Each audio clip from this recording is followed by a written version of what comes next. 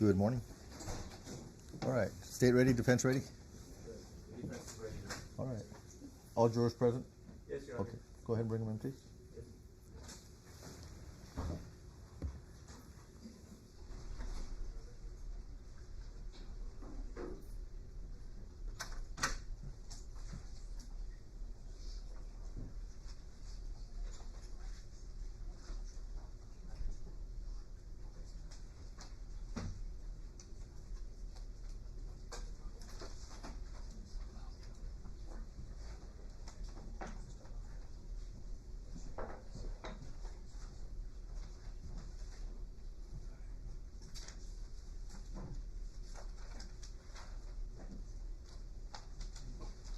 Your witness? Yes, sir. He was on stand yesterday. Right, Calderon.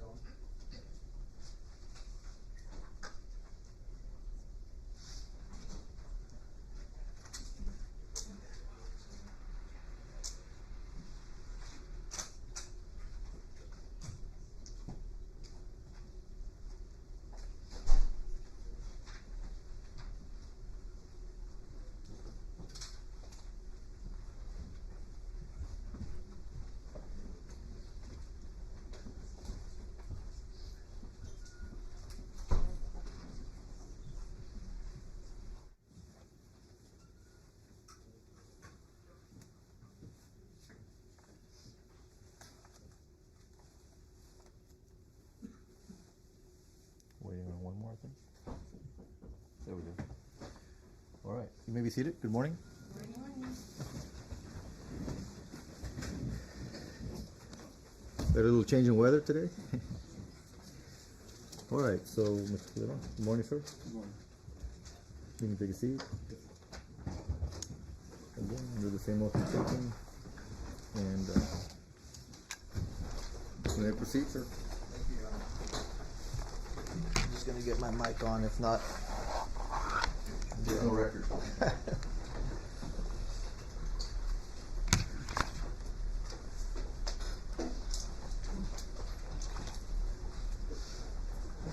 Good morning, sir. Good morning. And again, since we're starting the day with you as the first witness, can you please state your name once again? Federico Calderon. And we're talking about the investigation surrounding the allegations against Juan David Ortiz, correct? Correct. What was your role in this investigation? I was a supervisory investigator for the sheriff's office. And you were one of the lead investigators in this case? Yes, I was. And as part of this investigation, what crimes were being, or how many crimes primarily were being investigated?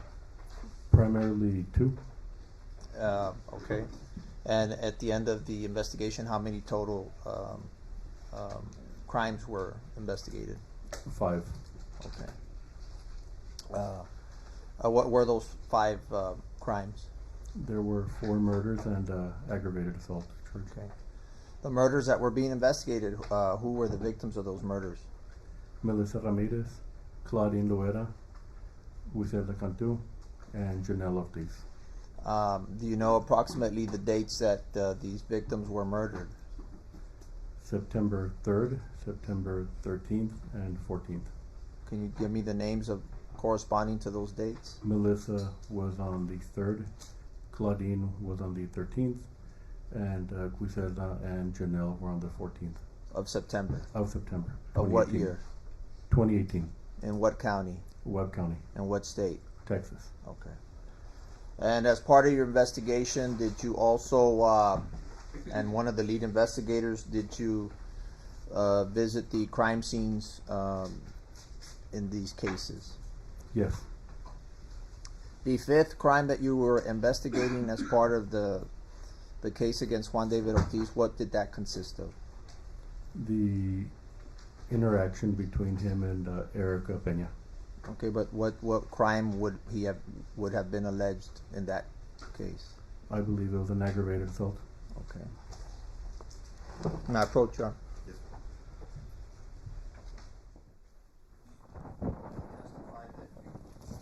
That you get a posted.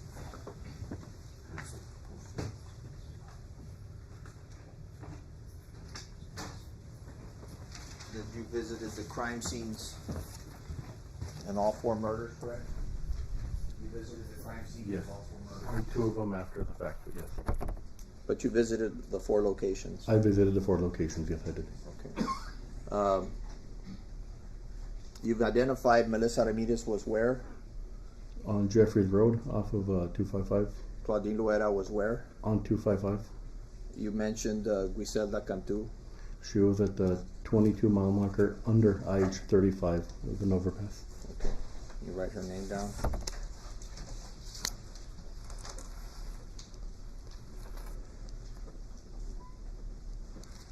If you can please supply that to where Griselda's body was. The last victim, Janelle Ortiz.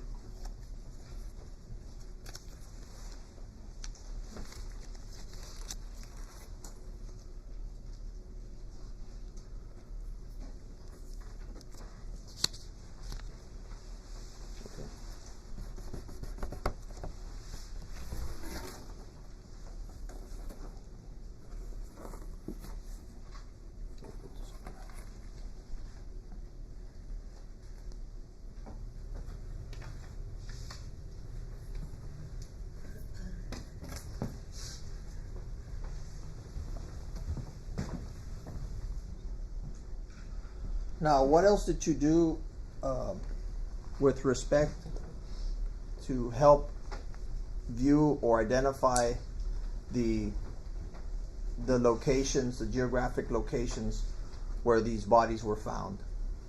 We took some drone video of the area to show the geographic area, what it looks like.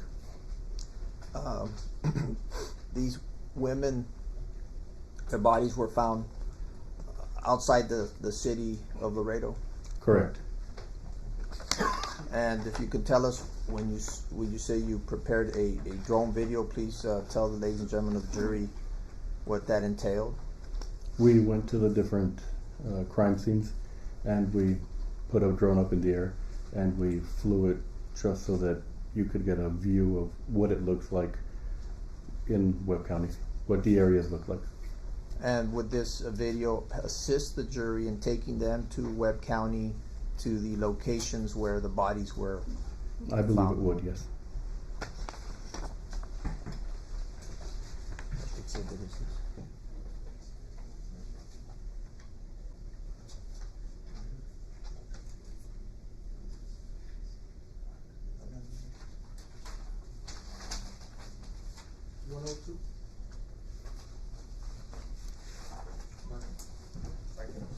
Yes, sir.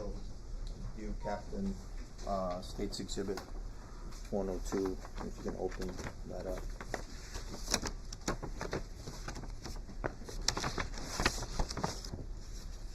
What is it that you are holding in your hand? A pen drive that I prepared for your office Okay. containing the drone video that we took. How long is the drone video? It's minutes, it's not very long. It shows aerial views and some of the paths, Okay. About 5 minutes long? 6 minutes long? give or take, yes.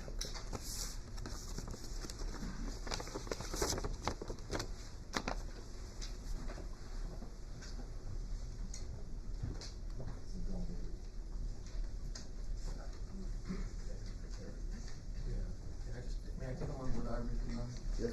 Captain Calderon, with regards to States 102, did you develop this? Did you take it?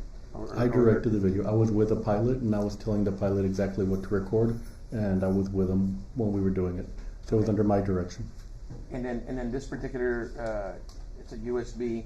Have you viewed it prior to your testimony right now?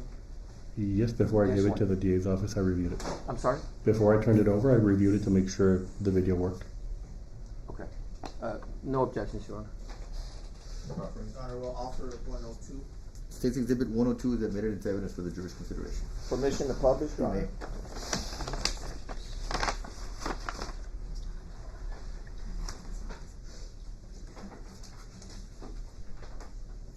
I'm gonna move this down now.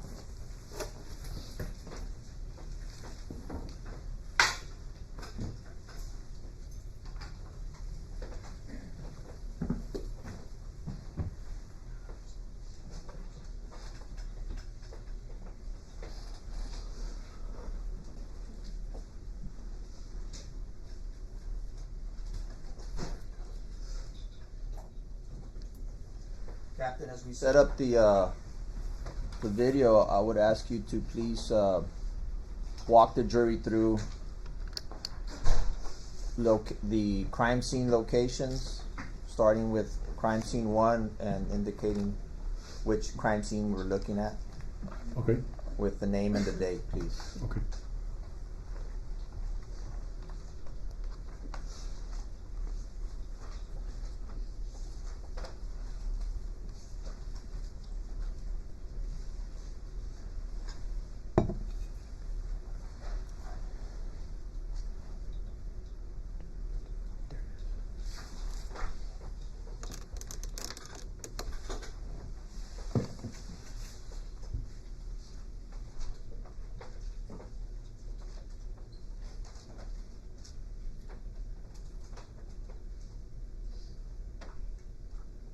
Okay, Captain, can you begin to tell us where we're at? That is the crime scene area for Melissa Ramirez, and that's what it looks like. That's the road. That's the way the road looks. That is from crime scene from September 3rd, 2018. Can you name the road and location? Jeffries Road. It's in Webb County, Texas. It's north of Laredo.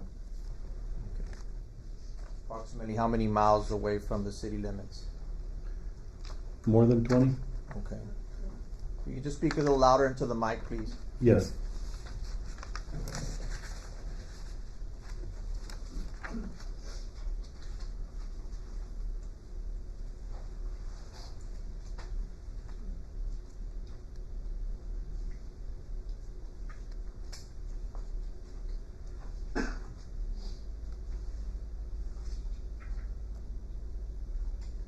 Can you walk us through what are we looking at?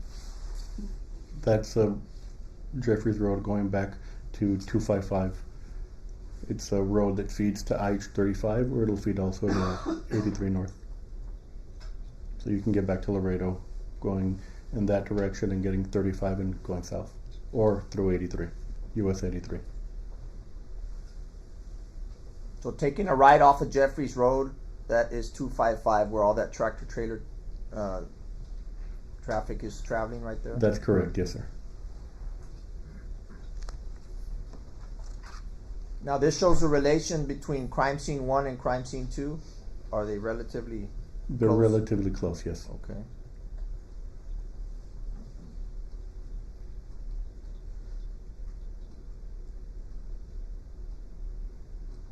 Can you explain to us what are we looking at here? This is 83 North, and this is 255, going toward 35. Claudine's body was found a little bit further up the road here, but that is what the highway would look like if you're coming up 83 and going toward 35 on 255. That's what the area looks like.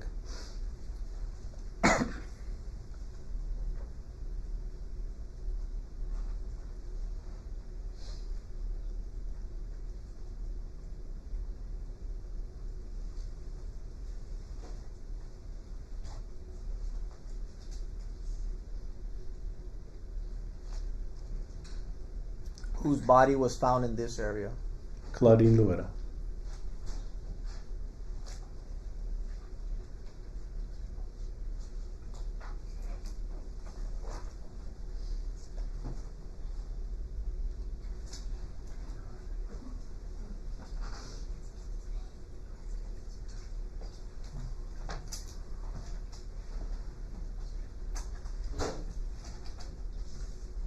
Now Jeffrey Roads connects with 255.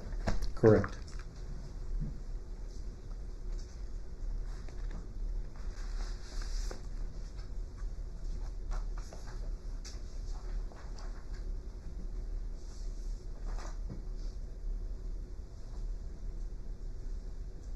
What are we looking at here? We had to go a little bit higher because of the power lines that were there, but we're looking at the general area a little bit further up is the area where Claudine's body was found. Which is where? Right around the upper portion of where the camera's pointing. That general area. What direction are we looking in here? Do you know? If We're looking east. looking east. Okay. Yes, sir.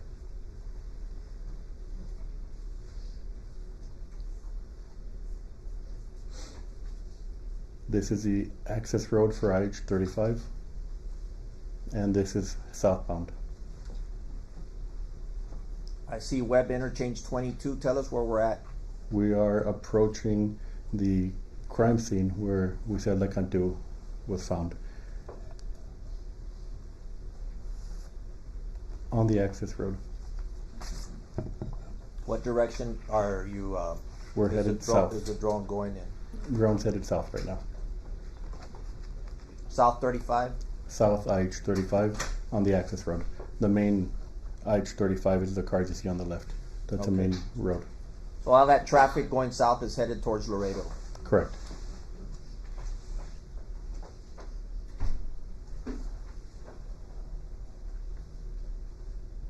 On the top left, you can see the beginning of the overpass.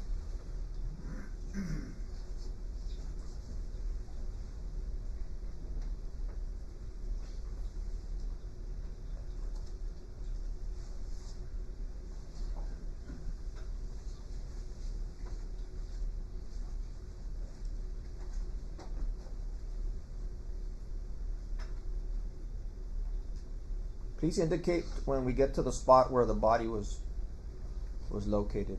We are approaching it off to the left. You see the overpass off to the left, and the Yes. body was under the overpass on that connection between the northbound frontage and the southbound frontage, the other side. And you'll see that in a second when it pans over to the left.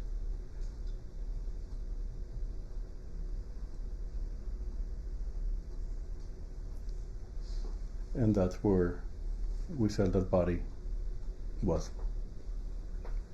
On the right hand side or left hand side that I'm looking at? Under where it says, under the highway, under the space, under the highway there. What are we looking at here? What direction are we traveling? Here we're traveling north on IH-35, also on a feeder road off to the side, and we're approaching the crime scene where Janelle Ortiz was killed.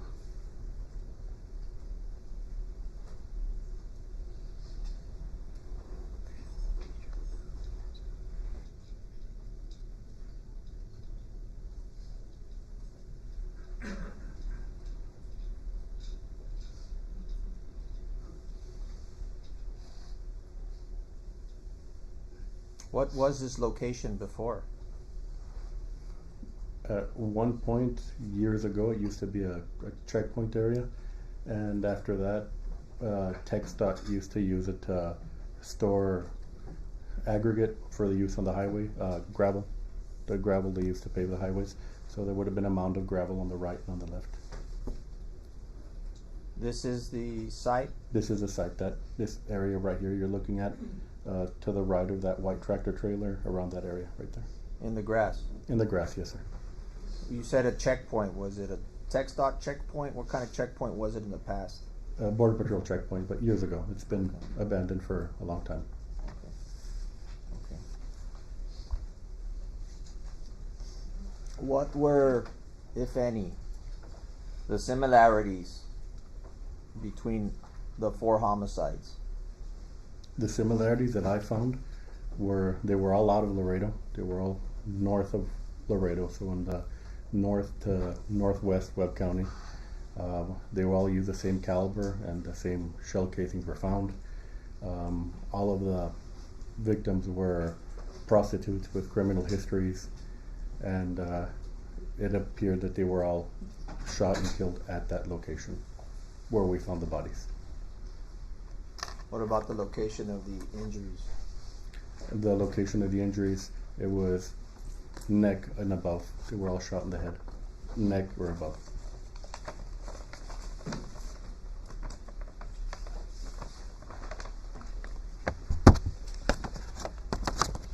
They all worked on the San Bernardo area? They all worked on the San Bernardo area, that's correct, as prostitutes.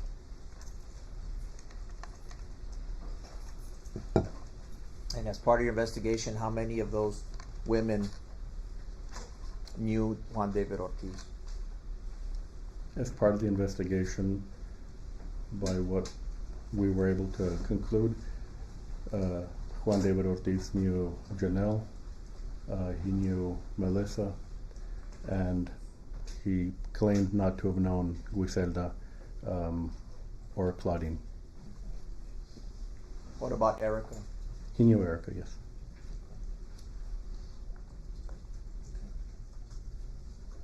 Yesterday we finished the day speaking about at the time that he was arrested at the Ava Hotel. Do you remember? Yes, sir, I do. And he was placed in a Webb County Sheriff's unit, Yes, he was placed in one of our patrol cars. and he was transported to the substation. That is correct. Where is that substation located? On US 59, right outside the city limits. Is that where you are housed? At that time, yes. Okay. At the same time, after he was arrested, his vehicle was also taken, correct? Correct. And yesterday we closed the afternoon by discussing that his vehicle arrived at the substation, and you said that it was put under a cover or roof, Yes, under the carport, if you will. under a carport, Yeah. okay. Who dropped off the vehicle? One of the wreckers, I wasn't outside to see it, but one of the wreckers dropped off the vehicle, the wrecker that picked it up. Okay. Did you at any time receive the keys to that pickup truck? Yes. Who did you receive those keys from? I don't recall. One of the deputies who was outside received it from the wrecker driver and gave them to me. Okay. And what did you do with the keys? The keys I gave them to our evidence techs. I gave them either to Nenque or Ugarte, and they took them to their office. And what is the policy or procedures dealing with? Well, I mean, because you guys do take vehicles frequently, right? We do. We don't always keep them at the station, but we do, yes. Okay. And what was the policy regarding the keys to a vehicle? Or what happened to the keys in this case? The keys, they would have been stored by one of the property or evidence techs in their office until they were needed. Was this vehicle kept there on site? The vehicle is kept on site at the substation, yes. This vehicle, this white Dodge pickup truck, was it kept there? Mr. Ortiz's truck, yes. Okay. And at the time that Ortiz arrived, were you there? I don't recall if he arrived first or if I arrived right after, but it was within minutes of each Because other. we did see the video yesterday that you were actually at the Ava Hotel during the search of Ortiz, correct? I was there, yes. I was behind right with the team that apprehended him. I was right behind him. Yeah, so you were on location. Yes, sir. And from there, you would have made your way over to the substation. I had to walk all the way back down, get my stuff together, get in the unit, and then drive to the station. So he probably got there first. So what happens when you get back to the substation? You organize, prepare, get ready. What do you Correct. do? Get ready to interview Mr. Ortiz, prepare, get our thoughts in order, and discuss with the ranger how we're going to handle the interview. So when you say we get our thoughts in order, who are you working with on this case? Texas Ranger E.J. Salinas. Okay.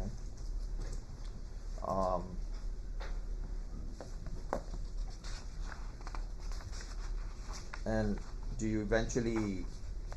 And where's Ortiz at this time? He's in the interview room at the substation. And can you describe the layout for the ladies and gentlemen of the jury? The layout there at the substation. Yes, it has two entrances. One on the, I guess, on the west side of the building, and that's for guests or people who have business there. And there's an entrance on the right for employees or when we bring in arrestees or detainees. And he was brought in through that right side, and there's a large patrol room where they do briefings and a couple of offices where the supervisors meet, a hallway, and then immediately after that, there's the interview room right there. Okay. He was placed in an interview room, Yes, sir. And please describe to the ladies and gentlemen of the jury if the interview room is equipped with audio and video capability. Yes, it is. Our interview room is mic'd for audio and video. Okay. Now, before we get into the interview, how long did the interview of Mr. Ortiz last? Somewhere 9.5, maybe 10 hours, I recall. Okay. During the interview, was Mr. Ortiz given breaks? Yes, he was. How many breaks was he given? I could count them, but off the top of my head, I want to say 2 or 3. Okay. Was he provided water? Yes, he was. Was he also provided any food? We offered him a food or a snack, and I believe we gave him some Doritos. He ate some Doritos during the confession or during the break? During one of the breaks in the interview. Any other food that you gave him? At the end of the night, I asked him if he wanted to eat something, and I bought him a Whataburger meal. So you fed him Doritos and you fed him a Whataburger meal. Yes, sir. Was he given bathroom breaks? Yes, sir. How many bathroom breaks was he given? A couple. I think he asked a couple, and maybe 2 or 3. Okay. We'll also have the video, but I'll ask you up front. At any time did you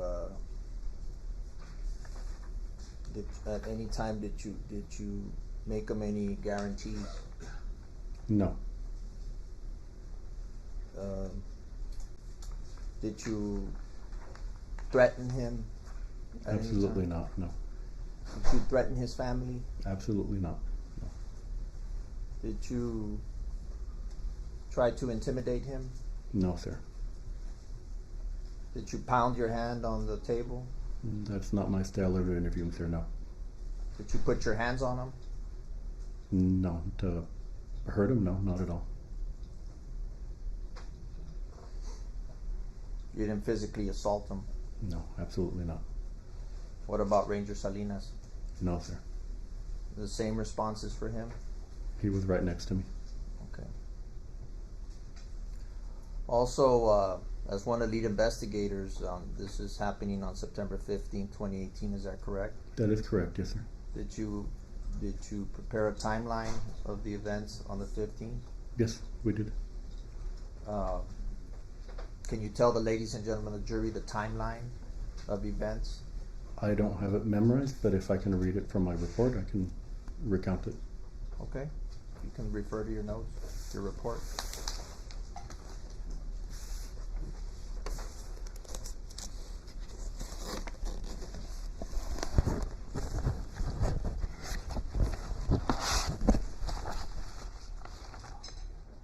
You want me to read the whole? You can start, or give us the timeline. Okay. So Saturday, September 15, 2018. Speak up louder, sir, please, on the mic. Yes, sir.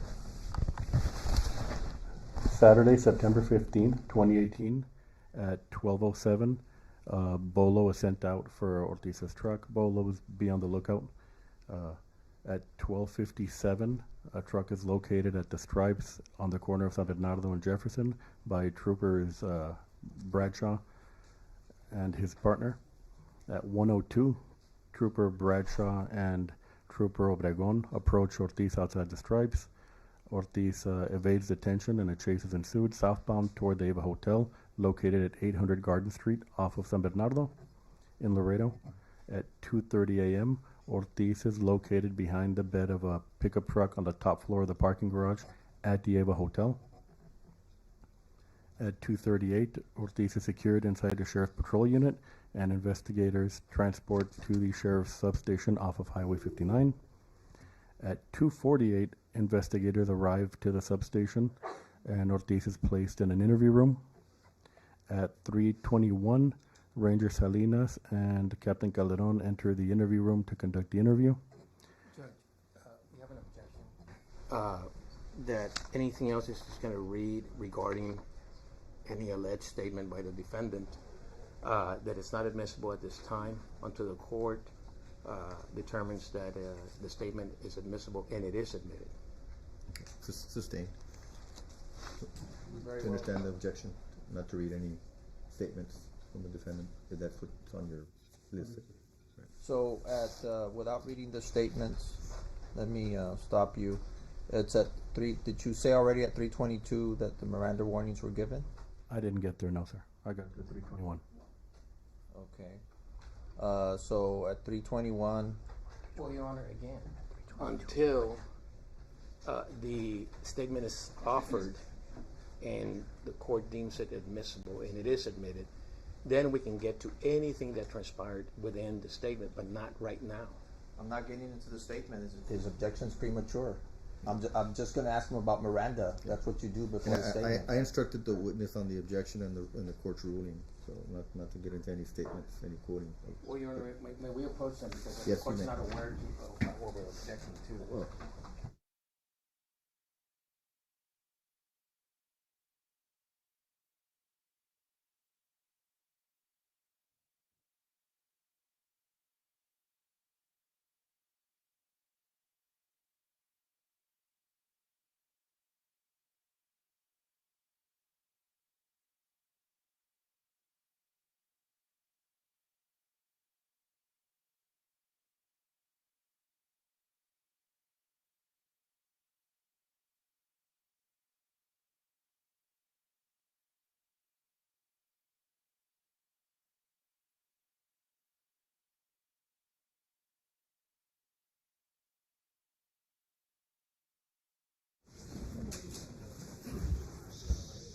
order, please.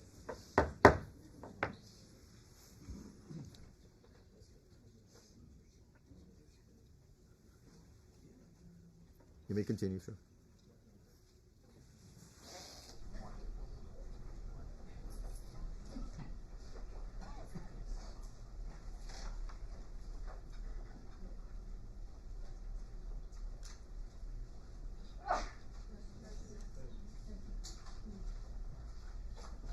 Okay. I'm going to go ahead here and shift gears. I want to talk about the statement. Did Juan David Ortiz give a confession? Yes, he did. Now, if you could speak up louder. Yes, he did. Before speaking to Juan David Ortiz, was he advised of his constitutional rights Yes, he was. in connection with his privilege against self-incrimination? Yes, he was. Did you advise him of his right to an attorney He was advised. and his right to remain silent? He was advised. That anything that he said could be used against him, He was advised. and that he had the right to have an attorney present prior to and during questioning? He was advised. That he had a right to have an attorney appointed to advise him prior and during any questioning? Yes, sir. And he also had the right to terminate the interview at any time? He was advised. At this point in time, are you aware of Juan David Ortiz's employment? At that point in time, yes. And what is that of? He was a supervisory border patrol agent. He is a law enforcement officer sitting in your interview room, Yes, sir. entrusted with enforcing the rights of the United States, Correct. enforcing the laws of the United States. Correct.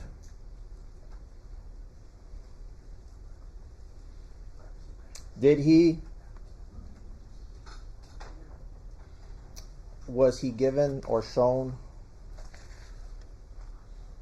a form to sign? Yes, he was.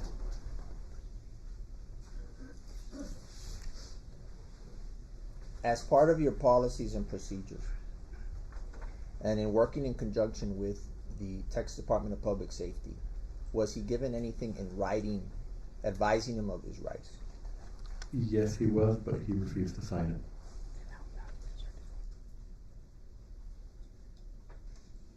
Were you present when this happened? Yes, sir, I was there. Who else was in the room? Ranger Salinas. May I approach the witness?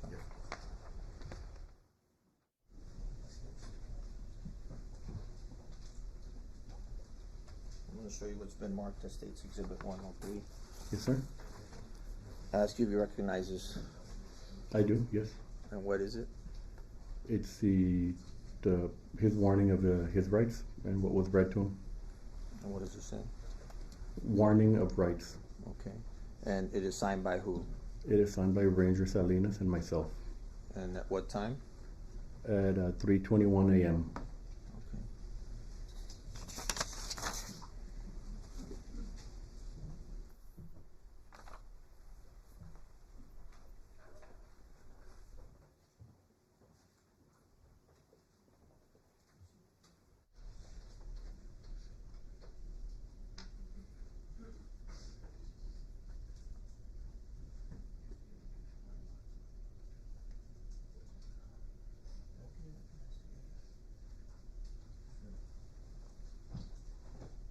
I need to ask you if this is the original or an exact duplicate copy of the. Looks like a photocopy. Has it been altered in any way? No, sir. Does it fairly and accurately depict the original document that was signed by you and E.J. Salinas Yes, sir. Yes, sir. on that night? Yes, sir. Thank you. Do you know where the original is? I don't. I believe it was turned over to your office by the ranger. I didn't hear the last part about the ranger. Where's the original, Judge? I'm sorry. You was turned over to your office by the ranger, is what I heard? The ranger kept the original, so. Okay. The ranger kept the original.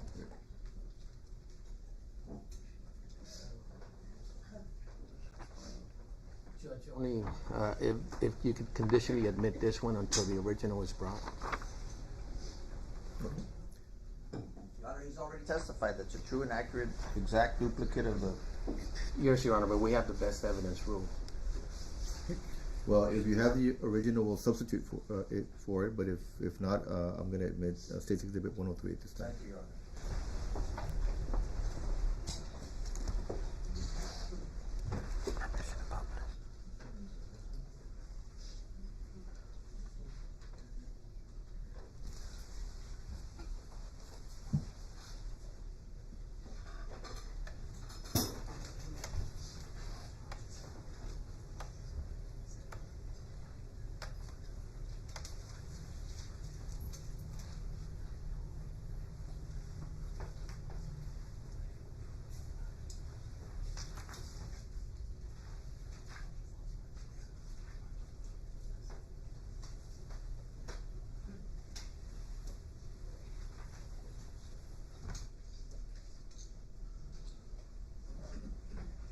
So let's go over this form. This is the Texas Department of Public Safety, Texas Ranger Division Warning of Rights. Yes, sir. Okay. And number one, what does it say? You have the right to remain silent and not make any statement at all. Any statement you make may be used against you at your trial.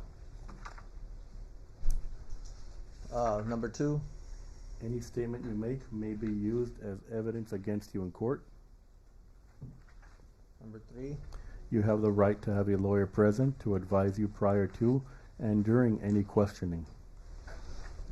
number four, If you are unable to employ a lawyer, you have the right to have a lawyer appointed to advise you prior to and during any questioning. number five, You have the right to terminate the interview at any time.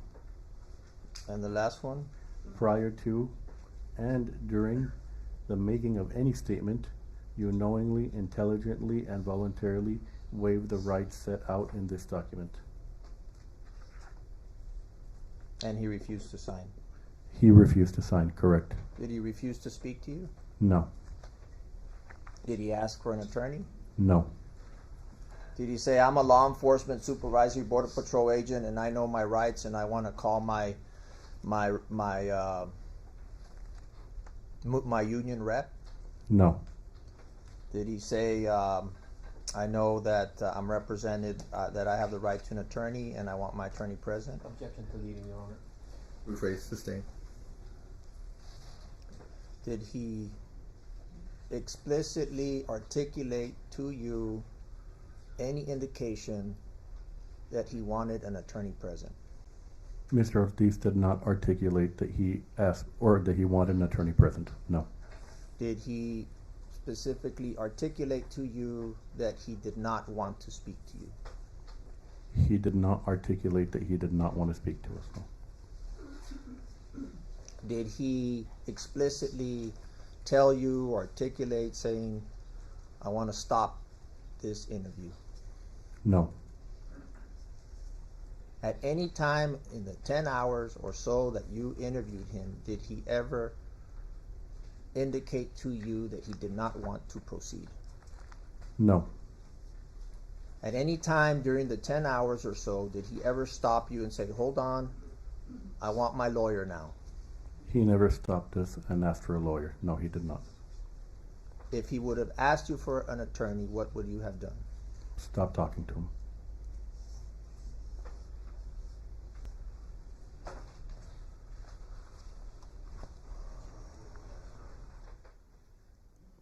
All the while, is this exchange showing him this document, State's Exhibit 103, I believe it is.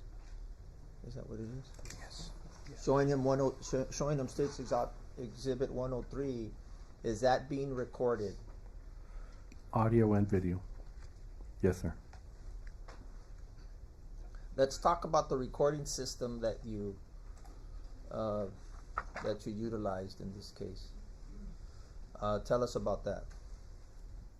It's an L3 system. Companies changed names since then, but it's basically it's like a in-car dash cam type system, but it's hardwired to be in a room instead of a police car.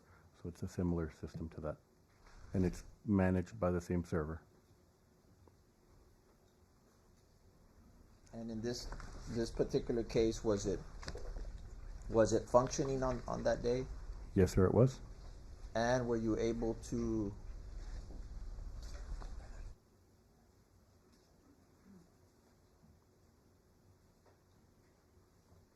was it able to in fact record the interview in its entirety? Yes, it was. Okay.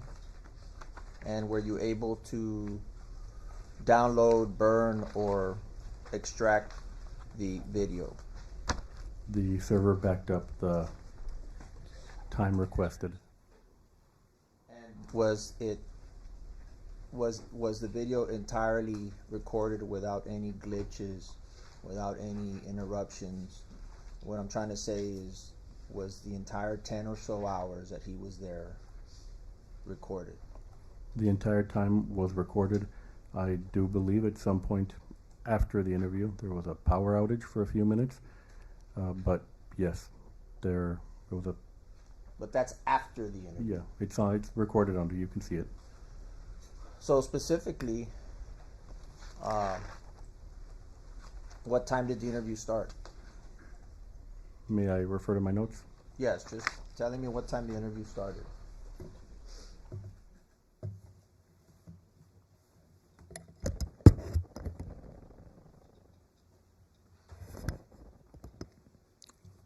Approximately 3:21 a.m. And what time did the interview end?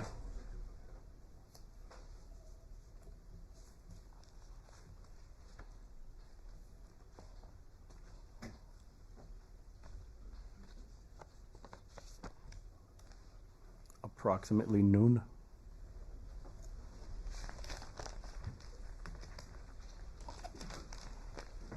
What format does your department, or did you, as one of the lead investigators,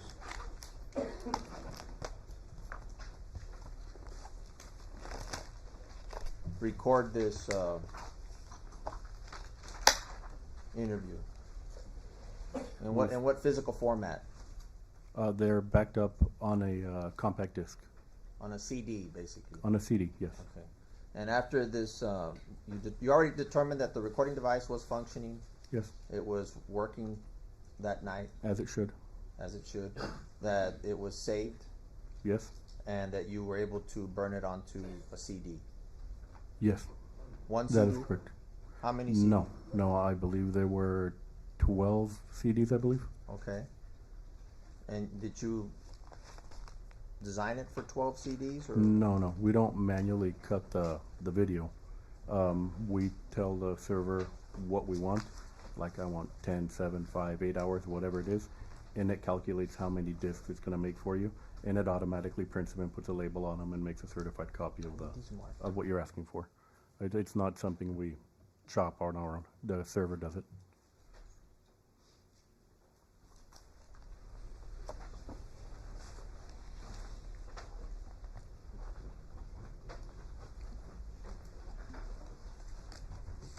For the investigation in the case against Juan David Ortiz, you prepared or transferred the interview to these CDs?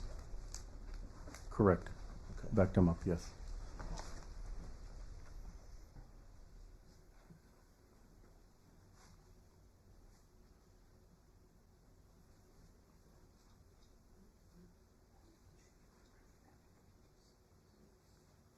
I'll ask you right now, have you had the opportunity to view the CDs? Yes. Have you played them back after you put them on your CD? Did you view them? Yes, I watched the interview. You watched the interview, and Yes. all 12 CDs have the interview in them. Yes, they do. In the chronological order. Correct. Okay. From beginning to end. From beginning to end.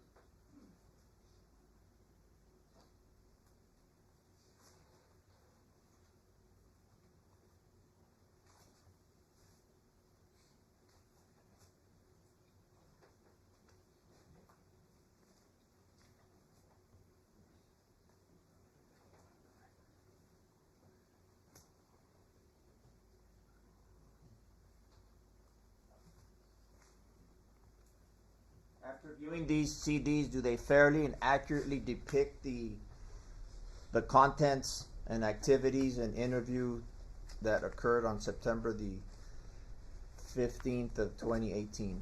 Yes, I do.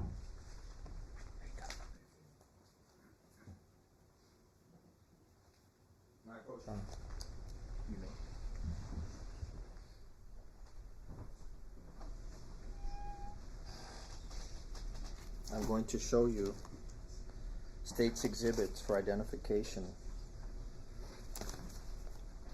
Exhibits 104, 105, 106, 107, 108, 109, 110, 111, 112, 113, 114, and 115.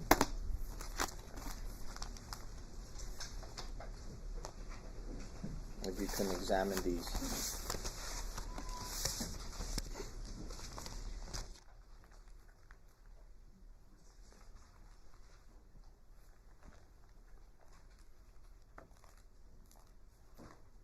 Yes, sir. Okay, and do you recognize these CDs? Yes, I do. How do you recognize them? They're the CDs that we made, that I made, to turn over to your office from the interview of Mr. Ortiz. How is it that you can identify the CD came from your department? The label. Tell us about the label. The label, they're not burnt on a traditional PC, like you drag and drop a file and out comes a movie on a CD or a compact disc.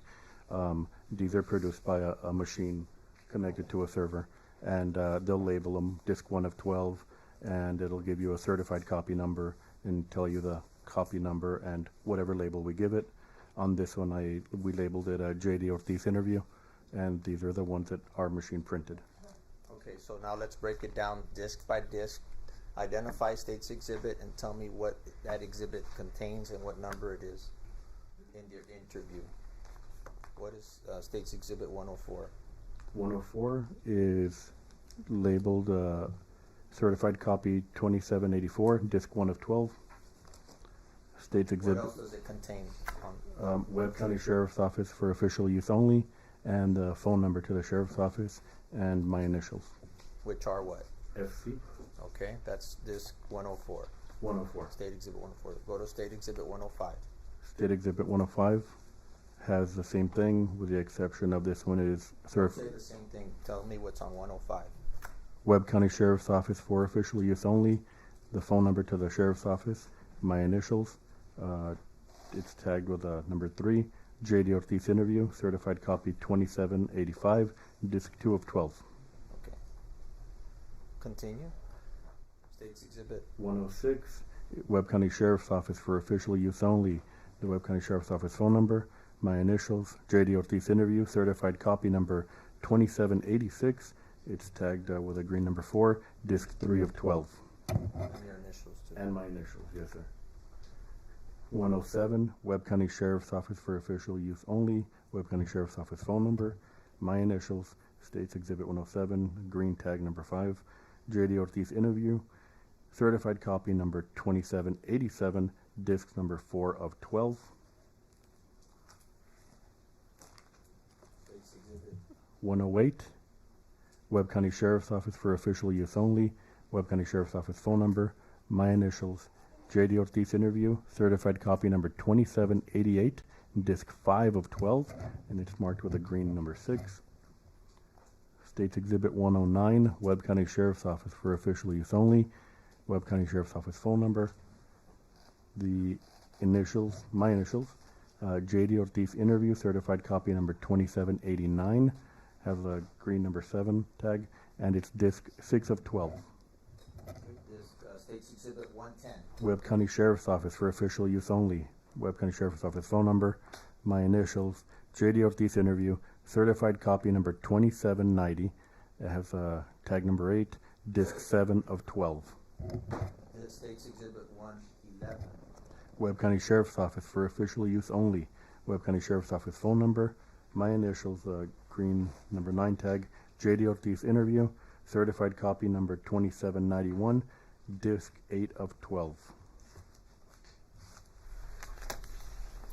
State's Exhibit 112. States Exhibit 112 was Webb County Sheriff's Office for official use only, Webb County Sheriff's Office phone number, my initials, green tag number 10, J.D. Ortiz interview, certified copy number 2792, disc 9 of 12. State's Exhibit 113. Webb County Sheriff's Office for official use only, Webb County Sheriff's Office phone number, my initials, FC, J.D. Ortiz interview, certified copy number 2793, green tag with number 11, disc 10 of 12. State's Exhibit 114. Webb County Sheriff's Office for official use only, Webb County Sheriff's Office phone number, my initials, green tag number 12, J.D. Ortiz interview, certified copy number 2794, disc 11 of 12. And finally, State's Exhibit 115. States Exhibit 115, Webb County Sheriff's Office for official use only, Webb County Sheriff's Office phone number, green tag number 13, my initials, J.D. Ortiz interview, certified copy number 2795, disc 12 of 12. That is a complete set of the entire interview of Juan David Ortiz taken on September the 15th of 2018. That is correct.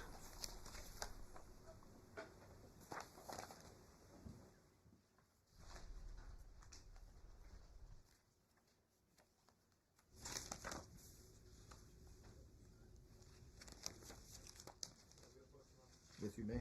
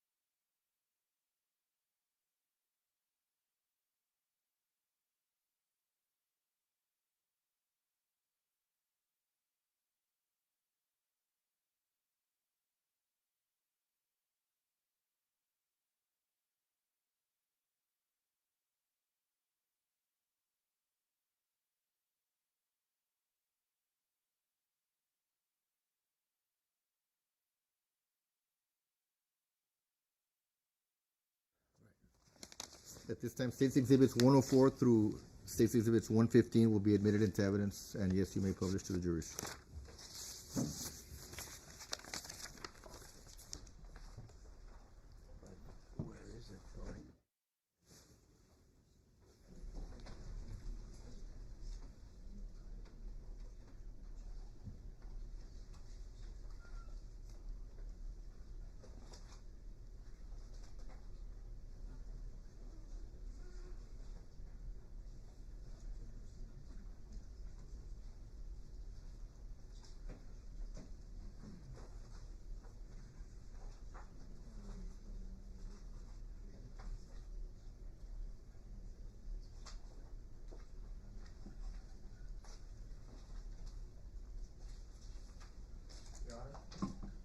The state, 45 days prior to trial, the state has prepared transcripts of the Juan David Ortiz video recorded interview that's already in the record. We have prepared also copies of the transcript for the jury. Is it a transcript and translation? Is that what you're saying, or Yes, it's a translation translation. from Spanish to English? Is that Well, what I'm hearing? it's Tex-Mex, so there is Spanish. It's translated. Yeah, well, the 45-day rule is because of the translation from Spanish to English to give the, I guess in this case, the defense an opportunity to review it and challenge any translation. So They've been in possession of this from the time that it was filed. and you're asking, We're asking to admit it, Your Honor.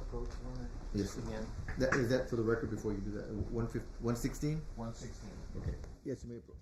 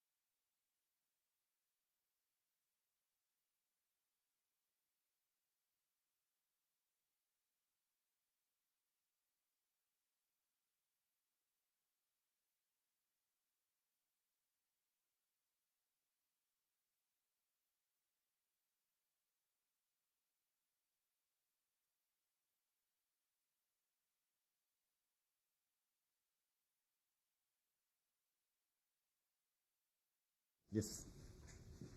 Did you get the last part? I did.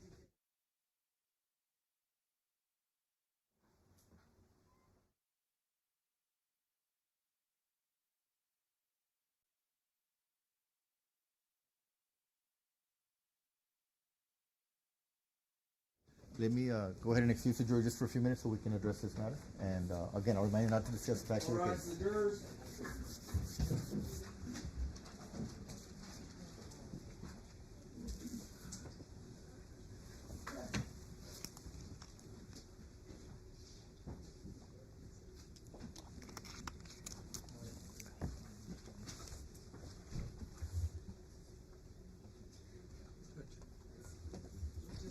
Yes, 1 second. I'm not ready yet.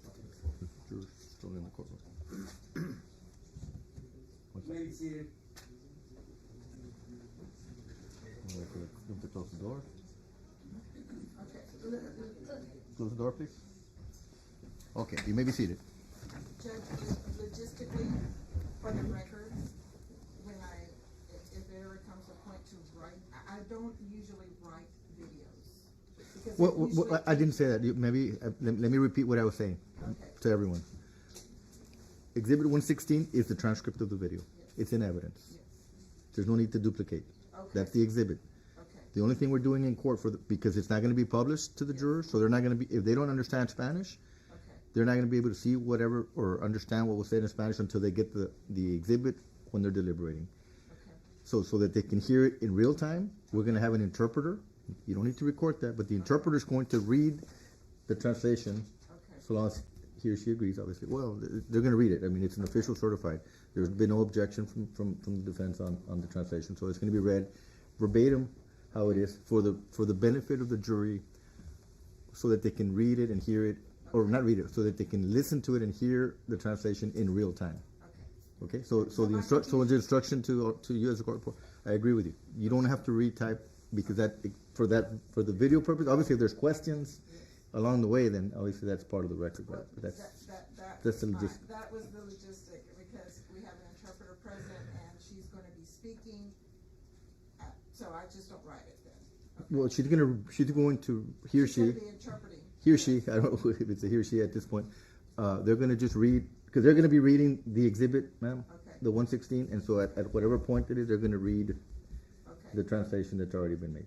Okay, Judge. Okay. All right, so. Really, it's going to be a translation, not an interpretation at this point, If we agree, she doesn't have to do anything. because it's already in.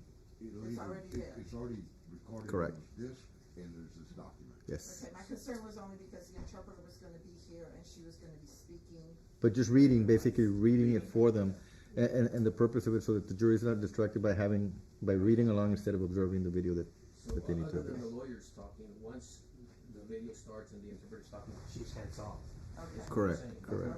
Okay. Yeah, and for the record, again, all objections as to the video have been made and addressed, so there should be no reason at this point to. I mean, we can address anything after the fact or bench conference if we need to, but as far as the court's rulings and the defense objections, they've already been recorded. Yes, sir. Okay. Yes. We'll agree there'd be no comments made while the Correct. video's being played. Correct. Thank you, Your Honor. And you're gonna go, you'll bring that. We're working on that. Yes, sir. We'll take a short recess. The jury's been excused, so we'll see how long it takes us to get someone here. Thank you. All rise.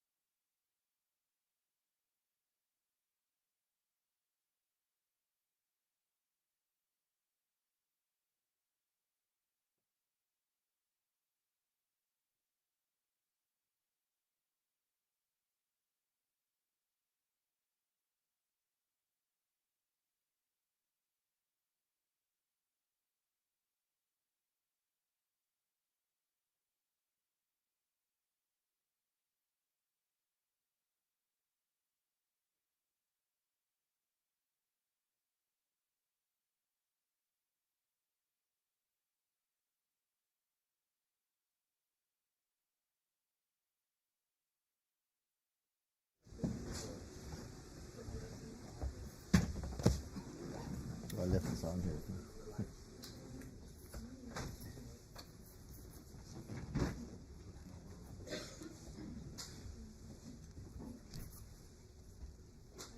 All right, we're ready for the jury, Mr. Alanis. Oh no, the defendant's not out yet. 1 second. 1 second. You can bring him out, please.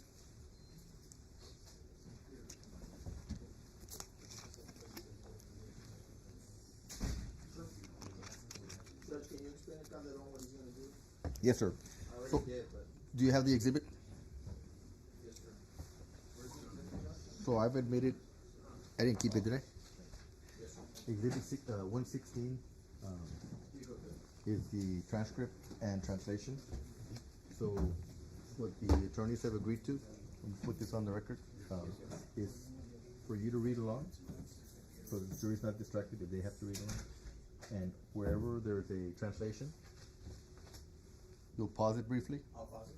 so you can translate, or not translate, you're gonna read the Spanish portion, okay? The English.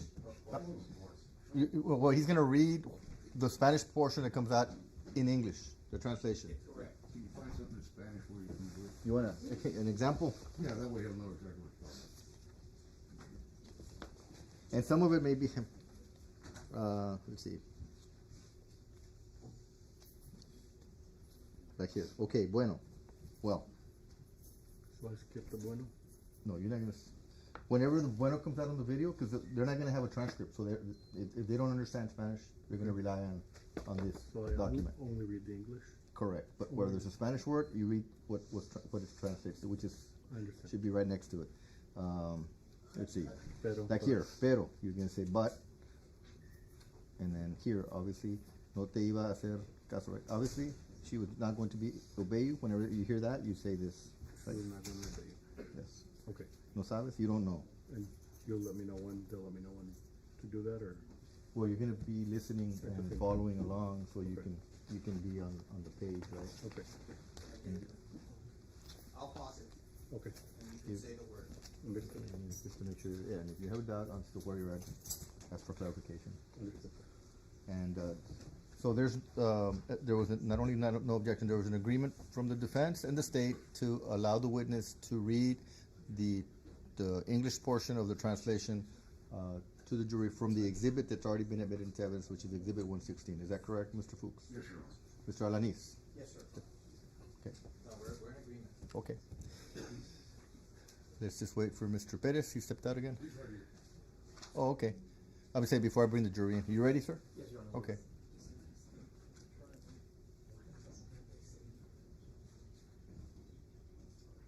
All right, let's bring the jury in now, please. All right, for the jury.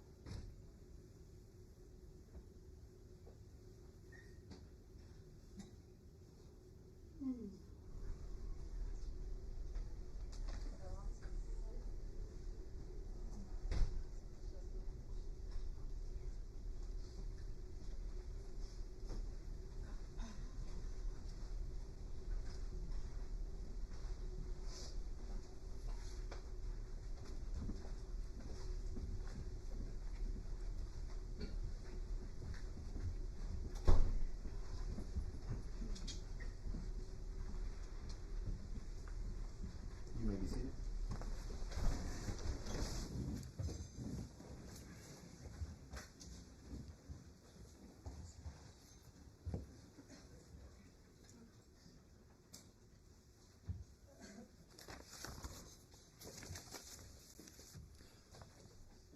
I'm going to explain briefly to the jury what we are going to do so they'll understand. There's Exhibit 116 has been admitted into evidence.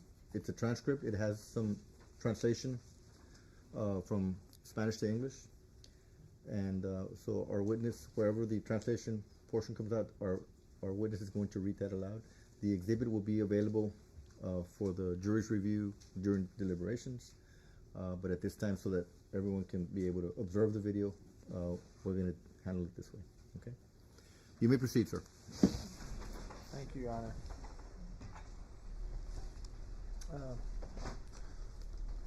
Before we broke, we were talking about the interview of Juan David Ortiz and the confession. Correct? Yes, sir. Okay. At approximately what time? Now you have a timeline, correct? I do. Okay, now if you can refer to that timeline,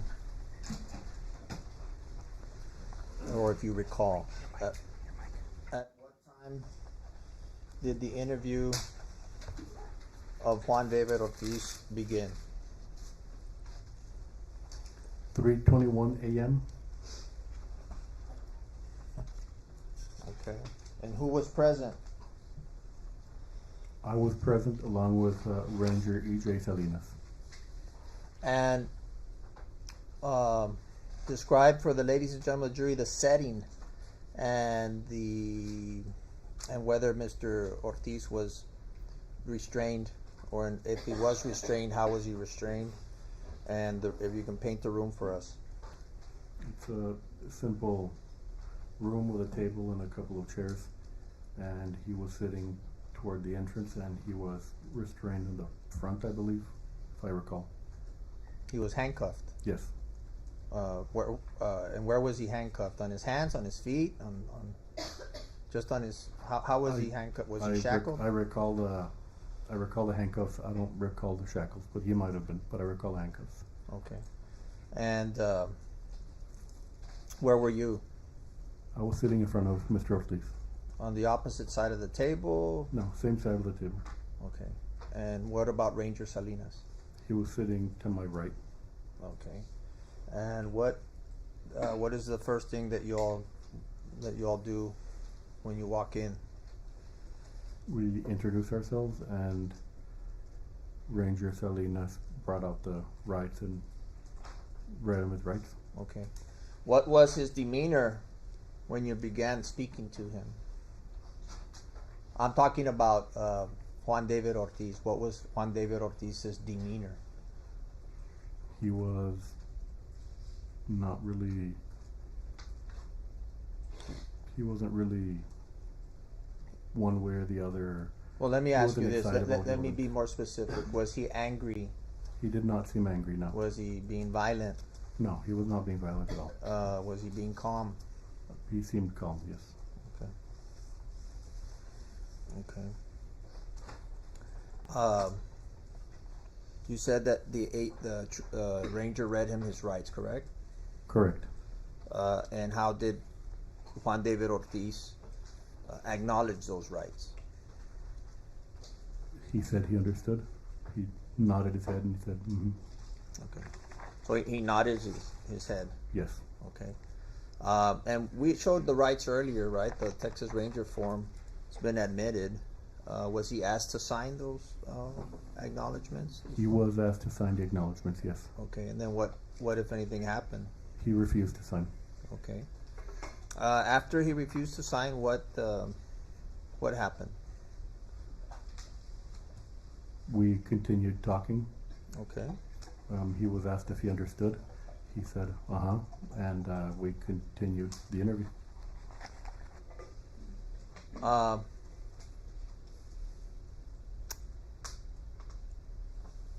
Was he cooperating when you first began speaking with him? He was speaking and he was talking, but he wasn't being cooperative, no. What was the first thing he said when you... Well, tell us, what was the first thing you asked him when you sat down there? How do you start your interview? We introduce ourselves, and normally I ask if they know why they're there, why we're meeting, why we're talking. Okay. And what was his response? He claimed not to know. Oh, what can you... do you...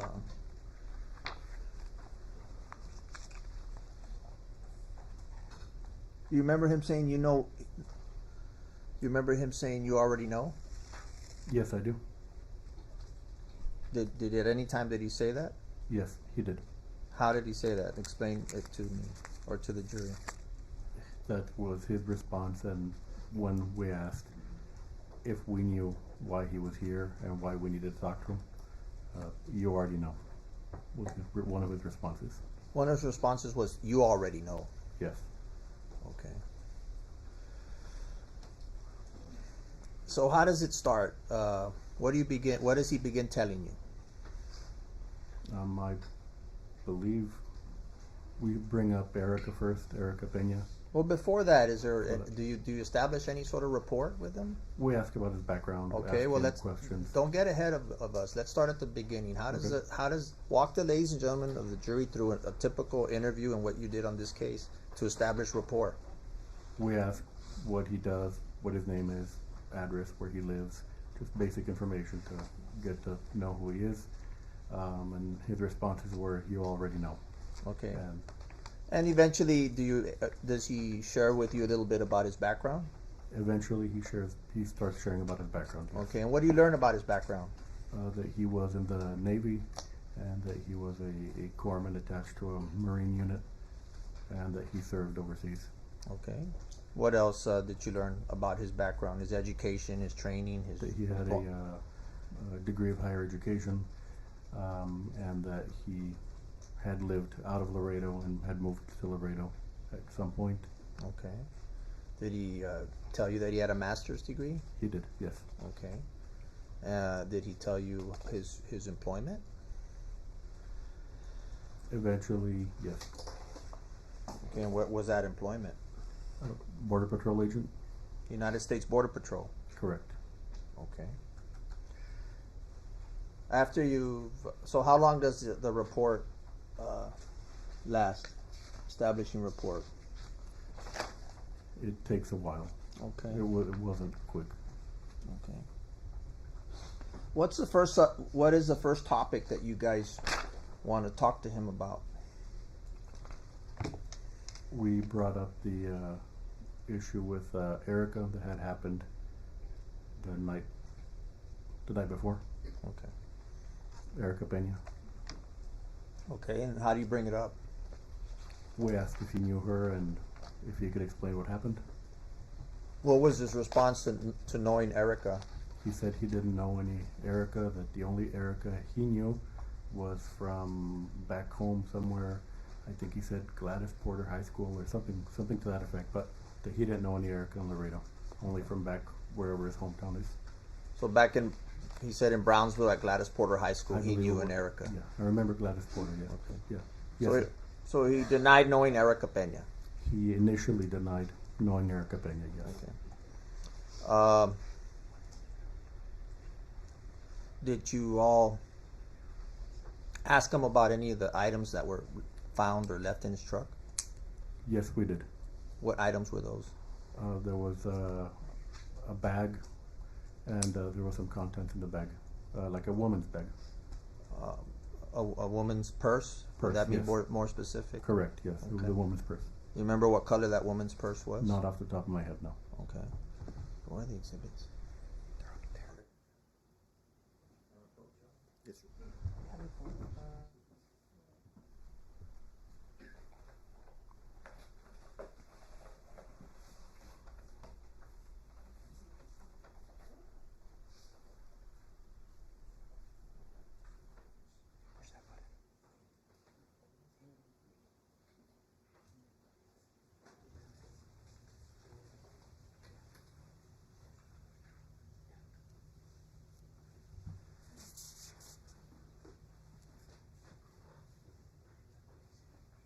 This is State's Exhibit 3. State's Exhibit 3, you can tell us what you see in this State's Exhibit. It looks like a beer can and that purse, that bag. Correct. And State's Exhibit 4.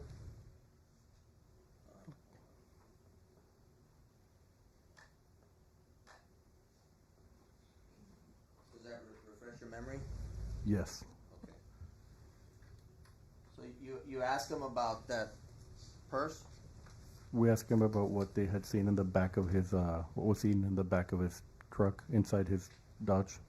What is his response to that? He claimed that he didn't have any knowledge of it, That he didn't have any knowledge, or he didn't know who it belonged to? that he didn't, I don't remember verbatim what he said, but he claimed it wasn't anything of his. What did he say about Erica initially? Erica, About Erica. that he didn't know her, that he didn't know any Erica in Laredo. Like I said, that the only Erica he knew was from his hometown. That he didn't know what we were talking about. Okay. Permission to publish Disc 1, Your Honor? State Exhibit 104. Yes, you may.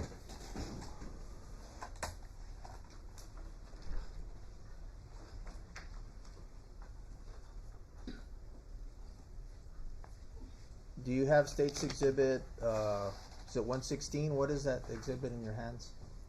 Transcripts of Juan David Ortiz video recorded interview, State's Exhibit 116. 116, okay. And it's, I'm going to ask you to turn to the beginning. This is an official certified transcript.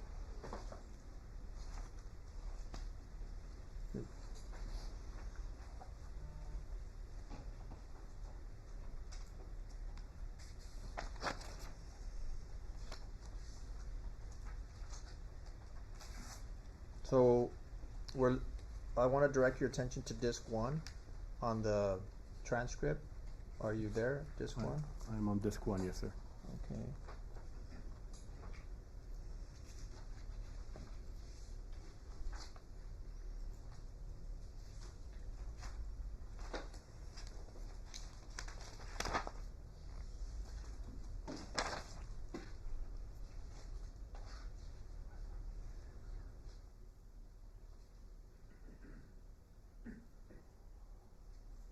I'm going to ask you to turn to page 1 so that we can start the transcript, start the video.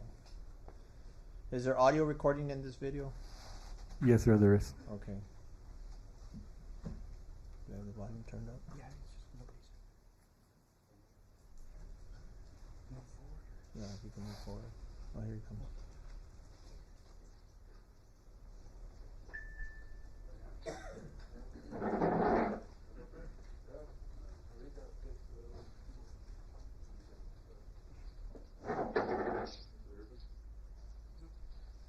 Who's there in that video so far?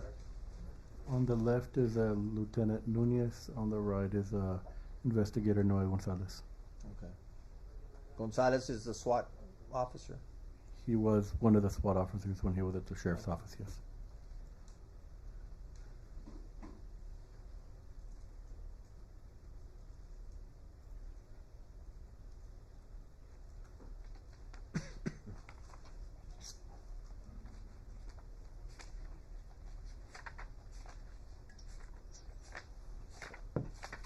What is the current time right now in that room? It says 2:50. That would be 2:50 a.m. This is close to 3 in the morning. Correct.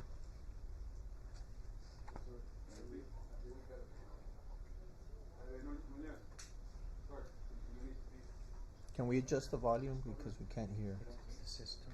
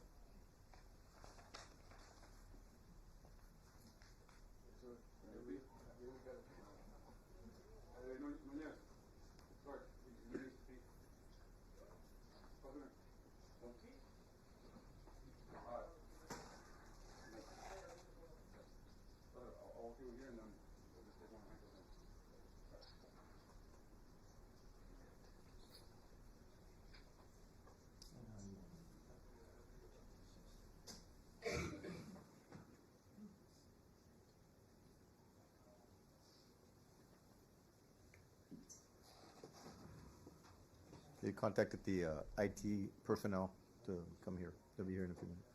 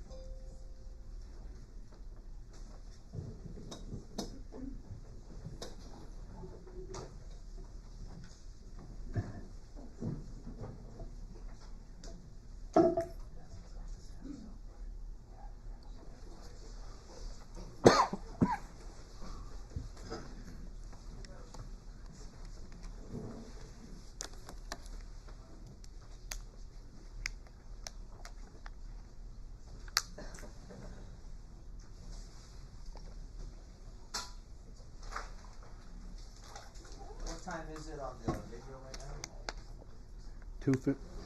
2:53, 52 seconds. And what time do you walk in, or what time do you start your interview? We start our interview at 3:21. Okay, so there's still going to be there'll be some dead time for now, right? Nothing's going to happen. Correct. Okay.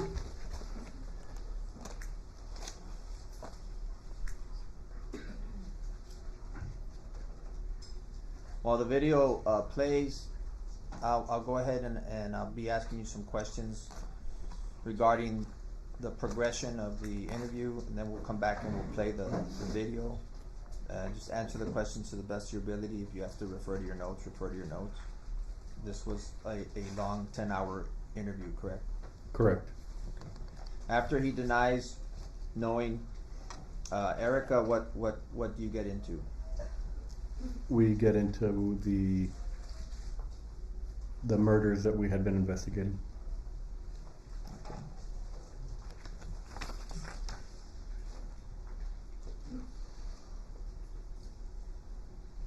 What is his initial response to the murders? And be more specific. How do you approach this, if you can recall? Do you use it? Do you go by dates, crime scenes, names? How is it? Tell the jury. Names, we ask names. I believe we brought up Melissa Ramirez, asking if he knew who Melissa Ramirez was. Okay. Do you, let's talk about his demeanor at this time, okay? And I want to ask you if you notice anything unusual or anything as far as in distress or mental distress in Mr. Ortiz. He didn't seem to be in any distress, no. Any delusions, No. hallucinations, No. auditory manifestations? Didn't seem to, no. Was he oriented as to time, Yes. place, Yes. situation? Yes.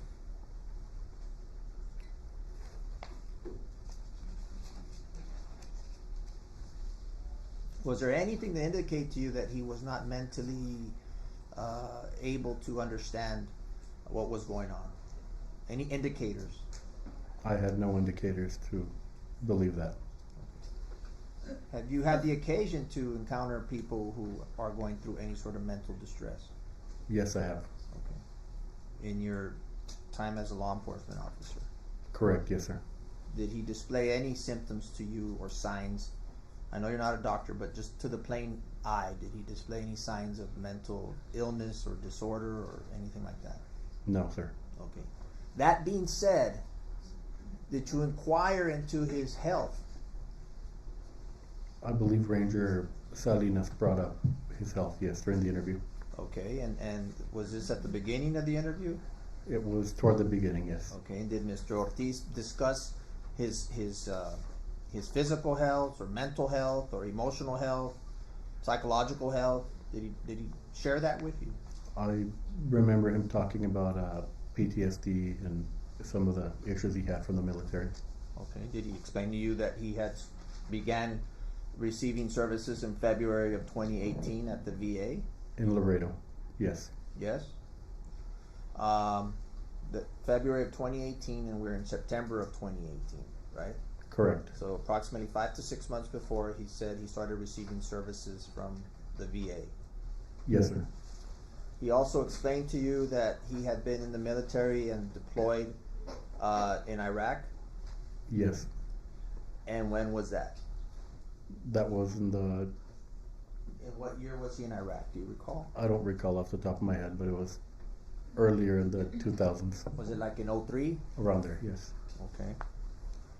And also, were you able to determine how long at this point in time, on September the 14th of 2018, how long he had been employed with the United States Border Patrol?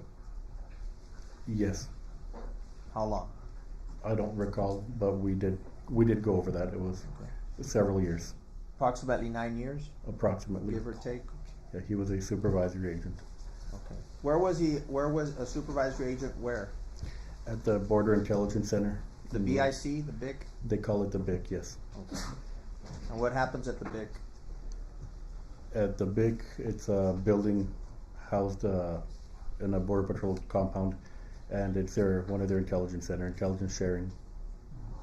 So they work with federal, state, and local law enforcement in sharing intel, Correct. protecting the border, Correct. protecting the United States, Correct. Yes, and sir. enforcing the laws. Yes, sir. And he was a supervisor there. He was a supervisor for one of the intel units there. Yes.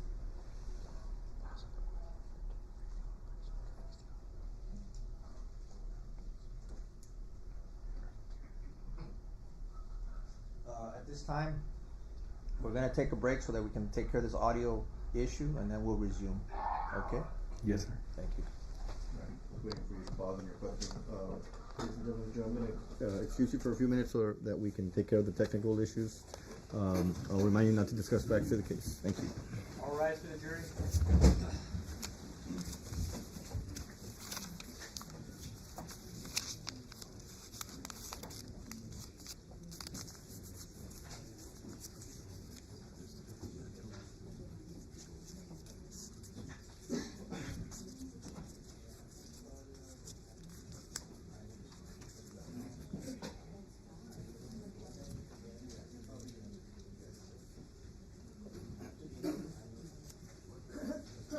You may be seated. You may proceed. Thank you, you may be seated.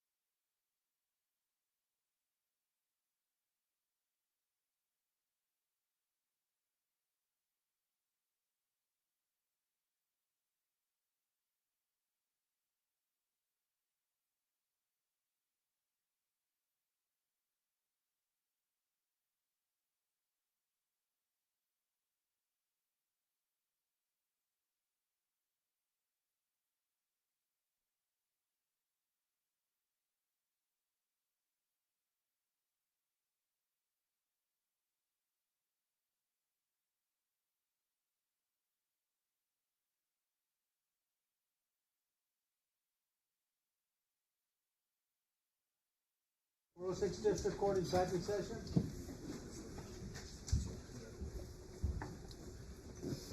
Did we figure it out? Ready to go? All right.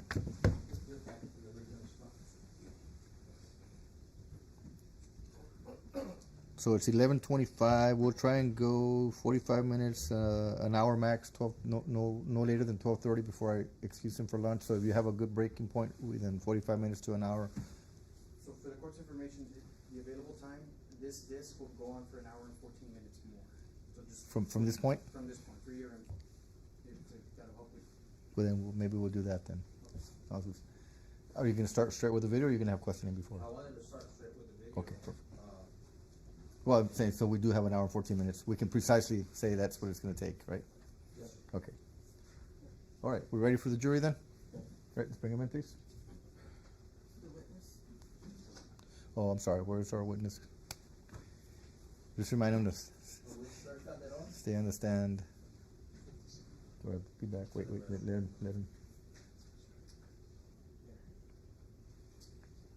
As soon as he steps up here, you can bring him in. Go ahead and take the stand, sir. All rise to the jury.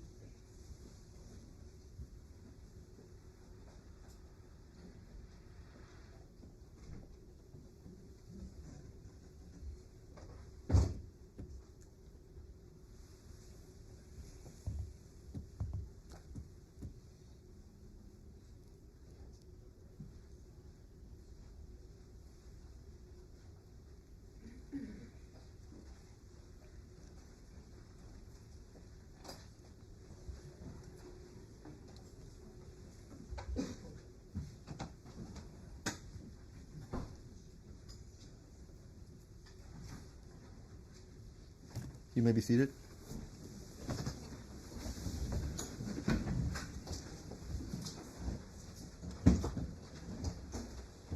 And just for the jury's information, we'll be breaking for lunch in about an hour and 15 minutes, which is the duration of this portion of the video.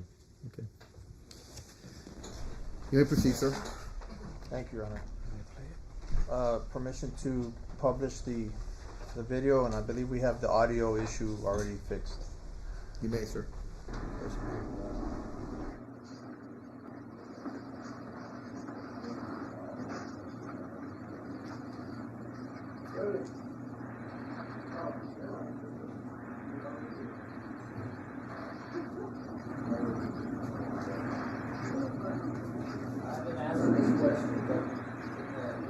Is it in the English or Spanish language?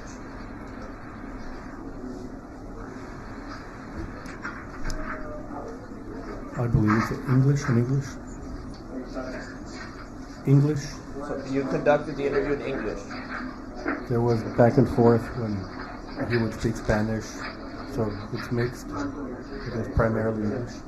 So primarily in the English language, but there was Spanish language used. Correct.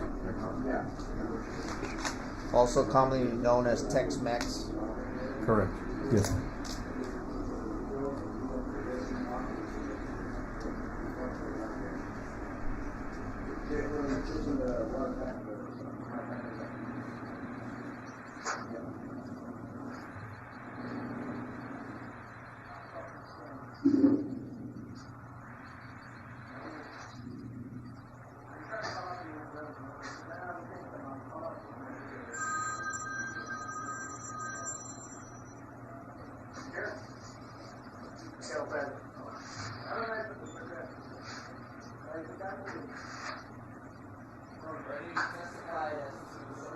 That you showed him, you testified that you showed him some purses, or photos of some purses, correct?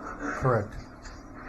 Where he claimed, what did he claim when you showed him the pictures of the purses? That he didn't know who they were. Can I approach you? Yeah, I'm gonna get some coffee here. Well, pause it. Pause just to ask him this question. go ahead. If I may approach. I'm going to show you what's been marked as State's Exhibit 117.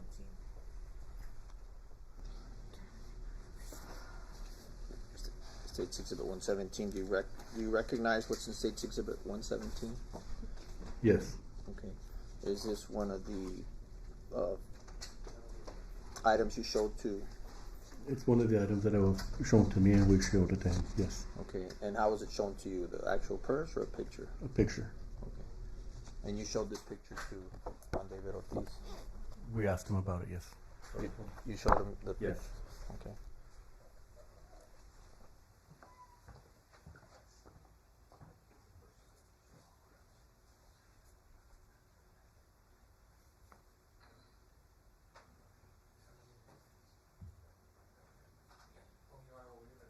We're still objecting to the propriety of the search of the vehicle, and that has not been established yet.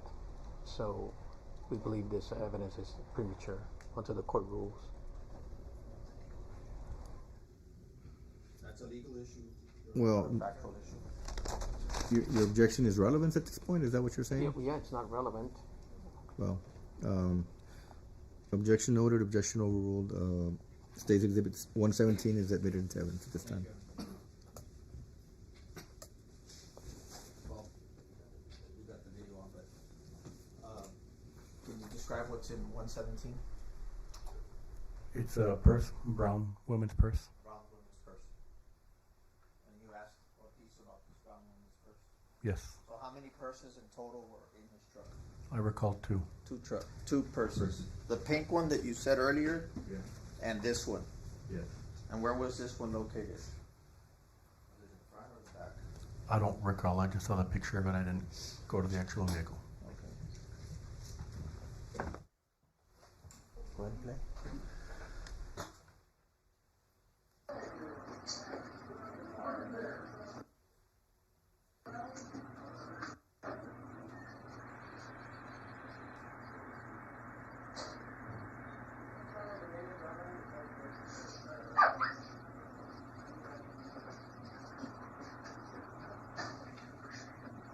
I have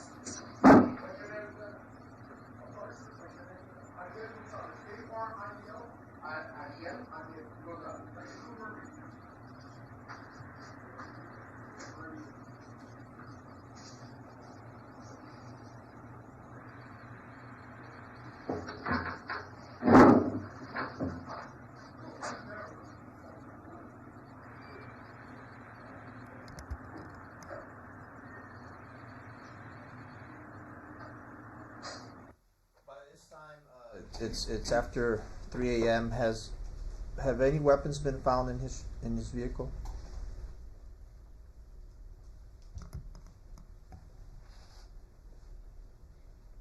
By 3 a.m., may I check my, no, Yes.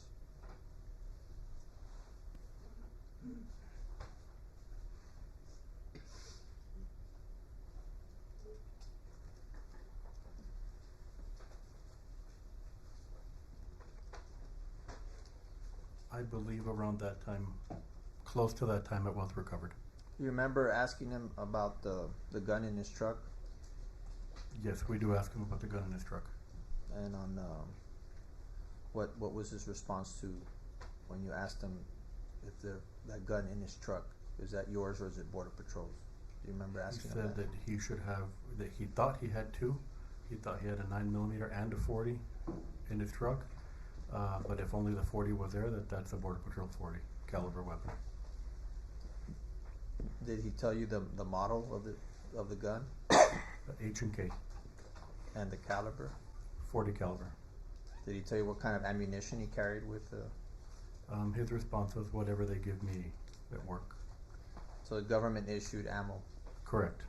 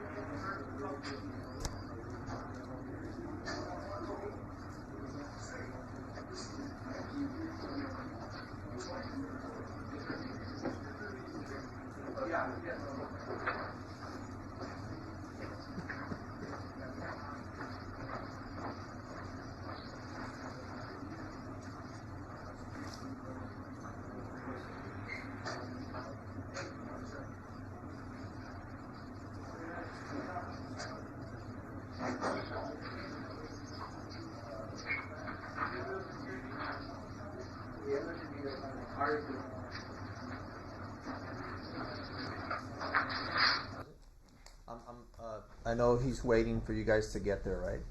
Correct. What are you doing right now there at the station? At that time, I had probably just arrived, so unloading the stuff from my police car, or from the police car, and putting it in my office and getting my stuff ready for the interview, preparing. Okay, so this is disc 1, correct? Correct. Okay, and in this particular disc, do you guys give him a water bottle? Yes, sir. Okay. Do you remember him admitting to running from the troopers? Yes. And he speaks to you about that? He mentions about how the troopers one of them needs to stop smoking because he outran him easily, or he made a comment like that. He makes that statement that one of the troopers was out of shape. Yes. And then he brings it up again that he outran the troopers. Yes. Okay. And he goes over his education with you. When we start talking to him, yes. Okay. Perfect.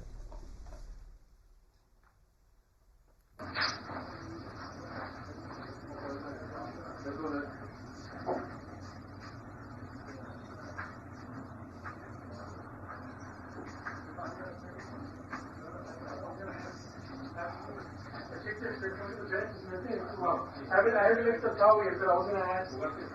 No way has a 43 on there. No way has a 43.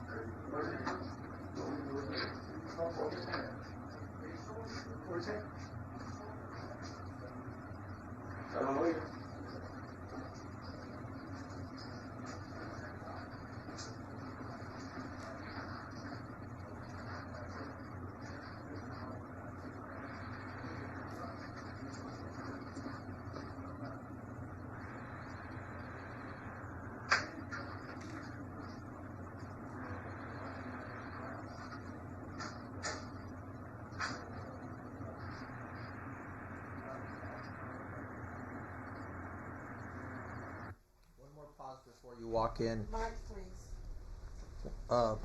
Apologize. In disc 1 also, are you familiar when at what point in time the word blackout was used? I believe Ranger Salinas asks him if he suffers from any sort of blackouts. How did that topic come up? Who was the one that first mentioned the word blackouts? I believe I'd have to look here to be sure, but I believe it was Ranger Salinas. Okay. Do you want to look at the record real quick? May I? Yes.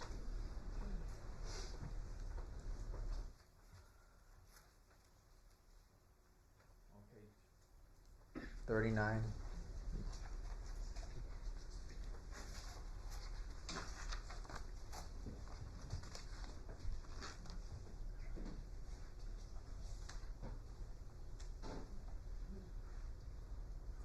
Correct.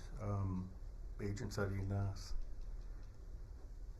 he says, has there ever come a time where you black out that you don't what you did? So Ranger Salinas brought up the word blackout. Correct. Okay, that's better.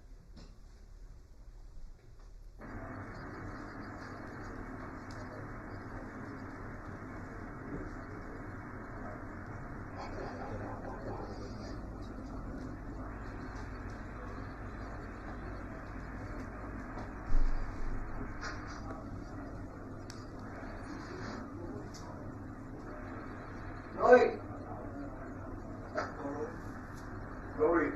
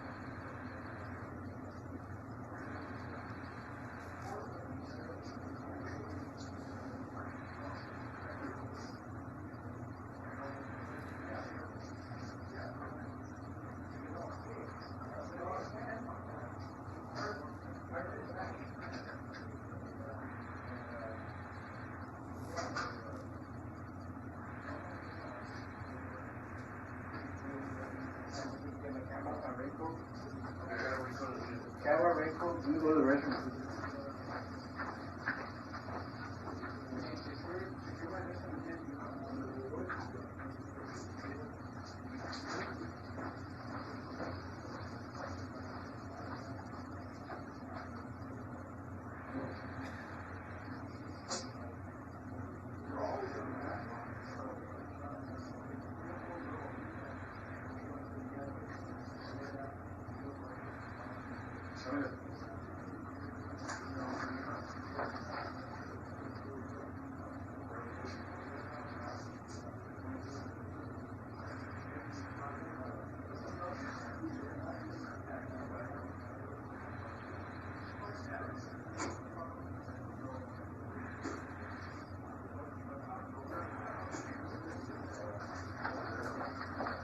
Nobody here?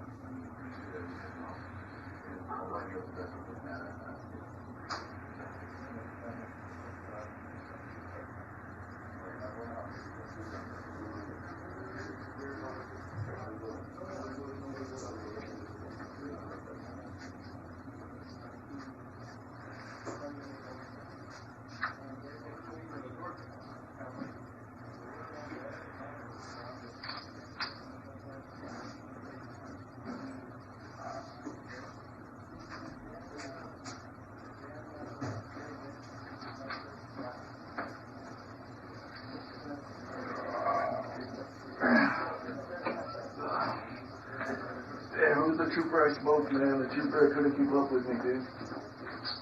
Tell him he needs to work out some more, man. Two of them.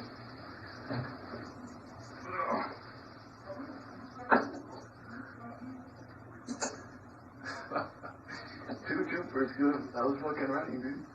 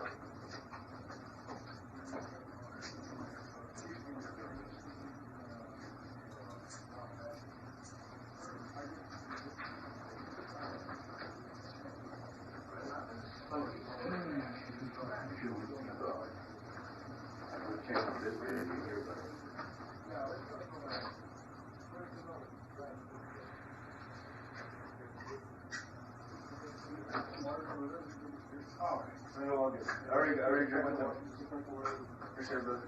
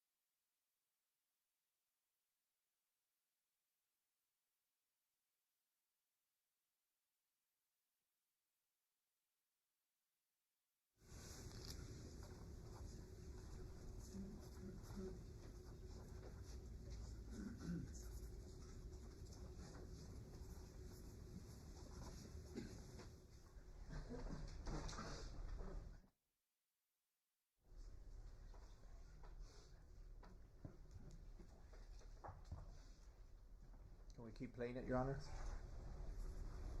You want to pause it before they start, though? Yes, sir. Okay, yes. As soon as they walk in, we'll pause it. Let's play.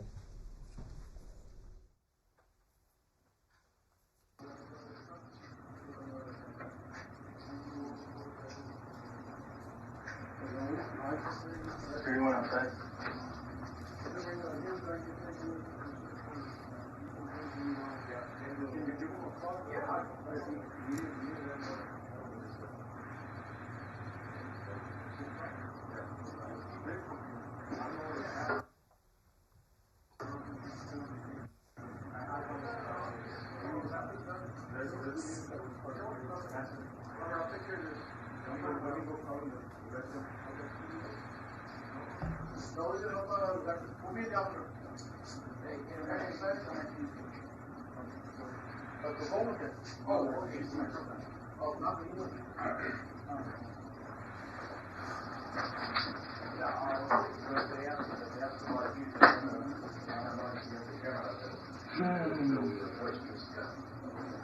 We found blood on the boots.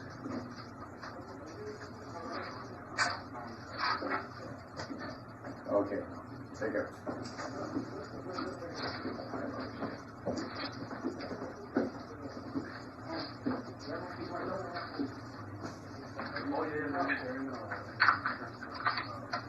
And Did it? Okay.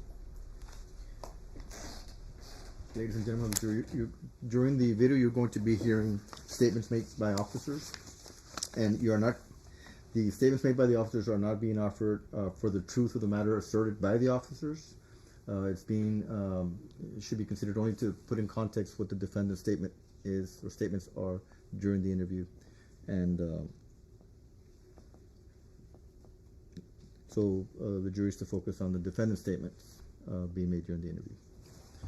At the request of the defense and the state, that's the instruction to the jury at this time. You may proceed.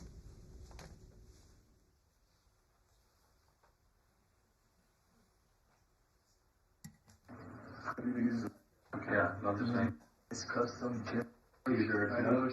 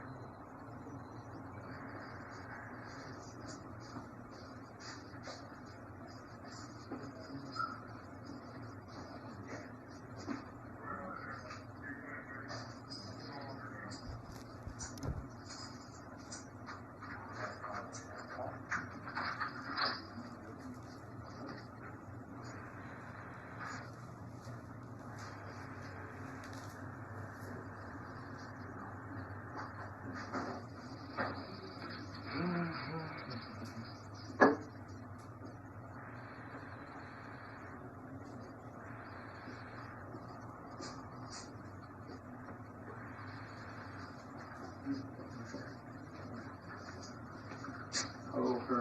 Hello. Doing okay? Good, good. See? You comfortable? You need some water or anything? Yeah. No, I'm good. Are you right-handed or left-handed? Left-handed? Okay. You want me more? Alright, I'm interested in the fixed range. I don't know if you know what we do or...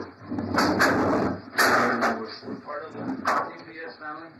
Captain Calderon, Sheriff, okay? I'm gonna... Yeah. Where's your writing hand? Sorry. What are you writing with? Right, left hand? Yeah. Okay. We're gonna let your writing on free. Okay.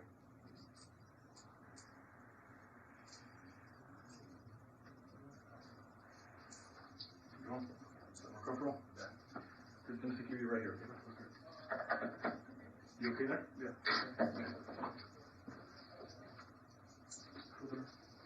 Close the door there. Right here. What's the date already? Saturday the 15th. Yeah, but on the date. September 15th? No, the date. Saturday. Okay, it is 09/15/2018. It is Saturday. It is 3:21 a.m. I'm interested in the Texas Rangers, okay? And we're here at the US 59 Webb County Substation, and I'm here with Captain Calderon, what kind of sheriff's office? what's your name? You guys already know. Can you tell us? You guys already know.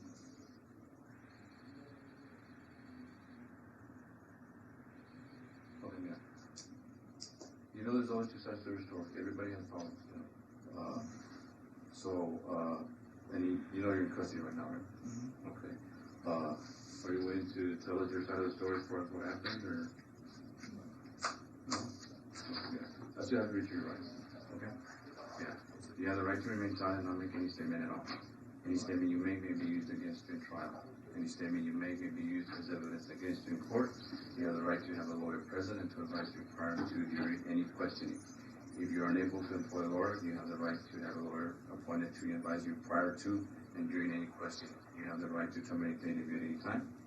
Prior to and during the making of any statement, you knowingly, intentionally, and voluntarily waive this right said in this document. You understand your rights? I just need your initial right here that you understand your rights. You good? You don't want to sign up? Okay.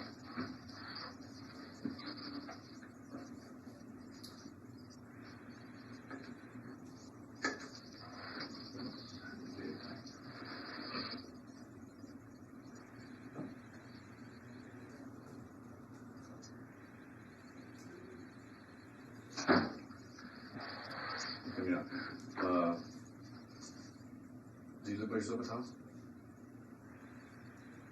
Is somebody else at the house? They're in San Antonio. Okay. And this has nothing to do with what we're talking about. I just want to, because we're going to go to your house, eventually get a search warrant. And we want to be sure, we don't want to, you have any dogs, anything like that in there? Okay, nobody's going to come back and we're going to frighten them or anything? My wife's driving from San Antonio to Laredo. If you guys could pull over, that'd be great. Keep her from coming to Laredo. What's your wife's name? She's driving a black Chevrolet Tahoe,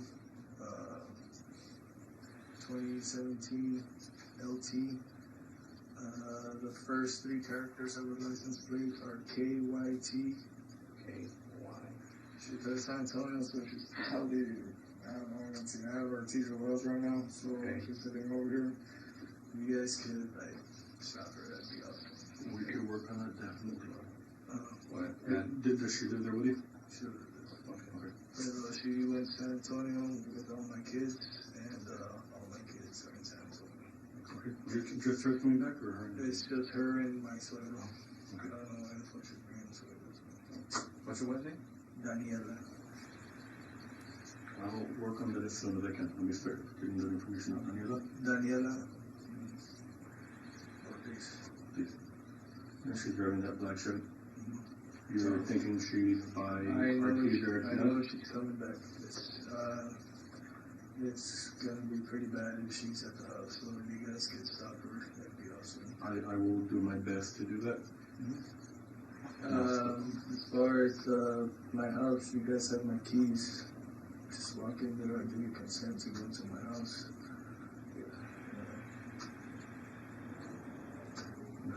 Do you have any weapons at the house other than the one you have in the car? Yeah, I have AR-15 Bushmaster loaded.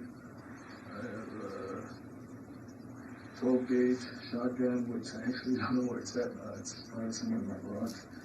I have a 20 gauge single shot Remington.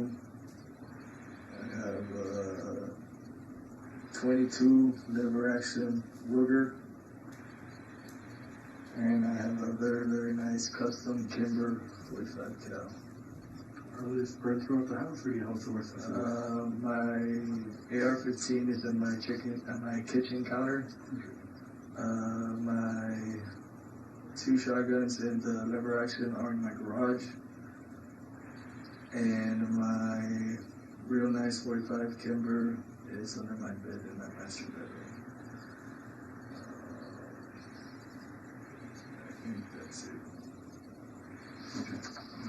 You guys could just walk into the house with the key instead of kicking it open. Ortiz, you want us to help you out, but you would be real basic with us a lot. If you can't help them. No, I'm just saying. Yeah, I'm just saying. Are you law enforcement? You already know. I can pass this along. I have never seen you. You already know. Yeah, but I have never seen you. That's what I'm saying. I'm neither of us. Right.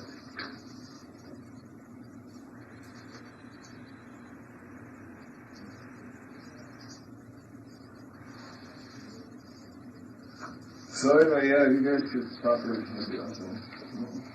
I don't know if you have any deputies or troopers out there. Okay, and let's just say that we make contact. What do you want us to tell her?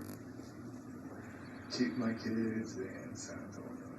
There's no reason to come back to Laredo. Why is she coming back and why are you referring to you don't know why she bring this suegro? Is there something going on right now? Yeah, she wanted to come over and talk to me. So she knew there was something going on with me. So I told her, dude, stay in San Antonio. Don't come. And she said, I'm gonna go. So, why would she think there's something going on? Did you tell her something I going on? called her. Yeah, so that's it. What did you tell her? I said, don't come. I told her we were perfect when we were in San Antonio. Were you having issues or what? No, I actually had a great marriage. Are you having issues with Laredo? Yeah, I guess. So I was a squared away motherfucker in San Antonio, Chatula, station. I used to get a bunch of bellouts and then employee of the month. I got Operation Tainted Lady, took down the Gaitan organization. Most I ever got was 3 blow rods in one shift all by myself. They were not bolos, they were just squared away. Are you canine handler? Nah, I'm sorry you're a canine handler, but No. I don't like canine handlers. So life was good in San Antonio. Very good. My wife was a registered nurse in Cristo Santa Rosa Downtown Hospital. I got my master's degree in international relations from St. Mary's University, my bachelor's degree in criminal justice forensics from American Military University, and associate's degree in general studies. And life was. And you get transferred now because of the job? Yeah. You didn't put a transfer, or you put a transfer, they transferred you? No. I take it you didn't want to be here? You guys already know. Unless it's right, you guys already know. I came down here for a promotion, so you guys already know. I already work in the Border Intelligence Center within the Laredo Sector Operations Center. You guys already know all this shit. And my year before January this year, I was in the Targeted Enforcement Unit. I was a group supervisor for a bunch of agents. We did undercover surveillance, took down a bunch of fucking stash houses. That's why I know a bunch of these deputies. Took down a bunch of stash houses, prosecuted a bunch. Reached out to DPS, CID for a bunch of bus cases that we're having with abandoned dope. I spoke with some guy named Pina and some guy named Cepeda, I think. Okay. They were DPS, though, no? CID, I think. Yeah.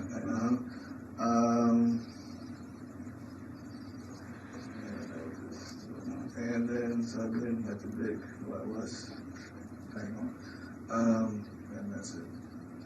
That's right.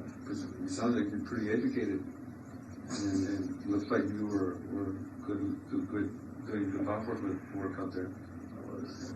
Why are we here? You guys told me. You were in the military también, ¿verdad? 8 years active duty on like this. Were you having any issues with the military? I got a PTSD. They put me on paroxetine, which is Paxil, for anxiety and depression. Okay. You guys want to write it down for Paxil for anxiety and depression. They put me on Divoprox for irritability and anger. Okay. They put me on Trazodone for sleeping due to nightmares. They put me on gabapentin for migraine headaches. They put me on another one, I don't know the name of it, for the high blood pressure. And I was a squared away motherfucker until I started going to the VA and my life was just shit. So I have never been arrested in my life. I have never nada. I'm sure you guys are with America. Going to the VA fucked up my life, got me here. Did you go to the VA in San Antonio? Over here, the one. Whenever you hear a Spanish word in the translation, you just blurt it out. Okay. Like there was nada. It was, What's happening? you should say, yeah, you just blurt it out. Okay. You blurt it out when you hear it like nothing. Nada, nothing. Yes, sir. Okay. Do it. contemporaneous. Okay, go ahead. Here in Laredo. So this was the one that messed you up, not the one sent on. Yeah, I never went to the VA until here in Laredo. Right. And they confirmed what I've always done, confirmed that I got PTSD.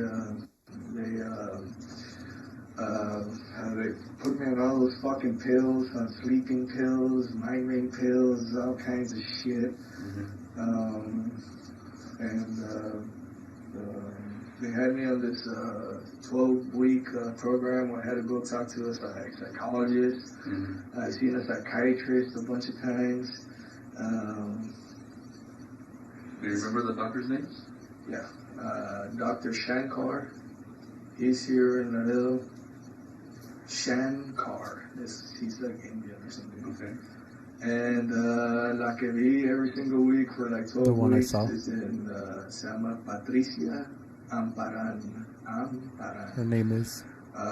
She was, I would see her by TV because she's out of San Antonio and I live here in Laredo, so they would do like a telephone. Like a telephone? Okay. And I would talk to her like that. And I was fine until I started going to the fucking VA. So. Did you express your concern to the doctors when you were feeling right? Yeah.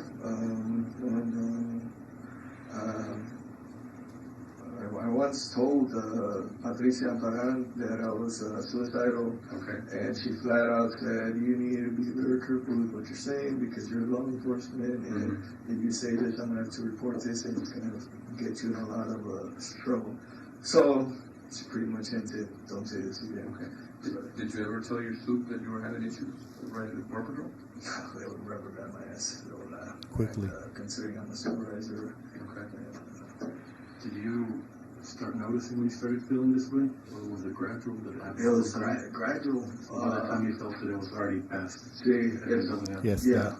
The first month and a half that I was taking the pills, I've had some nasty ass headaches.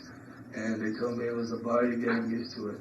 And then they fucking increased my dosage. And for a while I was just like fucking out of it. And then I just went shit after that. You keep saying you went to shit.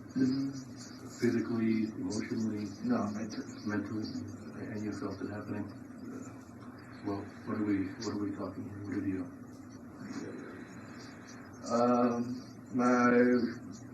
I concealed it very, very well. I had a great marriage. Well, you haven't gotten divorced yet, right? Well, you haven't, right? You haven't? Okay. That's no reason for her to stay married.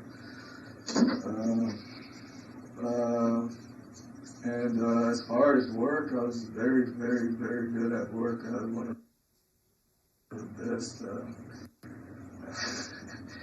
I was about to get offered his BPA Intel, as fucked up as it sounds. I was going to get the offer like next week or so. When you were having issues, did you start consuming alcohol or was it just the pills? No, well, the main reason that I even began going to the VA, I started going to the VA in February of this year, February 2018. Okay. And the reason I started going to the fucking VA is because my alcohol was out of fucking hand and bad. I was fucking just drinking, gacho. Bad. And so I finally went to the VA and I told them everything. And that's when they said, yeah, you got PTSD, dude. And they put me like, I'm not joking, I had like 40 fucking doctor's appointments from February till now. I've seen psychiatrists, psychologists, podiatrists, neurologists, sleep doctors, every fucking thing you can imagine. That's it. And were you currently taking your regular pills or you kind of tapered off them because they were making you feel bad? I've been taking them.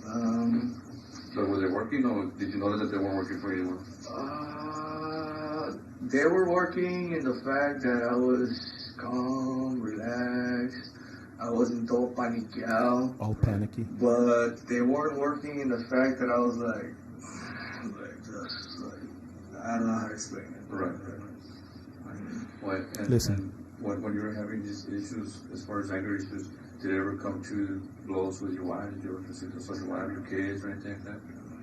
Any issues at work with coworkers or anything? I had an impeccable record. So, that's it. I just had my background done again. Y'all have to do it how many years? Like every 5 years, huh? Did you have your phone with you? Yeah.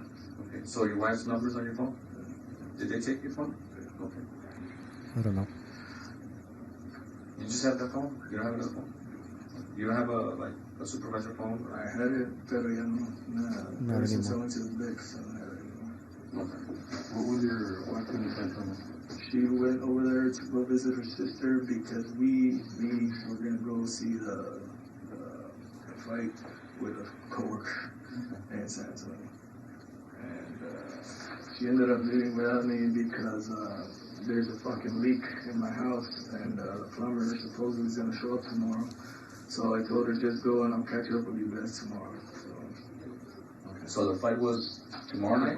Yeah, la de Canelo? The one of. So, but why is your wife coming back? because I called her. Oh, you called her? You told her not to come back. Yeah. So she's worried about you. Yeah. Wait, did you call her before or after they said that that's okay? After. After? Okay, so you called her when you were up there? Yeah. And you just told her not to come back? Yeah. How did you take it? Like, why? What She happened? wants to know what happened. So Did you tell her? I told her keep the kids over there. But obviously you don't think it was a casa, right? She was still going to come down.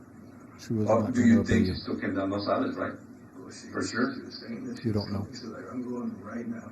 Okay. I'm going to the house. And your wife, you know, this issue that you were having with the VA and all the medications you were taking and stuff like that? Were you keeping any of that from your wife? Were you expressing what you feel to her? How you feel? Somewhat. I'm like, I was good, man. Right. So, You're saying that you felt like you were mhm. losing control or something? See, Going, yes. What is it that you're feeling? Help us understand what it is that you're feeling so we can try to determine what you're trying to tell us. I mean, just Well, nothing. from the day I was born till February of this year, I was a squared away bastard. And from February to now, I've had like 40 fucking appointments, and now look at me. That's pretty much what I'm trying to say. Yeah, and because I was never in the military, so I don't know. I mean, you've been overseas, and you know, I've never experienced that, so I wouldn't know. I guess what we're trying to say is you can try to explain it to us. There's things that we can't relate. Right. We can't relate about you, and we understand what you're saying because we hear from other people, co-workers.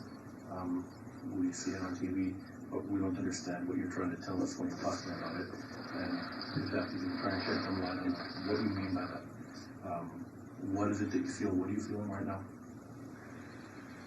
Right now? Like, what are you feeling when you're trying to express that something's not right, you're not feeling right? What is it that you're feeling?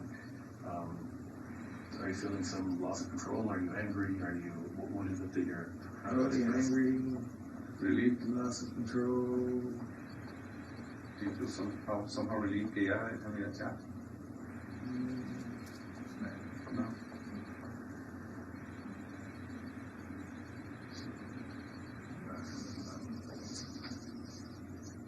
The gun that's in your truck, is that yours or that's Border Patrol?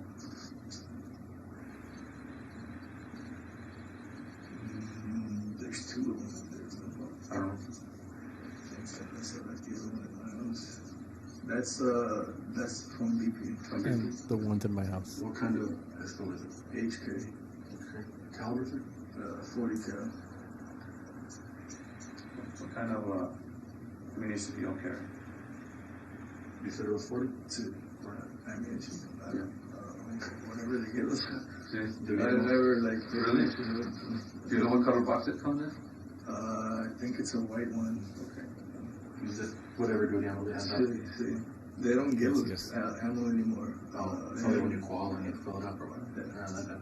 Wait, but I thought you all had to like. Listen, but- I've seen some VP agents sometimes go into like an office or like a storage And they get the weapons and then they will qualify and then they bring them back. Sí, sí, sí. Yes, yes. Or is that different for supervisor or what? No, it's the same.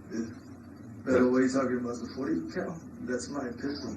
Okay. It's just the long arms. Entonces, Oh, you the have long to- arms, sí. Right, No, okay. sí, I think it's the M4 or, Sí. and the shotgun, ¿verdad? Estos you can't take them home? No.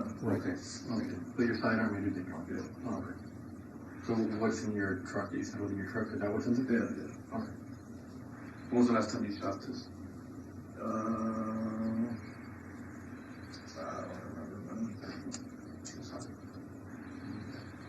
Give or take? Probably the last time I called, which was once a quarter. So I was supposed to call this coming Tuesday. So subtract 3 months from that. And that's the only truck you have? Yeah, and my wife probably. Someone gonna stop my wife? No. Yeah. Let me get on that. Can I do you that favor? What do you want us to tell her? Don't come.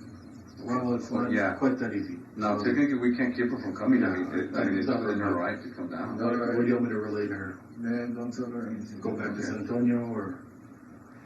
What do you want us to tell? I mean, si te viene para atrás, obviously. If she comes back, Don't go to the does house. she go to? And if you guys go to the house, I mean, it's my wife and 3 kids. Please use the key, have my key. I'll give you consent to fucking go into the house. Yeah. That's it. Let me notify some of the patrol supervisors so they can notify the highway patrol and get on the highway, and we can try and make that happen for you, okay? Go ahead. So you're Ortiz, right? Okay. So what do you go by? Everybody knows me as JB. JD, okay. Well, JD, everything in the truck, is it yours or is it Border Patrol's? All the, if you have any bags, anything like that, any pouches, anything, that's Border Patrol, right? No, that's my plus. Yeah, but they gave it to me, so. Okay. Is there anything else that doesn't belong to you that's in the truck? That I can think of, no? Because we saw like some, I guess, some beer cans. Yeah, that's nice. And we saw some like, I guess a pink purse. I don't think that's yours and that doesn't give to you. Do you know who it is? No. Do you know how it got into your truck? So entonces los pouches for the most part of your, Yes, yes. and you, obviously the beer you brought to me, right? Yes, that's correct. And the gun, you said there's a gun. Yes.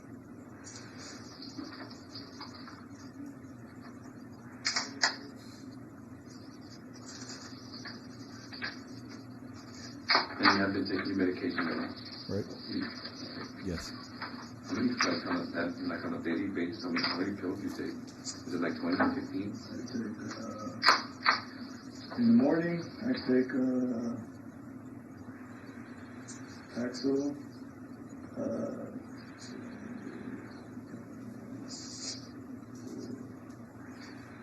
in the morning, I take 5. Okay. In the evening, I take,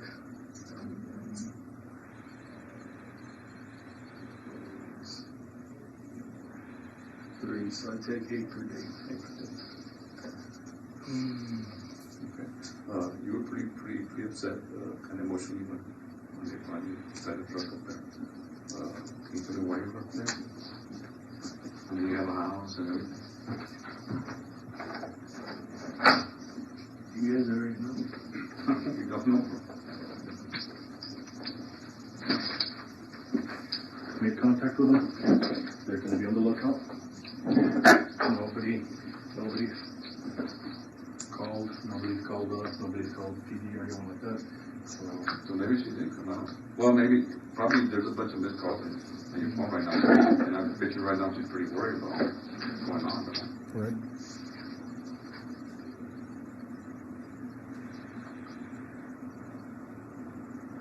All we told her, or all we're going to tell her, but the instructions are to tell her that if they do stop her, to please go back to San Antonio and we'll explain what the deal is later. Of course, if she wants to disregard us, we can't do anything about it, right? Okay, but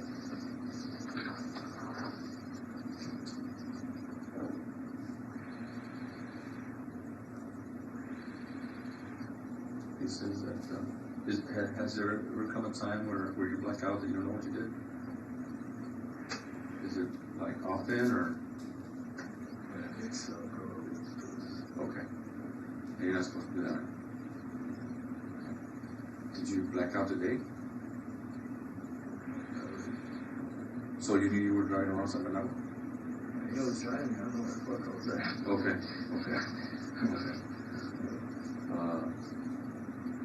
So you don't know where you're at? Yeah, I'm here at we'll tell me jail on Highway 59, I think. Pero when you ran, you don't know why you ran? I went into the restroom at the gas station. Okay. I came out and I saw a trooper, like another trooper, and one of them had his rifle. Put your hands up! What the fuck? Okay. You know, like, don't fucking move, put your hands up! Put my hands up, and I go, sir, you're freaking the fucking crap out of me right now. I don't know what the fuck's going on. Okay. Sir, right now, are you the owner of that truck? Yeah, it's my fucking truck. Don't fucking move! I'm like, what the fuck? Don't move! He's all like, turn around! I turn around. Fuck this. I fucking took off running. Because you were scared or because you know, I was like, what the fuck? Dude? I go to the restroom and there's a guy with an AR-15 with a flashlight pointing at me. And I think the other guy had a rifle or a sidearm. And I was like, what the fuck is going on? So I take off at full sprint. And one thing I learned from the house is I don't stop running. Right. So I kept fucking running. I fucking big stopped. I was like, these motherfuckers are gonna catch me. And then I just hear, Oh, you actually hurt? yeah, he fucking missed the taser. Okay. And I kept fucking running again, kept running, and he missed the second taser. Alright, he's empty, he's gotta reload. So I'm fucking running. I come up some corner, and there's a sharp one. I make a left, and I was like, fuck, I'm gonna run up this fucking place. Damn it.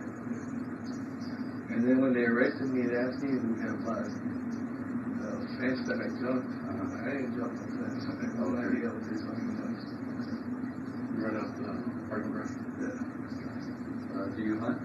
Yes. Deer or elk or what do you? Mostly hog. Never shot. Pero with a rifle or with Yeah. a gun or you go, once es que van, they go up to the house y los picas? AR-15. Oh, AR-15. Like in la noche, okay. No, in the día. You have a ranch? I had a lease, pero ya no lo tengo. ¿Dónde lo tengo? Highway 59, pasando Wallhausen Road on the right. Just Oh, past. okay. How many acres was it? No, más era como 45 acres. So when was the last time you Or hunted? just like Probably last summer season. Okay. Is it pretty relaxing to pasar allá? Yeah. In the city? not like over there when you are. What type of clothes would you wear? Would you like get all camera out or nomás en jeans? No, más bien. Purple or only jeans? Shirts de las que venden en Academy, Colombia. The one they sell at Academy. You keep saying that we know why you're here. You don't feel maybe there's some apologies that might be handed down because of what happened or what occurred?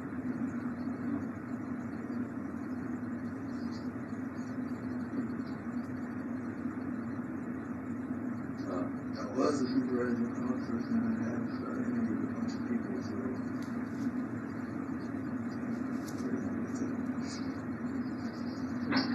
don't think those operations.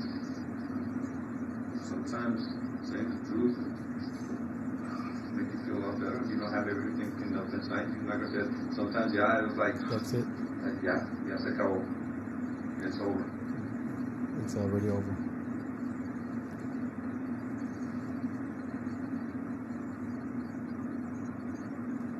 Where were you earlier today before the I was in my house, my wife, before she left, really con el pinche Okay, with the fucking camera.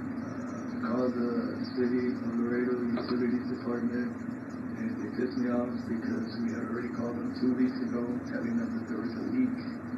And 2 weeks ago, we said, okay, no, I had a leak. There's some aquifer under my house that's leaking water. It's natural water, groundwater. There's nothing they can do about it. Okay, so 2 weeks, ahora está saliendo un chingo de agua. So I called the fucking utilities department. Otra vez, sir, sabe, aquí no habla, quién sabe qué. Le digo, oye, por favor, he hadn't even opened the manhole. I said, can you please check it? He checked it. Lo agarró la pump, sacó el agua. He's all like, oh, sir, si tiene una got the pump and got the water out. I fucking told you people. No, sir, it doesn't have a leak. So the house was leaking for over a month. And then, supposedly the plumber will go tomorrow to fix it. That's why I told my wife, go to San Antonio and I'll stay here. What time did your wife leave San Antonio? And the damn plumber finishes. And she called you and qué día era? That she had arrived over there already. ¿No sabes más o menos a qué hora está? Yes. I don't know. And then so you just stayed at the house? You didn't go out? I stayed there drinking. That's pretty much it. So your truck was seen on video somewhere else and it wasn't a truck? Or do you remember? I don't remember. I was drinking beer. Okay. Do you take an extra pill today? Extra? More than sugar or anything? No. I take 8 pills per day, but that's my prescribed dosage, prescribed medication. What were you drinking? Looking through here. How much did you have earlier? Maybe 6 toddies. Oh, I don't have nothing over for you. Well, how much is it? Technically, you probably go over those 6 colleges. A while ago, maybe. A while ago. So you had him at the house?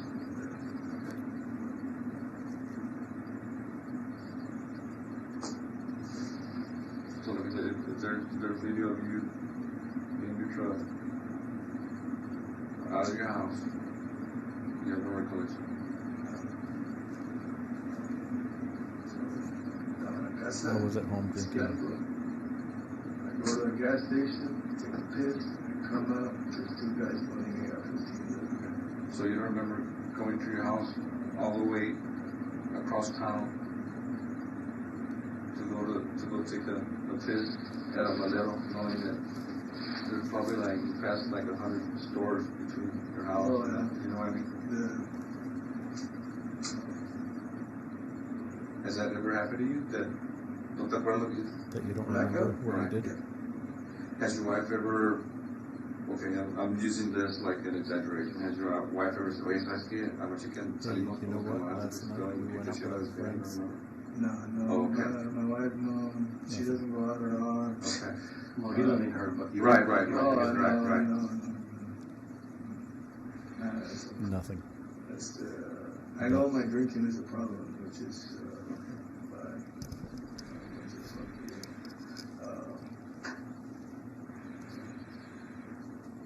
but you got Then worse you say- when you went to the VA. Yeah, I got worse. Was Well, because- back then I was just drinking chingos. A lot. Like fucking 18 packs per day. Y no me levantaba con cruda. And I didn't wake up with a hangover or anything. Go to the fucking gym, whatever. But then I started taking these fucking pills, and it says you gotta cut back on the alcohol. So I stopped buying 18 packs to cut back. Pendejos, lo digo, sir. And now I'm an idiot.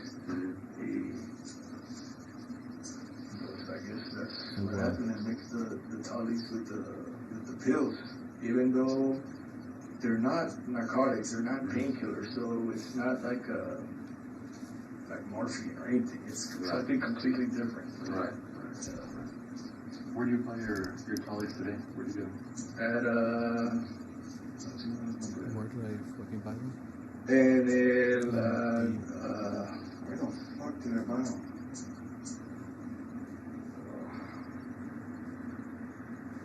I don't fucking remember these. Oh, en el, y en el tanque, el diesel, en el, cruzar la calle de Walmart, Murphy Express. It is? Yes. What, how many? Two. Bud Light, right?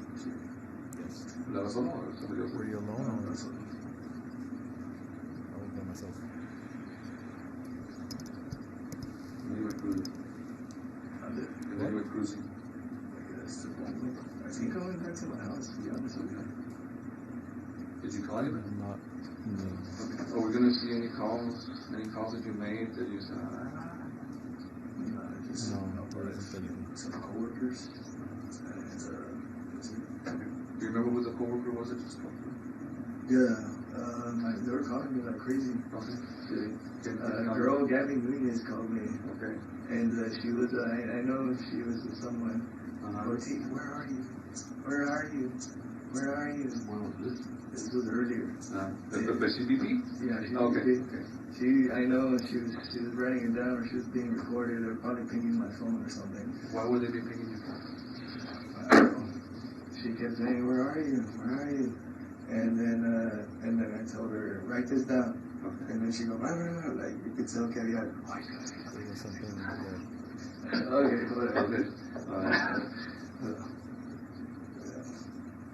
So nomás a los grupos, where are you, right? ¿Y qué le dijiste when she wrote it down? I gave her my wife's description of the vehicle. I said, "Can someone please fucking call her and tell her not to come to Laredo?" Okay. Did you call someone from work before that happened? Did you call someone and prompt her that maybe prompted someone at work to call you always? No. She just called you out of the blue? So Gabby called you and then you told her, tell my wife please not to come to Laredo. Yeah. Okay, why would you do that to Gabby? Because I was laying in the bed of a pickup truck, waiting for you guys to go there. Okay. So When was this? this was tonight. Before we got you? Yeah, like 2 minutes before you guys got. So one of your agents tried calling you? Yes, sir. To try and locate you? Te dijeron why we're trying to Told locate you. you? Yes, I know. Oh, damn, I didn't know. Se me hizo mucha coincidencia that everyone from work was calling me. Seemed to me as a coincidence. A bunch of missed calls. How many calls do you think you got in this call? Not much. Okay. They were calling nonstop. And why didn't you answer? Okay, I'm laying down in the back of a truck waiting to get my face smashed in. So. But that didn't happen. Right? You didn't get shot. It could have been a lot worse. Were you talking right now? What took so long? Well, you know why? There's cameras in the parking lot. Really? The troopers knew I wasn't armed. That's why they didn't shoot me when I was running. You were all over the place. I wasn't. I ran from the gas station to the fucking parking lot. I ran up the stairs and I got in the bed of a pickup truck. That's all I did. Pues it could have been easier. You say, hey, aquí estoy. Hey, I'm here. Pues sí, I mean, that. So For the record, I outran two troopers. And I'm fat as fuck, so I don't know. In my mom and I outran two troopers, bro. So. Pues sí, pero pues around the edge. Yes, They were like well, waiting down. It's like you running your uniform and the San Bernardo and everything. And they shot at me twice, and they missed. Pero not with a rifle, No, right? con la taser. Okay, con la taser. with So, Are you sure they didn't hit you? I'm positive. Okay. Pero también. but also Well, come on, dude. Right. You shot those things, don't you? Yeah, they're not that accurate. Right. Well, y acuérdate que you're running on adrenaline, so, you know, ese adrenaline, it kicks in and you're off like a bala. bullet. How many times have you run after a group and you wonder what they're on because they're flying this? When you run, you run. That's what I learned from them is never stop running and you won't get caught. I stopped running, so I got caught. I did not follow their... Well, but eventually, I mean, there's gotta come a dead end. I mean, you run, pero, como ellos tú ya But they sabíamos. say we already knew. Right. You already knew.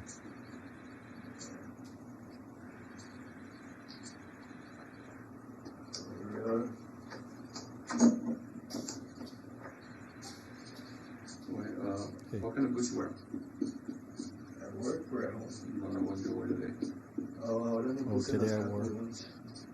Las, The I don't even know what brand. Oh yeah, double H ranch boots. Did you go to ranch today or no? or not? Ranch? You weren't at a ranch? No, you weren't at a ranch? So for the most part, you were just in Laredo. Pretty much, yeah. When you transferred to Laredo from San Antonio, right? Because of promotion. Yes, Okay. 3 years ago. And you went straight to the big? No, So what station were you working at? Laredo North. North. Okay. So that was your duty station, Laredo North. Yes. Okay. Now Laredo North, corre, what? Is it the checkpoint? Correct checkpoints. And Pretty then- much a checkpoint. Okay. And then how much from the checkpoint? Because I know Se Mete West. West intersects. What's the cutoff? The West, E, North. Of The cutoff, the west to north, I'm not sure where Mines Road meets the end of the pavement.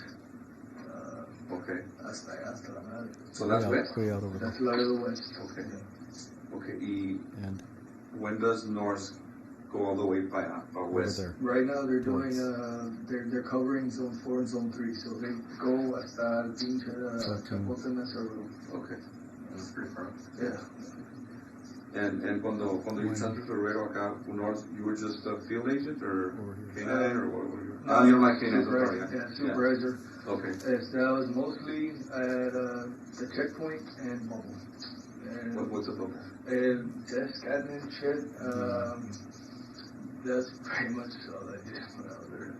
Hasta que me pusieron en el targeted enforcement unit. Okay.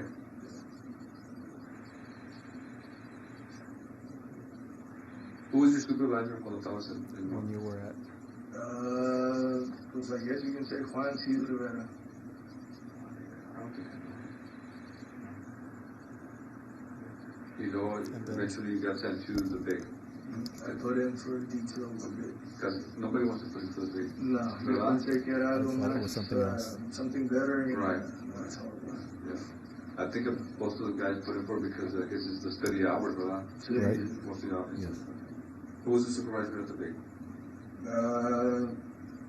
I've had a bunch. I have to choose one. Rick Benavides is the current one right now. Okay.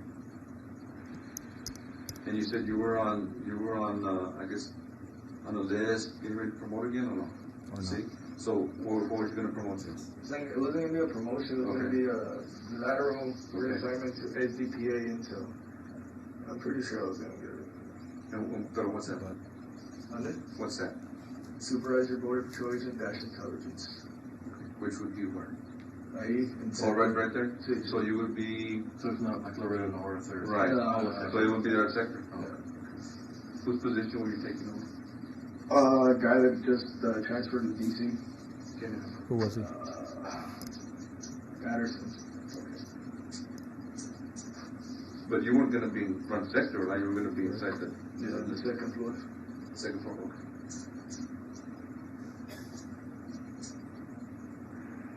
And you didn't go hunting today? I haven't gone hunting. It's too damn hot to go hunting.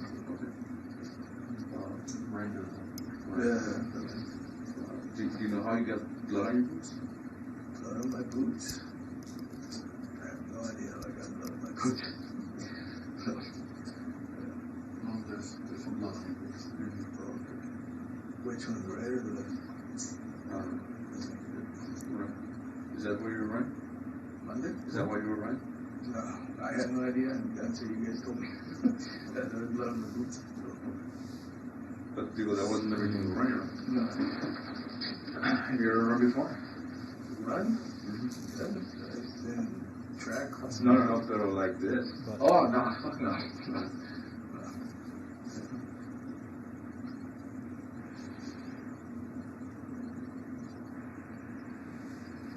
Are you sure there's nothing else you want to get off your chest? I'd like to talk about what happened earlier. I really would. Okay. I really would. And, Well, if you're right, como dijiste tú. you were You squared away. previously said. You are squared away. You look squared away to me. You might be going through some stuff right now that I can't relate to, like I said. And I can. But you're talking fine. I mean, you're not unraveled. You're not lucid behavior. You're not. But I understand. Okay, you're going through some stuff, and I understand that. But I do want to talk to you about what happened earlier today, and I want to talk to you about some other stuff too. And I'd like to know if you know why you're here. I don't need you. You're telling us we should know why you're here, but you don't have any idea why you're here. No idea. Did you pick anyone up earlier? That I recall? No. Okay. Well, you did. You picked someone up earlier. Picked up somebody earlier. Okay. We didn't, we're not here back. And we want to get your side of the story. You're a family man. You're very obviously not a bad person. We understand that you go through some stuff that sometimes other people aren't going to understand. And I'm asking you to explain some of the stuff that happened and why you feel like you need to keep referring to us like we should know this and we should know that. I'm not going to play around. I'm not going to pretend I know something I don't. I don't know what you're referring to when you say that. But I do know you picked someone up earlier. That I do know. Where? Huh? Where? I don't know where you picked her up, but I know you picked someone up earlier. Into your house. I know you took her to your house. She was able to describe your house, your address, the inside of your house, your backyard, describe you by name. Yeah, not only that, but like we said, I mean, it'd be kind of hard to say, that's not my truck. Oh, okay. Yeah, on the video. And that's not me at this gas station. That's not me here. And that's why we want to talk to you. What gas station? What happened earlier? What happened? Which gas station? Which? Pick one. You pick one. Murphy's. Not the Murphys. Pick another one. Pick one of the other ones you went to today. I don't know. Well, I can tell you when you went to. Okay. The one by Laredo North Station, the one there by McPherson and Loop 20. Okay. Can you explain to us what happened in there? I don't recall anything. I don't remember anything from there. Okay. You were there. Okay. And you were there with somebody you knew.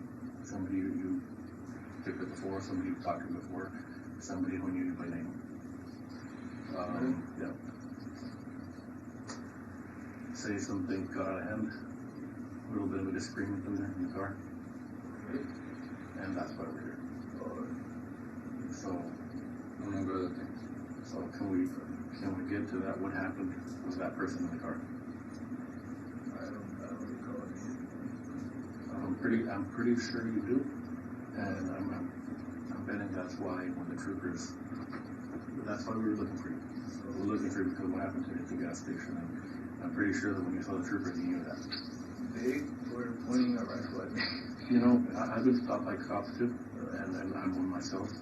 And they've mistaken my car for something else. I've been stopped by BP before, and they've mistaken my car for other stuff, and I never ran. So you guys went to my house already? Huh? You guys went to my house already? Huh? But are you worried about intel before? You know what we gotta do is get your phone.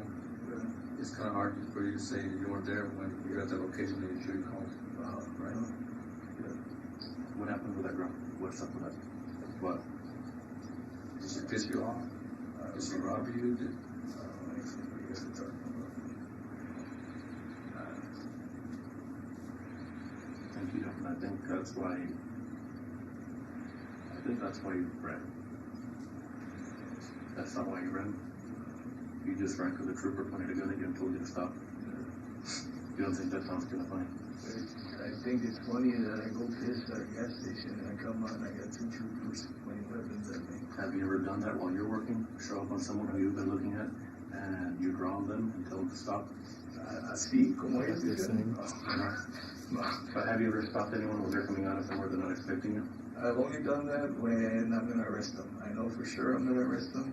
When I would go into a stash house and miramos todo el bar, We would see all the. because you don't know what's going to come up. But as far as like randomly going up to a gas station and pointing a gun, it's like, no. Well, we told you it was random. It wasn't random. You were. Oh, okay. Yeah. So you've done it, and you every time you've done that, you've hoped these people don't run because you know you're going to have to go after them, right? So you ran. So naturally, they're going to chase you. You wouldn't expect anything other than that, right? And here we are. Okay. So I'm telling you, and I think we both know, there's no doubt in my mind about the pickup. We know that happened. We know where he went. We know he went to a gas station by Arkansas, picked up some tall boys that were there. We know he went to a gas station by Arkansas and picked up some tall boys. We know that. That's not, we're not even debating that. We're not even going to discuss that because that's behind us. That already happened and we know it. We know you went back to your house. Arkansas. Gas station. All right. And we know you went back to your house. Okay. And you took the young lady into your house. She knew you. You knew her. It wasn't the first time you met her. It wasn't the first time you talked to her.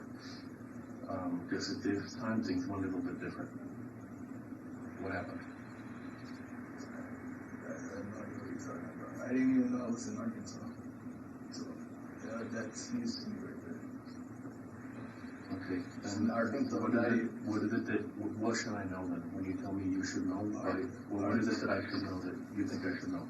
Arkansas, not even about the house, and I know no that. reason to That's why- be buying beer in Arkansas. That's why we're asking. Right. So, And so, by that token, so San Bernardo. I mean, you got a bathroom at your house, right? yeah. Well, so what were you doing at San Bernardo? Well, that's something else. We'll get there. But you keep saying that you all know. So What do we know? I'm telling you what I know, but you're telling me I should know something. So what is it? What are you trying to say? I don't know. I'm trying to.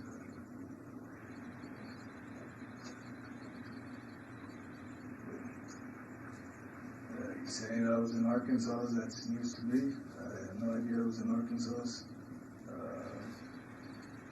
You say that I was at a gas station by New Laredo North. That's actually pretty damn close to my house. I would actually go there every single time I go to work.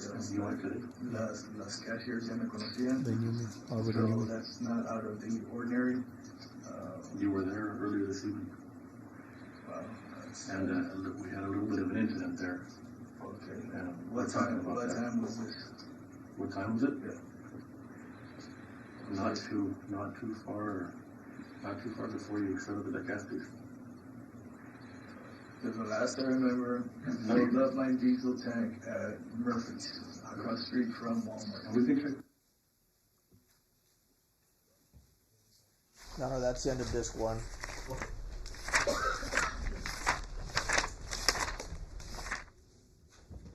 I'm gonna go ahead and excuse the jury for lunch. It's almost 1 o'clock, so we'll be on lunch break until 2:15. I'll ask you to be back at 2:15, please.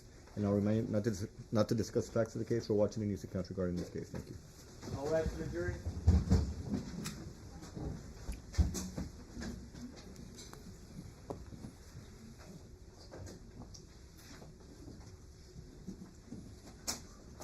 Unless you'll be back here by 2:15 as well. As soon as they walk out, yes.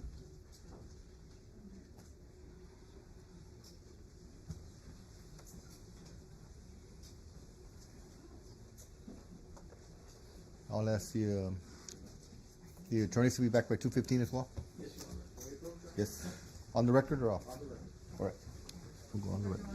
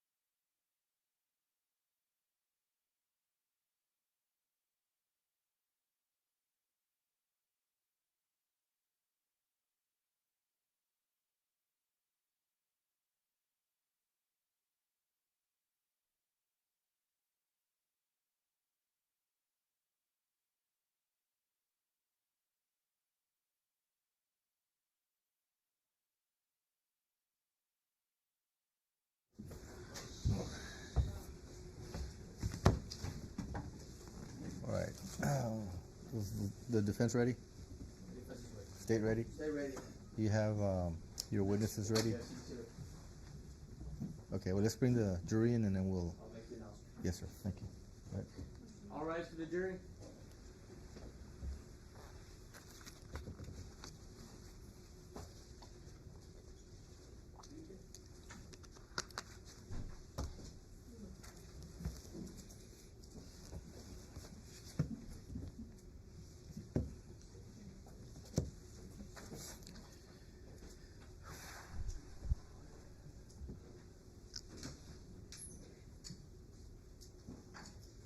Set.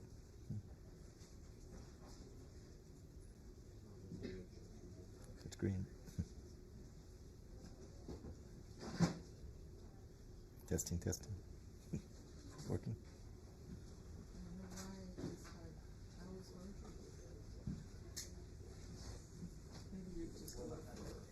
Testing.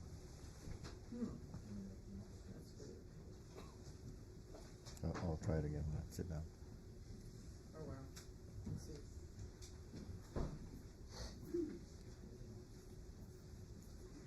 You may be seated.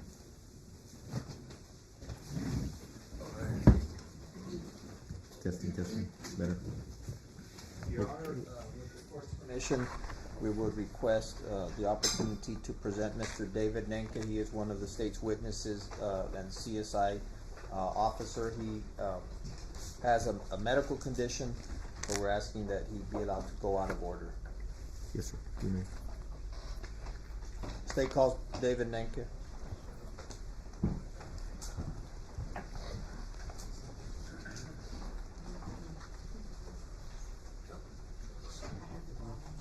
Is there?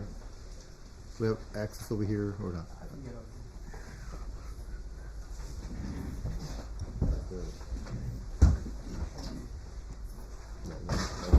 I thought if you had it yesterday, I think you have to do from there. Here, I don't know. Where's Mr. Medina? No, we don't need to go there anymore. All right.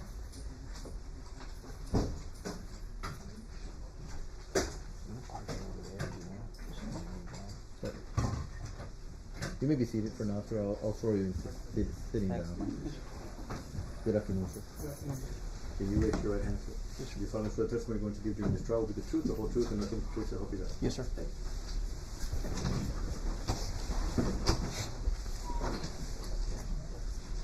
Test, can you hear me? Yes, sir. Okay. Thank you. Let's go to the mic. Soft voice, yeah.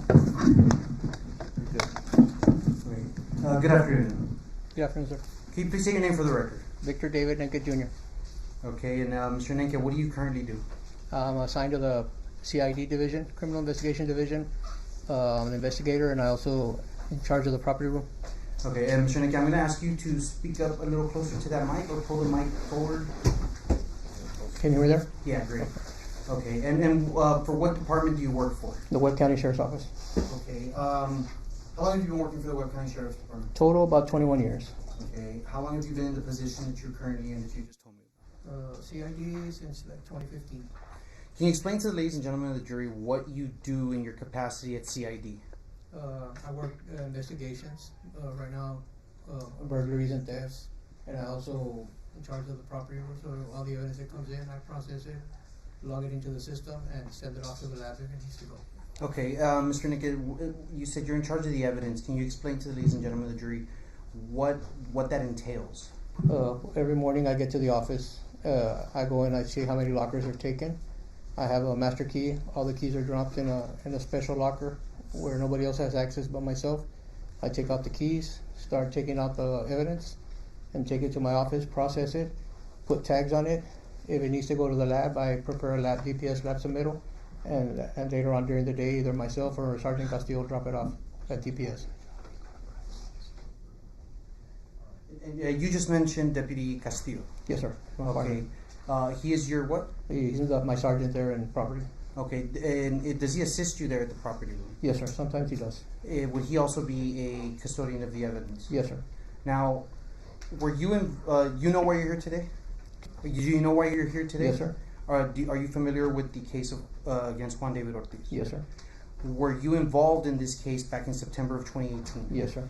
Okay, back in September of 2018, aside from being the custodian of evidence, what other duties did you have? I would work I would assisted in the crime scene, recovering of evidence at the crime scenes. Okay, can you explain to the ladies and gentlemen of the jury what it is exactly that you would do based on your training and experience in evidence collection at these crime scenes? Depending on what it is, we collect it, and like if it's like a casing or a bullet, we'll pick it up, take pictures. We'll put a cone, take pictures, pick it up, put it in a evidence bag, put the case number, the time, the date, what it is, where we recovered it, and seal it. Okay, is there anything else that goes onto these packages that are sealed? Just whatever's on the label, we fill it in. Okay, this label that you just mentioned, where do you get that label from? It's already on the evidence bags. Okay, is there a printout label that you guys do? That's when I log it in to the system when I get to the office. Once it's logged in, I print out a label and I stick it on there. Okay, and do these labels have that same information you just said? Yes, it'll have whatever we saved onto the case number, it prints it out and we tag it there. Okay, do these labels in addition have a barcode of some sort? Yes. Or is this, because I heard the other day this generic barcode. Is a barcode generic? No, we have a gun that you can actually scan it with. So each one of these barcodes is unique? Yes. Okay, and that scan, what does that scan reveal to you? It should scan the information there. And where would that information end up being? In the computer. Okay. Was that done in this case? It was logged in and put on the bag. The evidence log, the evidence tag is stuck onto the bags, and then they're put away in the back in the evidence room. Okay. Now we had Deputy Castillo here the other day, and we went through some of the evidence, and he explained how it got up here. And you weren't the one that transported this evidence here today, No, right? sir. Okay. September 2018. Do you remember your involvement specifically in this case? Which one? There was 4 or 5. So let's start from the first one. What was the first time you were involved in this case? I was called out to the first one, for case number 2018-1405. I went to assist Investigator Ugarte. Okay, and who is Investigator Ugarte? He was my partner back in 2018 in property and evidence. Okay, and let's be a little specific, because you said you had 2 duties. You were custodian of the evidence and also an investigator. Right, like CSI. I CSI. guess, right? Was Ugarte your partner in CSI, or was he a custodian of the evidence? Both. Okay, Yeah. so at that time he also had dual roles. Yeah, he also had. At that time, how many CSI and custodian of evidence were there? Just me and Ugarte. Okay, was anyone helping you out during that period? Was there a trainee? Brandon Stern helped us out during that time. Okay, how many scenes, if you're aware, did Brandon Stern help you out in? He went with one. He went with me, and I believe he helped Investigator Ugarte and some of them. Okay, when Brandon Stern was there helping you, what, if anything, did you do with him? He was just there with me. I was the one that recovered the casings, put the cones, took the pictures, and he was there assisting me. All right. So let's talk about that first one that we were going into. What did you see when you first arrived? At that case, the one you just 1464. Yes. The crime scene was already secured by Ranger. I believe his name was Randy Garcia from Cotula, and he had already photographed. So he told me where the casings were at. So we put the cones, took pictures, and recovered the 3 casings. I believe it was 3 casings and 2 fragments. And what was the location of this one, if you remember? It was, I believe, the 24-mile marker on the bottom towards the west side. When you say at the bottom of the overpass, like you got off the highway, you went under the underpass, it was off to the side. Okay, and where was the body located? It was right there, I think, on the roadway. On the roadway, under the overpass? Outside the overpass. Okay. What mile marker? I believe it was a 24-mile marker. Okay, what highway? IH-35. Okay, in what county? Webb County. Okay, and is that within where this body was located? Was that within Laredo or outside? Outside Laredo. Okay. May I approach, Your Honor?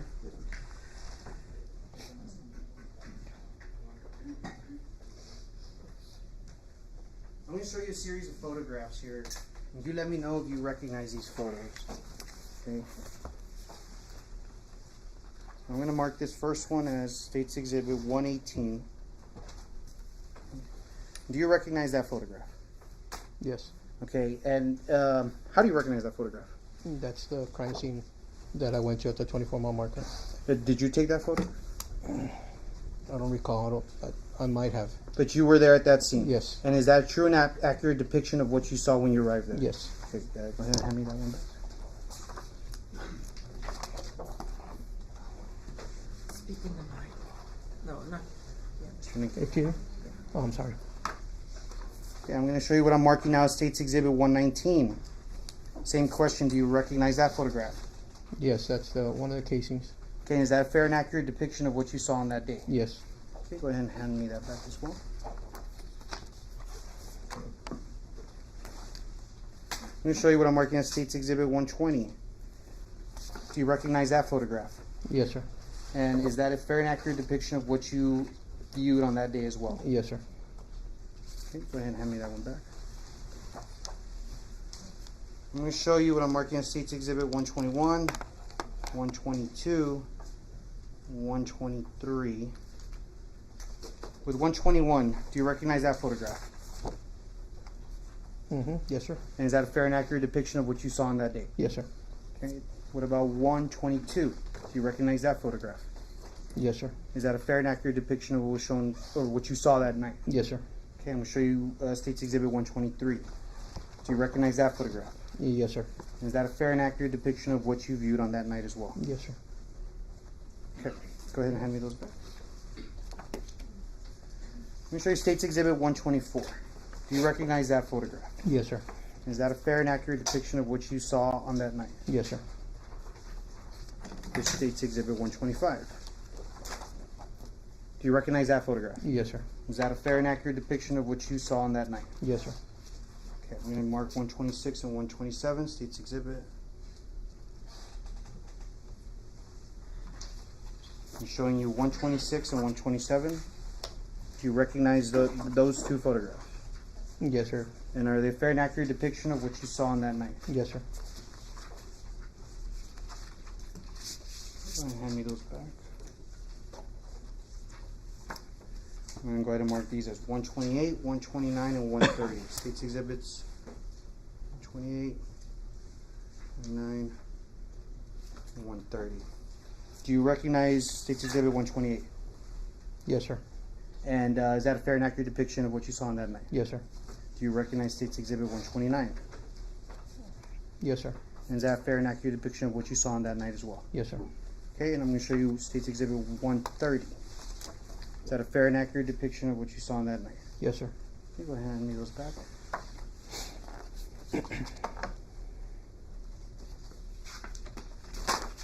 I'm going to hand to Defense Counsel State's Exhibit 118 to 130 for an investigation.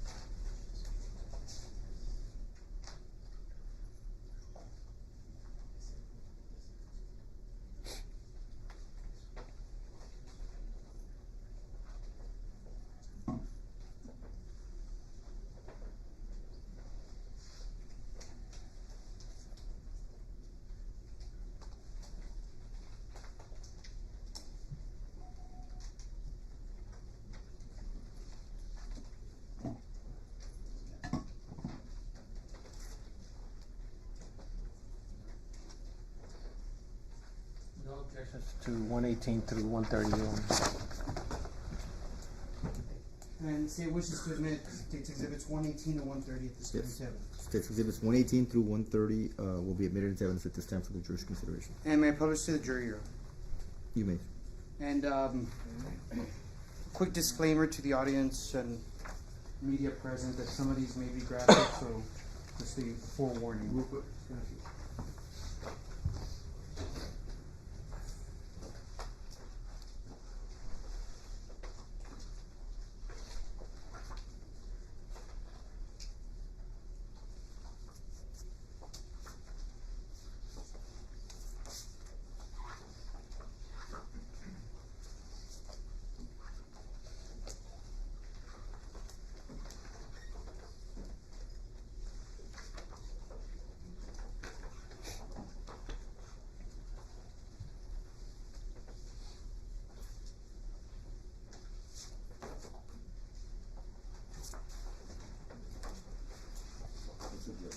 Mr. Perez.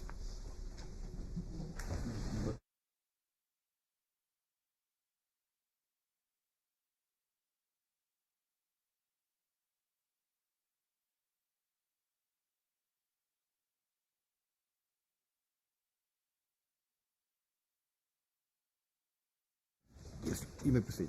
There you go. Alright. So let's go ahead and go through these.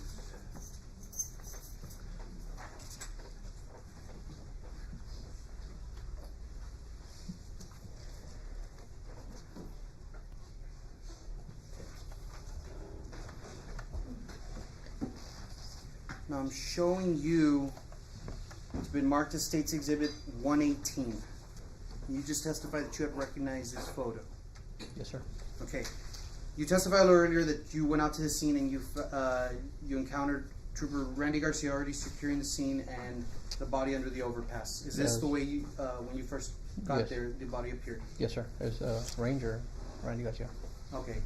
Now we see here in the photos these little orange circles. What is that? What exactly is that for the members of the jury? I believe that's when the ranger arrived. He marked it with a spray paint. Did he move any of that stuff? No, sir. Okay. Why did he mark it? Just so we know where it's at and nobody will step on it. The scene was already secured with crime scene tape, I believe. Okay, but you were the only ones that picked up those physical pieces Yes. of evidence. Okay. I'm going to show you what's has been marked as State's Exhibit 119, and it's a close-up of one of these. Is that what you saw on that night? Yes, sir. Can you describe, ladies and gentlemen of the jury, what that is? It's a casing wood cow. A casing?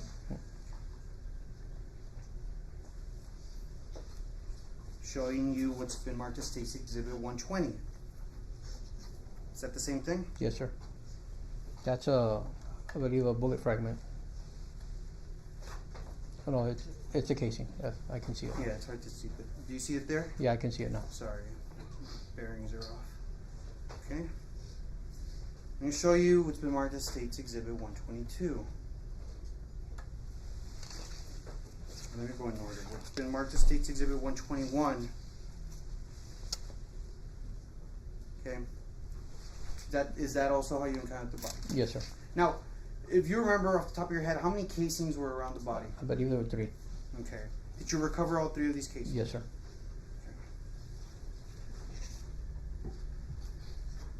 I'll show you State's Exhibit 122. Okay? Yes, sir. The way the position of the body is, was that the way you found it? Yes. Okay. You never moved the body? I didn't touch the body, sir. I'm going to show you State's Exhibit 125. Can you explain, ladies and gentlemen of the jury, what that is? That's the victim's hand. It has a tattoo. Okay. And in what position is her hand? It's like facing up. She was Like, how would you describe how her hand was when she passed away, I believe? she stayed with her hand closed. Okay. Would you say it's clenched, like a fist? Yeah, like, I'll show you State's Exhibit 126, which appears to be a close-up. Okay. Is that one of your markers? I don't recall, sir. Okay. But, Might have belonged to the ranger. okay, but those markers are placed there for what purposes? That's the casing, to mark the casing. Show you State's Exhibit 127. Same question. Same thing. Same thing? Okay, now I'm going to show you State's Exhibit 129, which gives you a little bit more of a layout of how the crime scene was. We see 3 markers and 3 circles in orange, is that correct? Yes, sir. And is that where the casings were found? They weren't moved? No, they weren't moved. That's where they were at. Okay.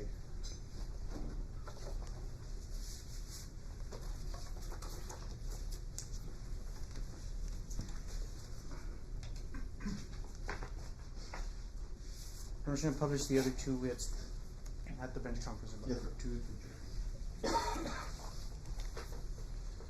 Now I'm going to show you Investigator Nenque so we can give the jury a context, but I'm showing you State's Exhibit 130. Okay, it's already been admitted into evidence. Okay. Can you describe what you're seeing in that photo? It looks like the fragment. It's too far. Okay, and what do we see there? It's a lot of blood. And You some, need to speak in the mic. a lot of blood, and then the blood was already been there for a while. Okay. Who, if anyone else, is in there? I believe that's a Brandon Stern. Okay. And I'm going to show you State's Exhibit 123. You can go ahead and explain that to the jury as well. That's already when the medical examiner arrived and they turned the body over. Okay. And do they usually move the body and stuff like that? Yes, they're the ones. We don't touch the body till the medical examiner arrives. Okay. Thank you. I'm going to hand to the jury for their inspection State's Exhibit 130, State's Exhibit 123.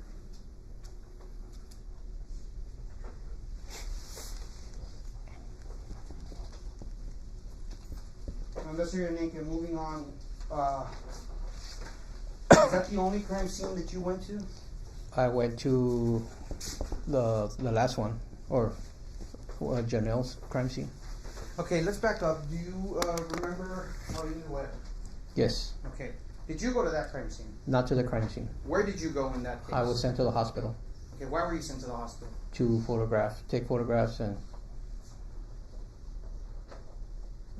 to take photographs. Okay, were you ordered by someone to go out there and take My photographs? Captain Calderon. Okay, and when you arrived, what was the state of Miss Luera? She had already passed away. Okay,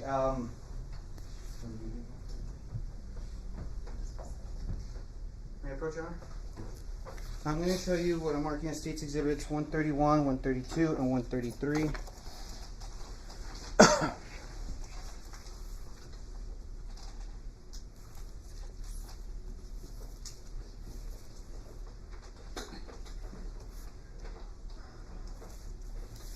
Showing you State's Exhibit 131. Do you recognize that photograph? Yes, sir. Is that the photograph you took at the hospital? Yes, sir. Is that a fair and accurate depiction of what you saw on that day? Yes, sir. Okay, I'm going to show you State's Exhibit 132. Do you recognize that photograph? Yes, sir. Is that a fair and accurate depiction of what you saw on that day as well? Yes, sir. I'm going to show you State's Exhibit 133. Do you recognize that photograph? Yes, sir. Is that a fair and accurate depiction of what you saw on that day? Yes, sir. When these photos were taken, had Miss Luera already expired? Yes, sir. Okay. I'm tendering the defense counsel State's Exhibits 131 to 133 for any objection.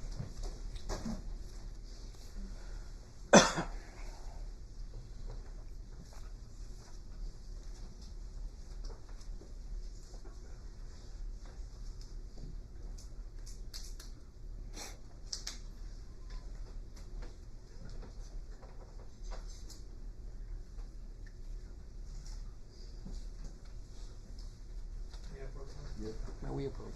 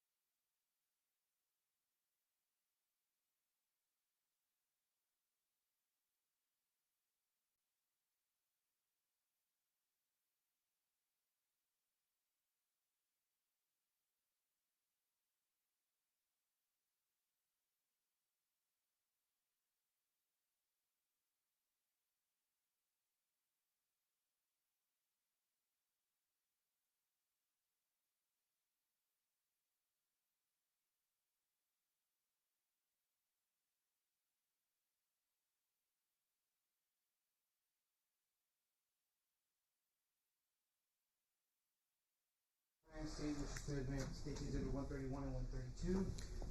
State's Exhibits 131 and 132 will be admitted into evidence And 133 withdrawn. Yeah. 133. Yes, it was withdrawn. And permission to publish these to the jury. And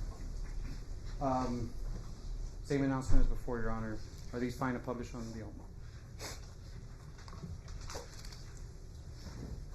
Based on what you all represented to me yesterday, as far as having informed certain people, yes, you may.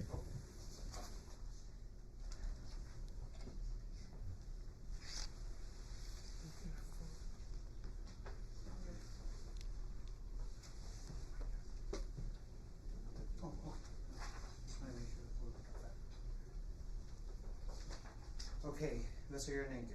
I'm going to show you what's been marked as State's Exhibit 131. Can you identify the individual in this photo? That's Miss Claudine Loera. Okay, is this the condition you found Ms. Luera when you went to the hospital? Yes, sir. Okay, and I'm showing you State's Exhibit 132. Same question, is this the condition you found Ms. Luera? Yes, sir. at the time?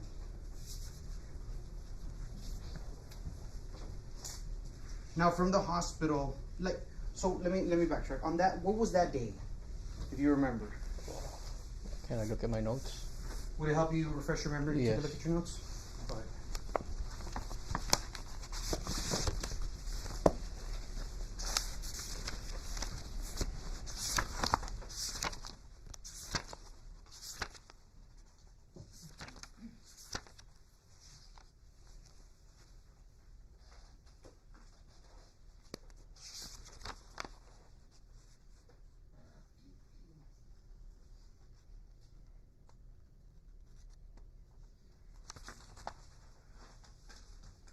It was September 13th, 2018, sir. What, if anything, happened after that? Or you know what, let me backtrack you. At about what time were you sent out to the hospital to go and take those photos? It was approximately 8 in the morning. Okay. Were you at the Webb County substation when Mr. Ortiz was brought in for questioning? I think I was still there, yes. Okay, did you sit down and watch that interview in a separate room with other investigators? No, sir. Okay, where were you at that time? I was inside the patrol room. Okay, where's your main office?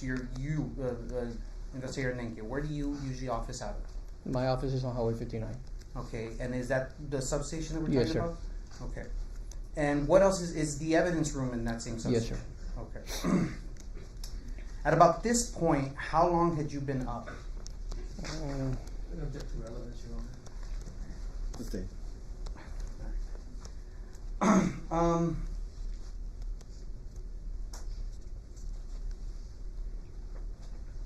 So we went, we identified that you were at Griselda's crime scene.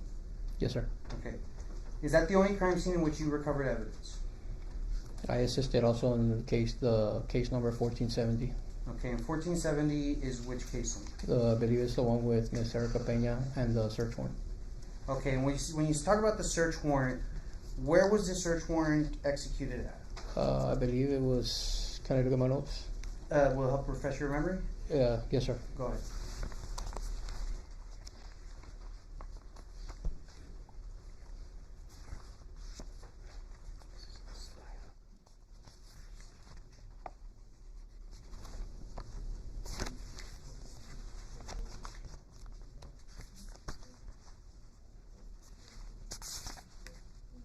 .204.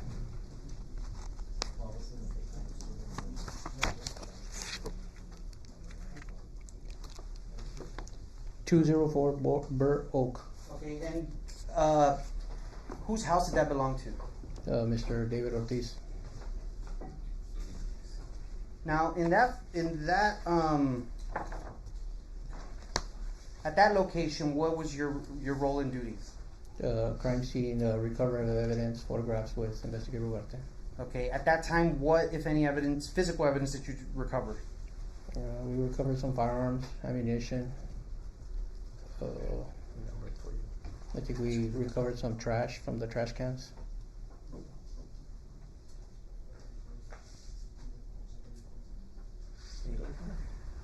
In addition to recovering physical evidence, what else did you do there? We photographed the scene, the house. Okay. When you were photographing the house, had anything been moved? No, sir. Okay, so the photographs that you took were of the house at the condition when you guys entered the Yes, first sir. time.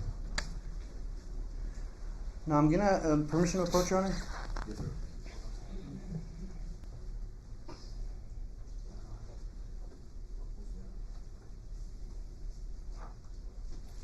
Now, while we're remembering these, let me ask you some procedure questions. When you receive evidence and it needs to be sent out to a lab, what is your what's the procedure that you do to go ahead and ensure that gets taken care of? It was, first of all, we log it in. It has to be in our system, so when it goes to wherever it's going, it's logged out. That way there's chain of custody. And once it's already, we prepare it, depending on how many items are going to go. We put it in a box, an envelope, just depends what it is. And once all that's done, either myself or back then, Investigator Ugarte would transport it to the crime lab. Was any of that done in this case? On certain items, yes. Okay, who decides which items get sent to the lab?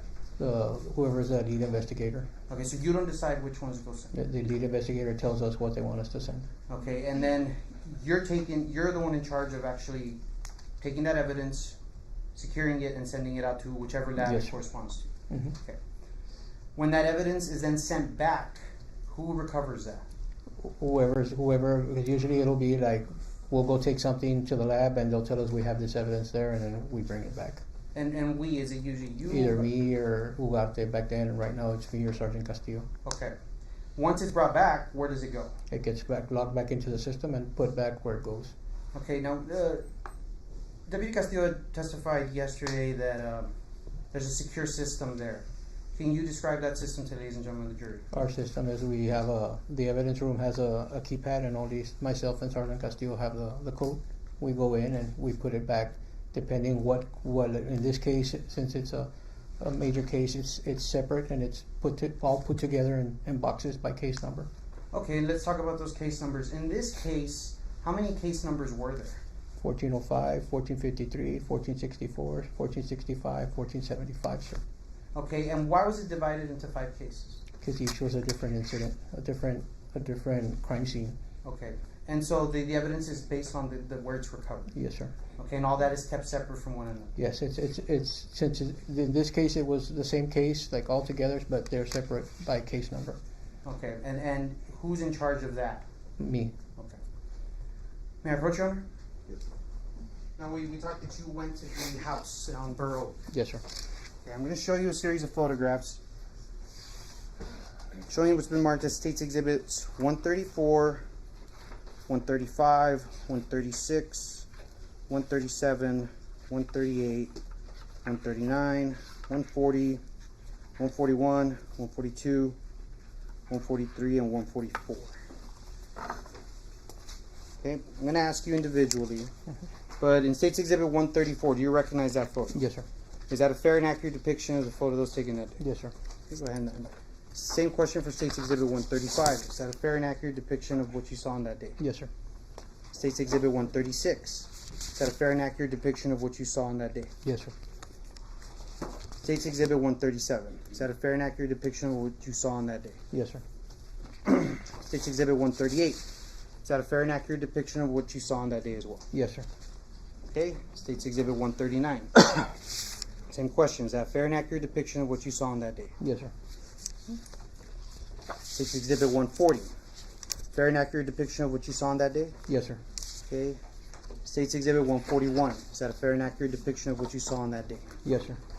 State's Exhibit 142. Is that a fair and accurate depiction of what you saw on that day? Yes, sir.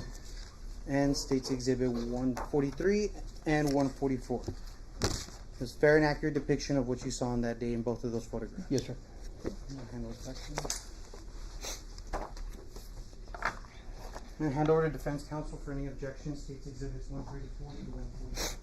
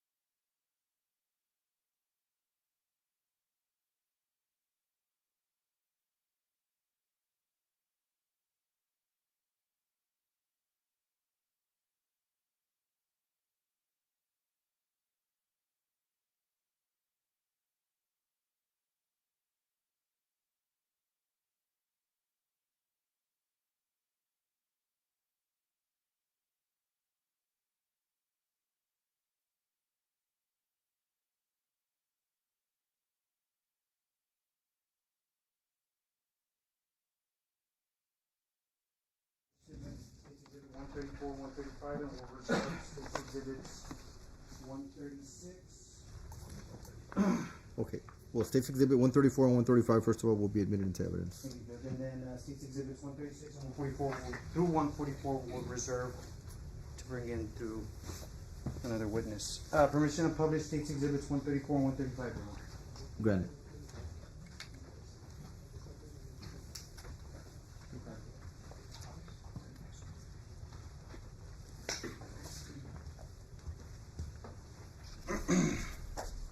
Okay. Can you describe, I'm showing you what's been marked as State's Exhibit 134. Can you describe to the ladies and gentlemen of the jury what it is they're seeing here? That is the 204 Burr Oak. That's the residence that we had the search warrant for. Okay, and whose home is that? Mr. David Ortiz. Okay, I'm going to show you what's been marked as State's Exhibit 135. Can you explain to the ladies and gentlemen of the jury what they're seeing in this photograph? It's the same house, just the garage photo. Okay. The driveway. Did the other two deputies that you mentioned earlier, Ugarte and Stern, were they with you when when you went into this house? I believe so, yes. Okay. Now, we spoke that you recovered 3 casings from Griselda scene, is that correct? Yes, sir. You have permission to use the wall of the gallery here?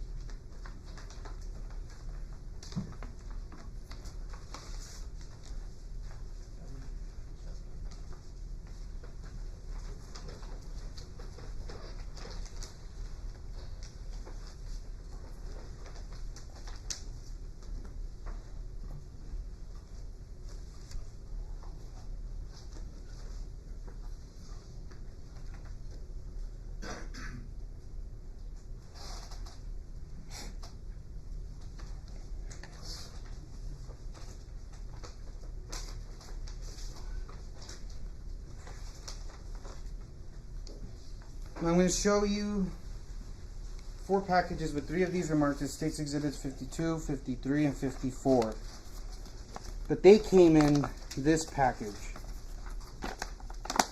And I'm going to mark this one for the record purposes.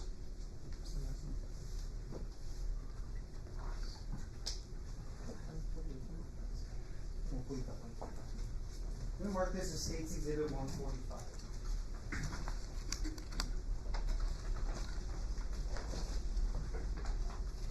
So,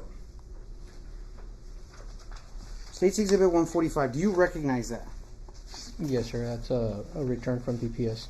Okay. Now, without going into what it is, let me just answer one by one with some of my questions. These. Do you recognize State's Exhibit 52?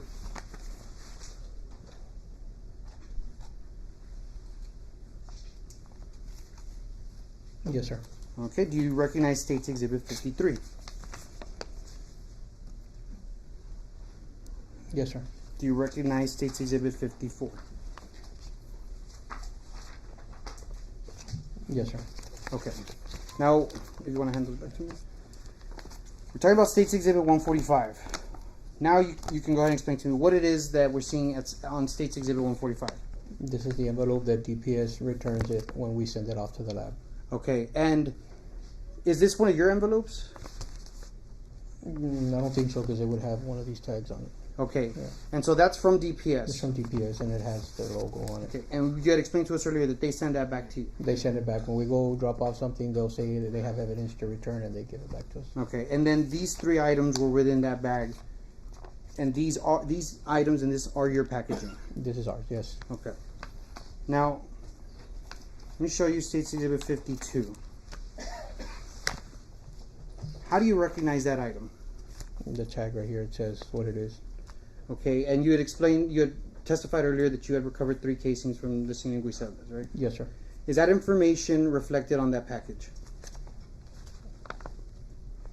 A case number, a name? It has the case number right here. Okay, is there some... where it was located, Okay. the location, and the date and time.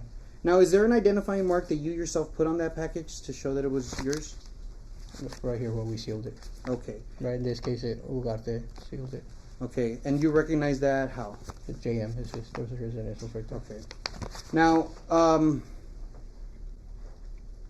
going to ask you to go ahead and open that. Well, let's wait on that. Let me show you what's been marked as State's Exhibit 53. So, same question. How do you recognize what's in that? It's on the label, 140 cal casing, number 2. It has a case number here, the case number on the tag, the date and time, and what it is, 40 caliber spent casing. Okay, and is there an identifying mark there that shows that it is yours, or that it was recovered by you? On this one,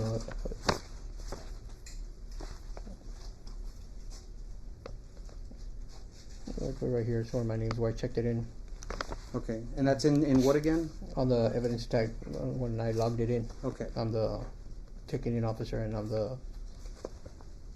the property officer, and then it right here it says that it was recovered. Okay, and these let me show you State's Exhibit 54. Same question, can you identify State's Exhibit 54? It's number 3. It's a 40 caliber casing, case number, the date and time, the 40 caliber spent casing, and it was sealed by Investigator Ugarte. Okay. Now, are these items still sealed? Yes, right now they are. Okay. When something is opened and then resealed, what do you do to ensure the integrity of the evidence? I will, if I have to open it, I'll use right here. I'll open it right here, and then I'll put another evidence tape like this, initial it, and date it. And where do you initial it? On the edge right here, where that way if the seal's broken, you'll see where they tore it off or something. Okay, so you initial on the tape itself? On the tape and on the envelope or box, whatever it is. And the purpose of that again was? If anybody tries to open it, you'll see where it opens. So it'll be like... Okay, and so from what you can see in those packages, well, let me ask you this, did those get sent to the lab? Yes. Okay, how do you know that? Because it has the lab right here. Okay. And it has the sticker right here from the lab. Okay. The lab number, submission number. And is that present in all 3 of the exhibits I showed you, 52, Yes, right. 53, and 54? Yes, sir. Okay. Is there any other identifying marks that the lab does or makes on these packages? Right here, do you see where they have it written down right here? Right, okay. And is that present on the other 2 as well? Yes. Okay. Does the lab use its own seal? Yes. Is it different from the one that you guys use? Yeah, they have a different, like there's... So, when the lab sends it back to you and they seal it, are you able to tell if it's your seal or their seal? It's theirs. And You can tell. How can you tell that? Because theirs usually have a different color. Every year the color changes. Okay. So every year the color changes for the labs? Every year, like certain years, there'll be different colors. Okay. And again, these have not been opened since they were brought back from the lab? No. Okay. Thank you.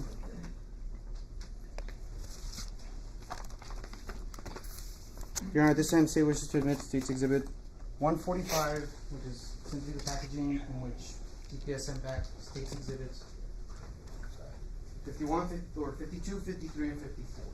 And waiting on the defense on the objections.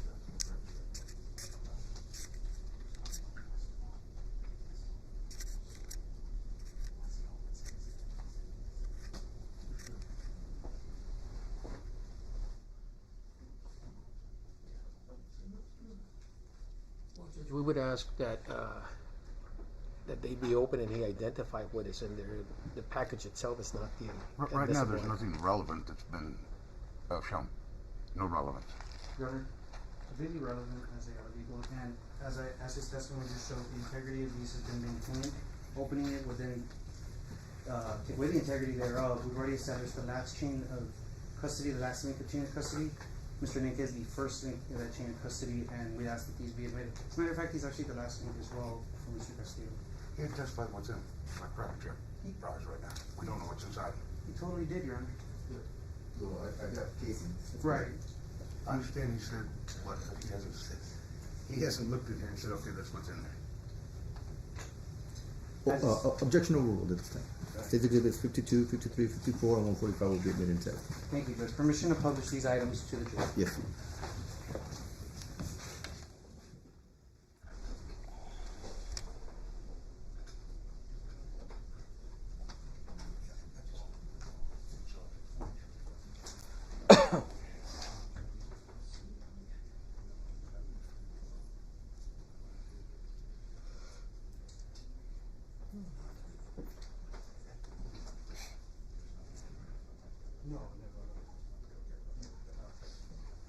Okay, I'm going to show you what's been marked as State's Exhibit 145.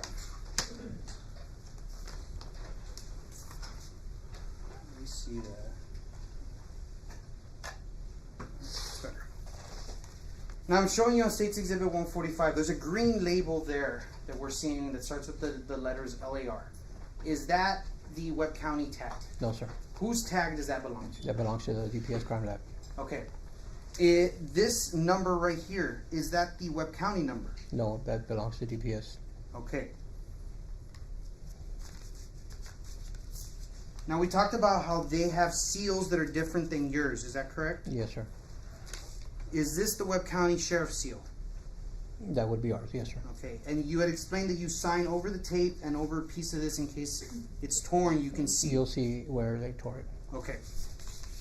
Here at the bottom, there's another seal in which it seems that they had resealed it from where they opened it.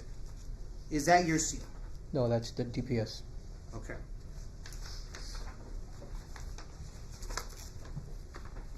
I'm going to show you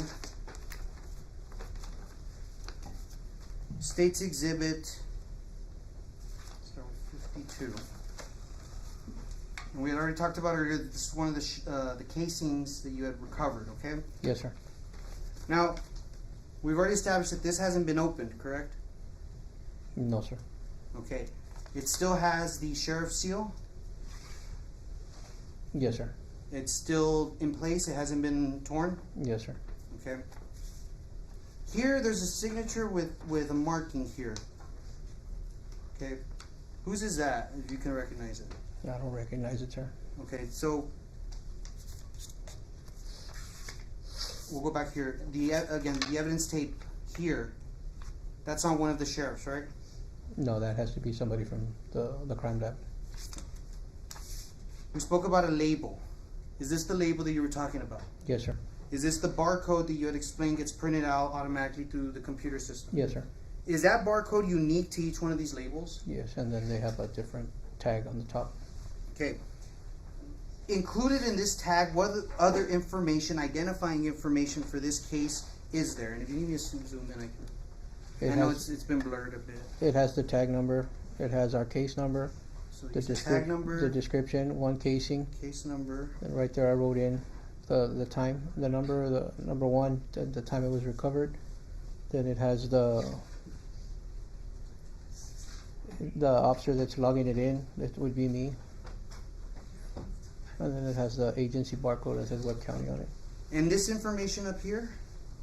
That was written in by either myself or that looks like investigator who got this handwriting or Mr. Stearns.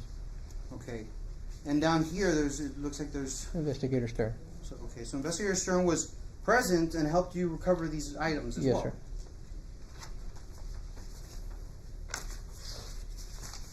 State's Exhibit 53.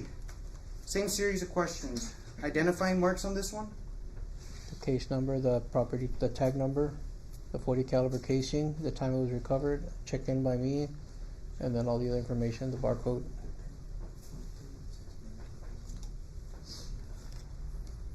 Okay, so you're saying check-in officer. Is this what we're talking about? Yeah, that's good. And I know it's very blurred. How many years has this been sitting in storage? Since 2018. But you can tell that that's yours, right? Yes, I can see my name right there, sir. And whose name is that? Nenque. Okay. State's Exhibit 54. Same series of question. Are there identifying marks on this package? Yeah, it's the tag number, case number, the third casing, the time, and it was logged in by myself, and the barcode, and the Webb County Sheriff's Office. Okay, and again, none of this has been opened since it's gotten back from the lab, aside from the packaging in which it came in. Yes, sir. Put in the packaging over here. Was this the only crime scene that you yourself processed? I helped the investigator out there. Him and myself worked on the search warrant at the house. But in terms of where the individual bodies were found, That basically, yeah. that's the only one that you actually went and... Yes, sir. Okay. And what about items that were recovered from the victims themselves? Clothing, bullet fragments, stuff like that. The clothing goes with the bodies to the medical examiner's office. Then once the Dr. Stern is done with whatever she does over there, they call us and we go pick up the clothing and whatever else she turns in.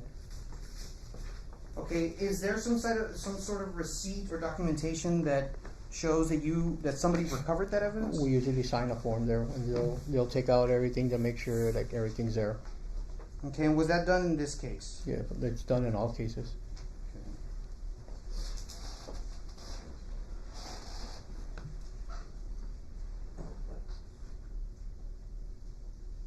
Okay, I'm going to show you 4 documents.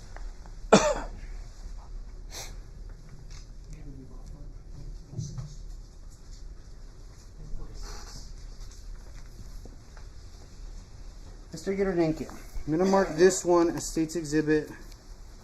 Pull it out of this.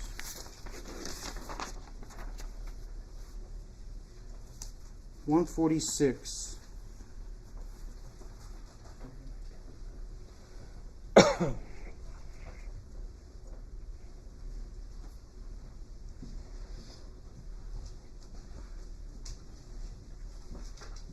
Do you recognize that document? That's the form that Dr. Stern gives us to sign. I'm marking this as 146. Okay. How do you recognize that form? It says Webb County Medical Examiner's receipt of evidence. Okay. And is it reflective on that form as to who recovered or who brought that evidence back from the medical examiner? I did. Has my name, my signature, the date, the agency, and the phone number to the office. Okay. So we're going to ask you to give me that one back. I'm going to give you what's now being marked as State's Exhibit 147.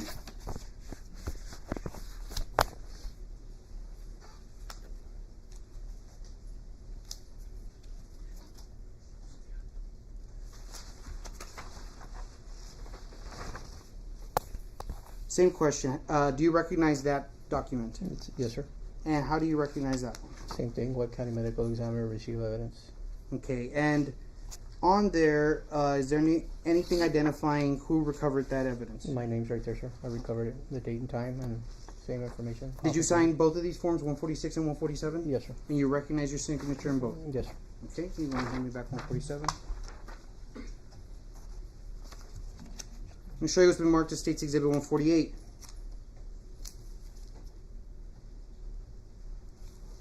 Same question, what document is that? It's the same Webb County Medical Examiner's Office receipt of evidence. Okay, and how are you able to recognize that document? The same one as the other ones, and I received the evidence. Okay, and again, is that one signed by yourself? Yes, sir. Okay, you want to hand me that one back? I'm going to show you what's been marked as State's Exhibit 149. Same question, do you recognize those items? Yes, sir. Or that document, I'm Yes, sorry. sir. It's the Webb County Medical Examiner's receipt of evidence. And again, how do you recognize that document? It's the one Dr. Stern gives us when we pick up evidence. And is there anything on that document that identifies who recovered it? My name and my signature, date, agency, and phone number. Now, in addition to that information as to who recovered it, where it's coming from, what other info is on that sheet? The investigator that's giving it to us. And you say investigator. What investigator is that? The ones that work for the medical examiner. Okay. Now, you want to hand me that one back? I'm going to tender State's Exhibits 146 through 149 to defense counsel for any objections.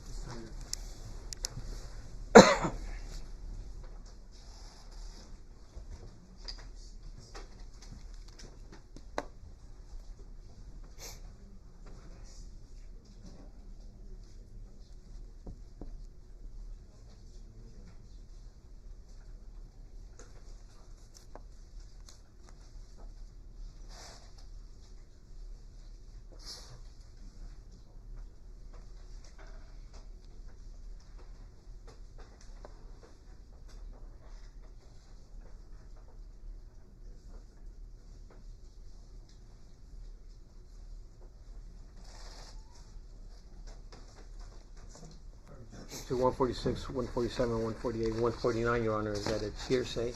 There's no exception that they could offer. Your Honor, these items are not hearsay. Simply the investigation recovered. You know, approach.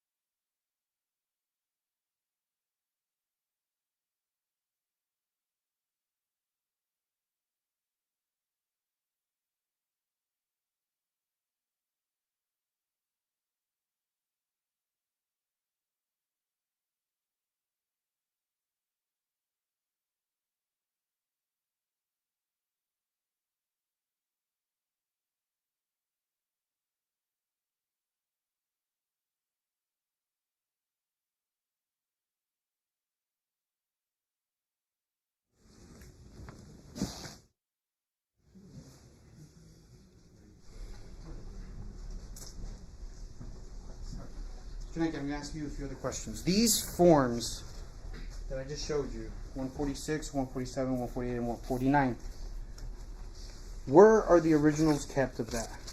They turned over to the investigator that has the case. Okay, and that, do you know, well, I guess you wouldn't know at that point where they go. Mm-hmm. Okay, so the main investigator would be the one that explains where the originals and that is. Yes. And have you ever investigated a case at a CID? Yes. Okay, and when you turn in your report, are all originals turned over, or are they scanned and a copy's turned over? The originals stay with the original report, depending on what kind of report it is, but they should be scanned and put in the... So usually what the state gets is scanned copies of the originals. This one? Yeah. No, this is a copy. Right, that's a copy. Yeah. But what we get is usually what, the originals or scanned copies? Whenever they turn in the report, whatever the investigator puts in. Okay, that's fine. We're going to re-urge 146, 147, 148, and 149. Same objections.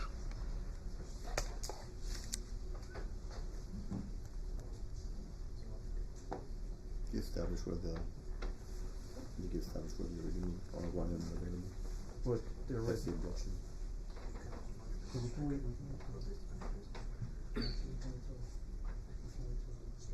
What's the statement this time? That's okay.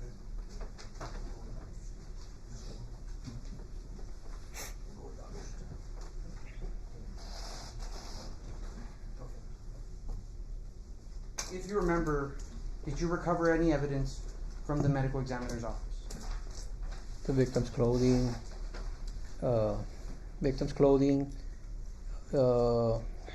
if there was any projectiles, they would come in the envelopes inside. She usually takes the fingerprint card, FTA card, fingernail clippings, pubic hair clippings, and a couple other things that I can't remember offhand, but there are several things that she turns over to us.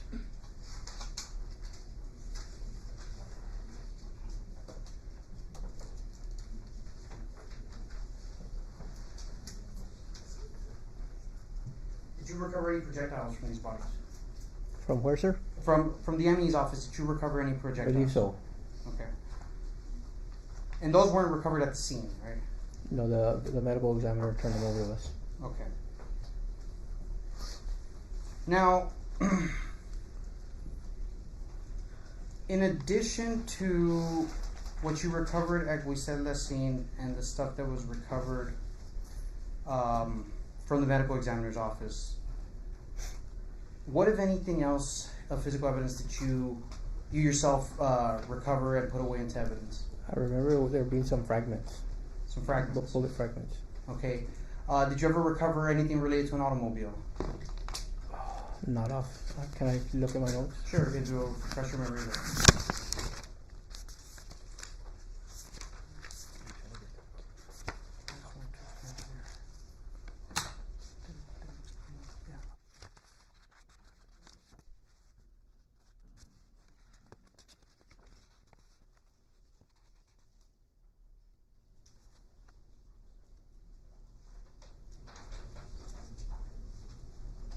Yeah, I don't recall, sir.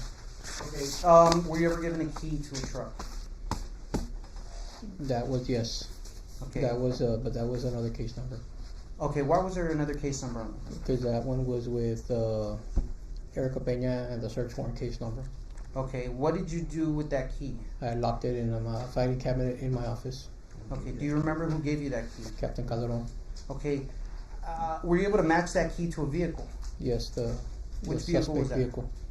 Which one again? I'm sorry. The suspect's vehicle. And what vehicle is that? You remember? It's a white Dodge pickup. Now, you said that you're the custodian of evidence there at that substation. Yes, Where sir. has this white Dodge pickup been the last 4 years, since the date of his arrest? It's parked outside the parking lot. Is that vehicle still there to this day? Yes, sir.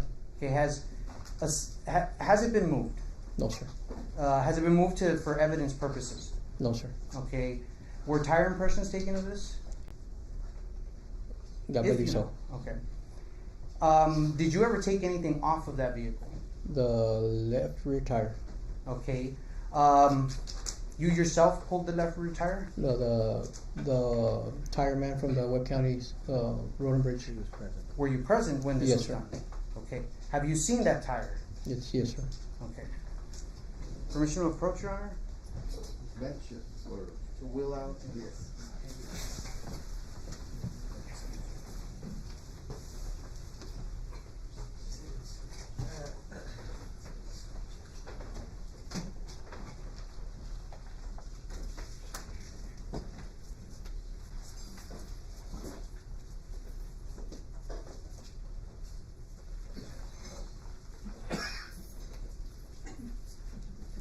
Now,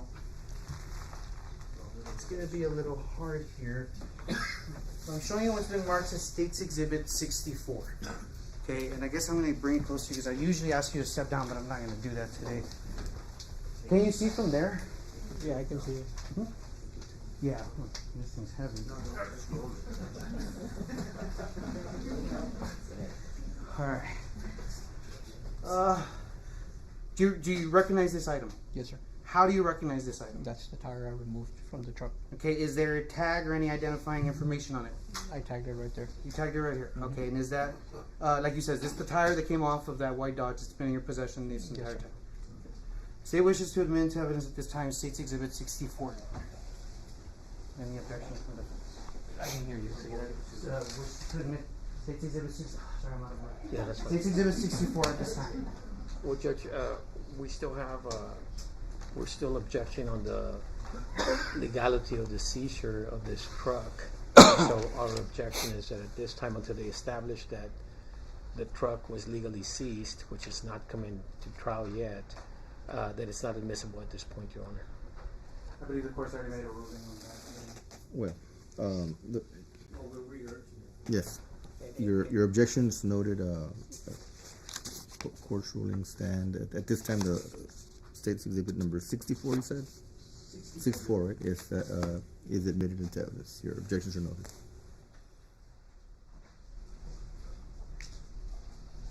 Now, Investigator Nenque, on the night of the arrest, you mentioned that you were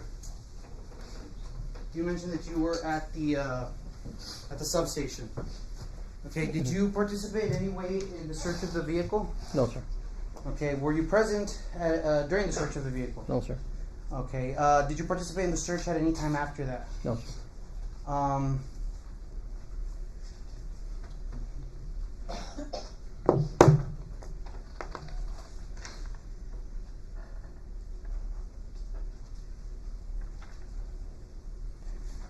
At this time, we'll pass the witness, Your Honor.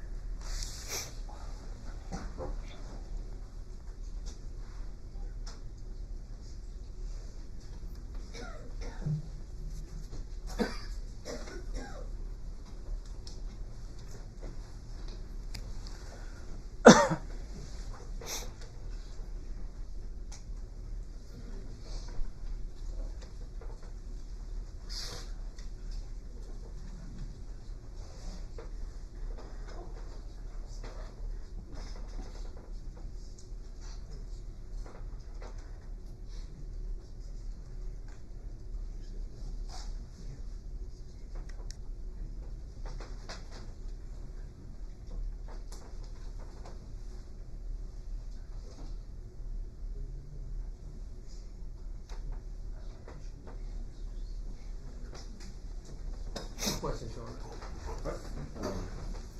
You excuse, sir. Thank you, sir. You want to assist them and make sure there's nothing in the way. You have to press that one also at the same time. Sure. You have to press that one at the same time. You have to figure it out. So yesterday you have to figure out so we need to that one of the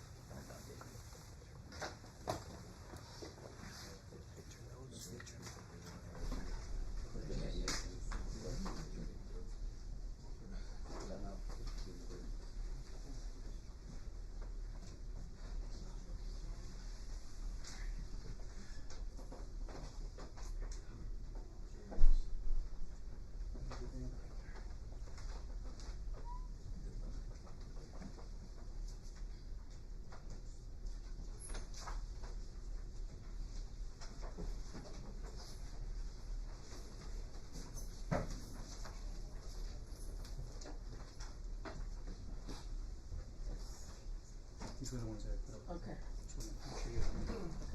During the lunch break, Mr. Avila, the statement in front of the defense that there may be another short witness. Yes, sir. He's ready. Yes, Your Honor, to take a witness. Okay, are you ready to call? Who's the witness? Yes. Who's the witness? Ignacio Rojas. And is he present? You say Riojas? Was that Riojas?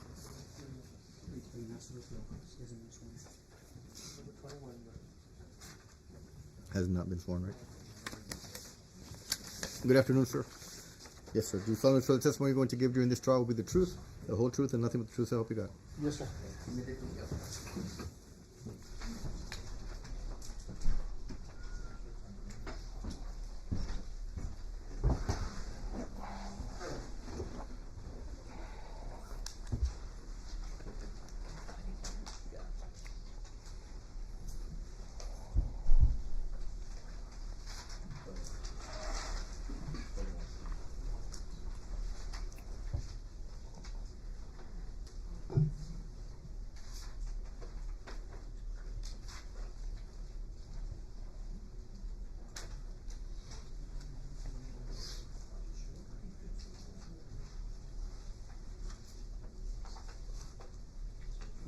Proceed.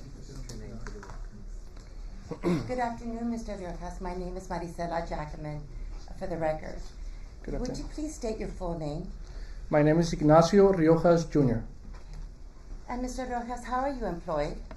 I'm a district manager for Murphy, USA, Where is that? In what city?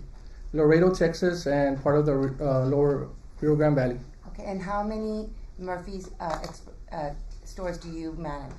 A total of 12. Okay. In those 12, do you manage the Murphy's that is located in Laredo, Texas, on International Street? Yes, I am the district supervisor for that location. And as a point of reference, is that in front of a Walmart in Laredo, Texas? That is correct, in front of a Walmart.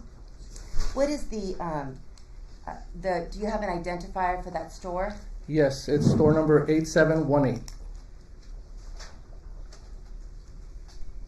Now, do you recall receiving a request from law enforcement back in September of 2018? Yes, I do. Okay. And was that a request for assistance in obtaining surveillance, video surveillance for your store? Yes. Do you have, and that was for footage that was captured of activity that occurred on Friday, September the 14th, 2018? That is correct. Okay. Does the Murphy's store 8718, located on International, have a security surveillance? Yes, they do. Okay. And is it capable of recording images of the work areas? That is correct. The parking areas? Yes, ma'am. Does that include the pumps, the gas pumps? Yes. Okay. And is this surveillance, is it videotape or is it digital recording? It's digital recording. Okay. Is this digital recording, does it automatically record images on a hard drive or other electronic medium? Yes, it's on a hard drive. And are you able, or do you have the capability to retrieve or duplicate the images, the recorded images, onto a CD or USB? Yes. And are you able to specifically request a time frame that is requested of you? For example, in this occasion, the September the 14th of 2018. Yes. Okay. And did you in fact transfer or duplicate the recorded images from that surveillance, that security surveillance? Yes, for that date, yes, I did. Okay. Do you recall the name of the investigator that requested assistance with this? Ranger Ernesto Salinas? Okay. And did you provide him with a copy of this surveillance? Yes, I did. Okay. May I approach, Your Honor? Yes, ma'am.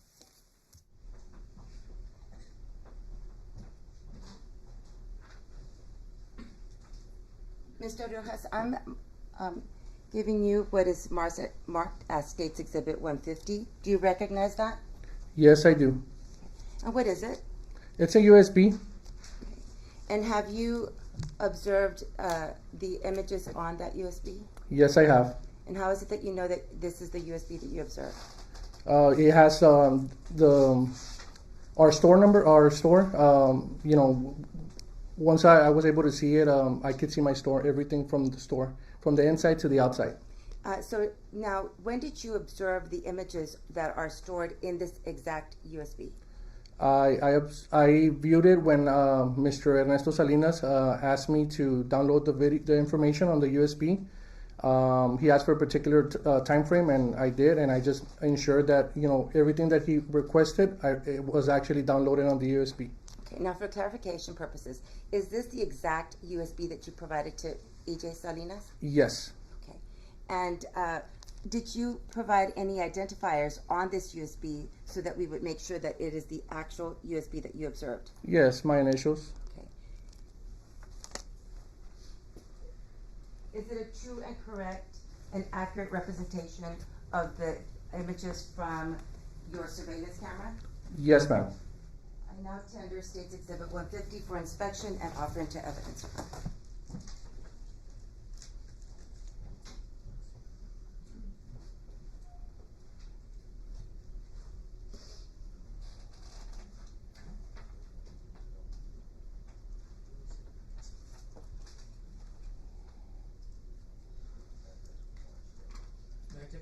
Honor, briefly, Your Honor. You may. Mr. Riojas, you Mike, stated, please. I'm sorry? Mike. Oh, sorry.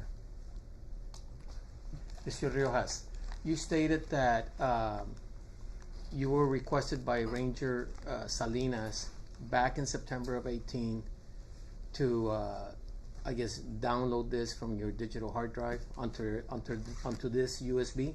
That is correct. Okay. And then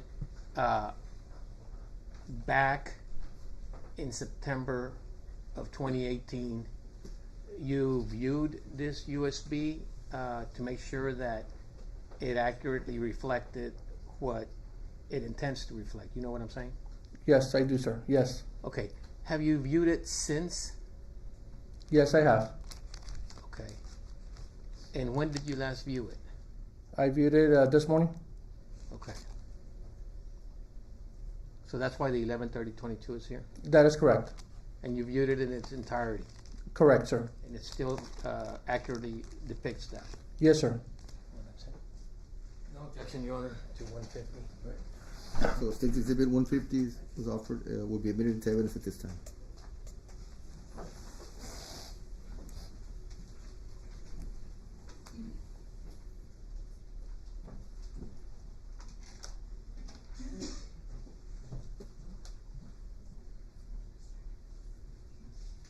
Oh, Your Honor, I passed the witness. No, nothing from this witness, Your Honor. No questions. Just sit down. You're excused.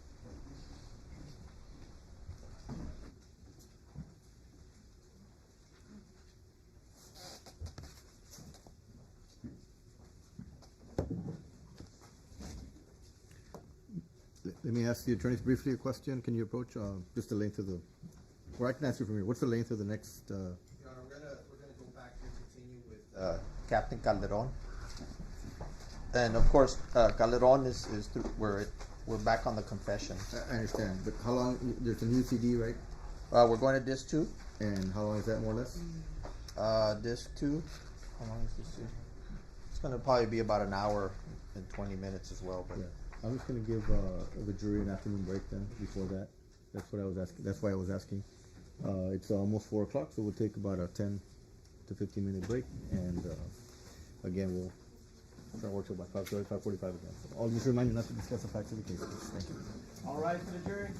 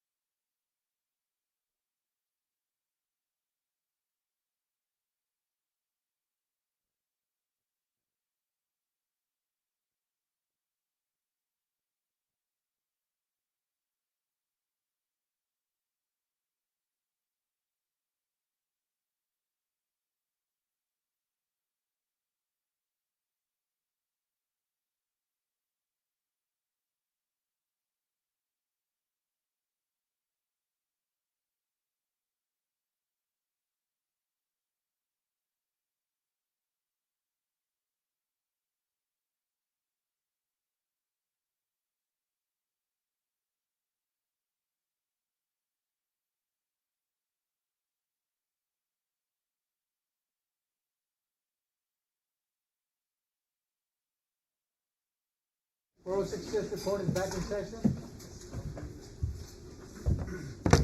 All right. Wait one sec. We're waiting for the.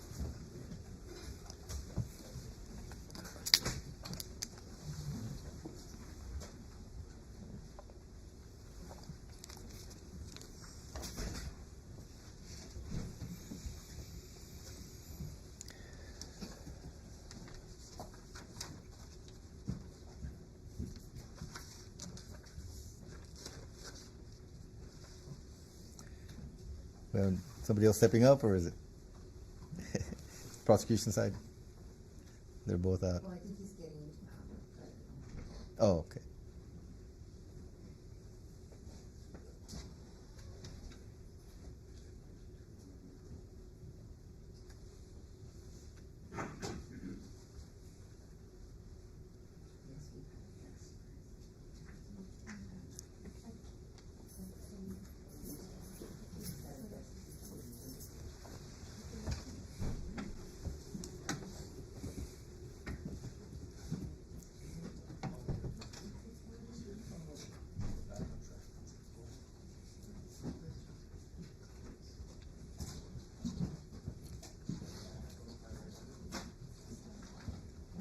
We're gonna go for 5:30, 5:45 again, wherever we're at with the. All right, so everyone's ready now for the jury? Yes, sir. Go ahead and bring the jury in now, please. All rise for the jury.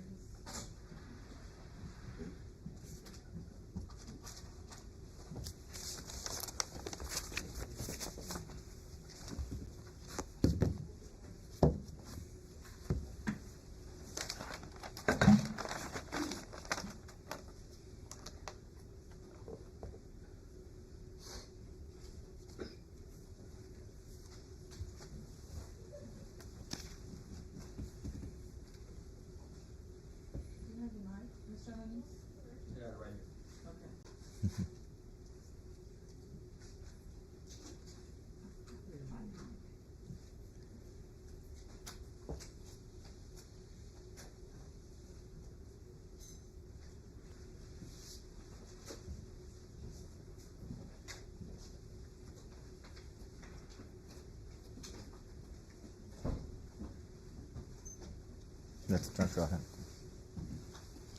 116.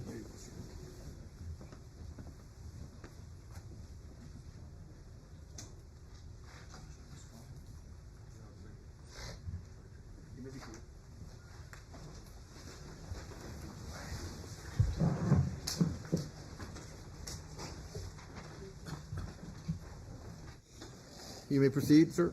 Thank you, Judge. Captain Calderon, we left off finishing disc 1, correct? Correct. Okay, so now we're going to move into disc 2. Okay? Yes, sir. If you can direct your attention to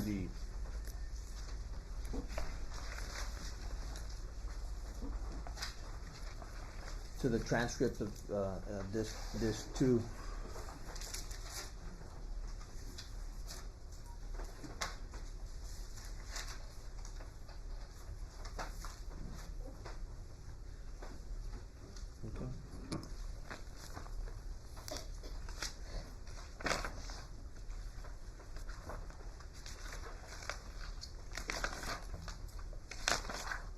So when we concluded your testimony earlier, you all had you began the interview of Juan David Ortiz, correct? Correct.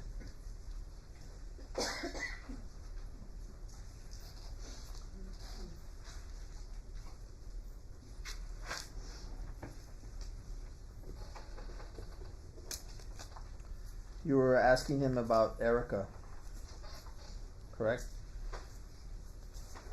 When at the initial stages of the interview, y'all were In the initial stages, okay. yes. So let's continue with the interview of Juan David Ortiz.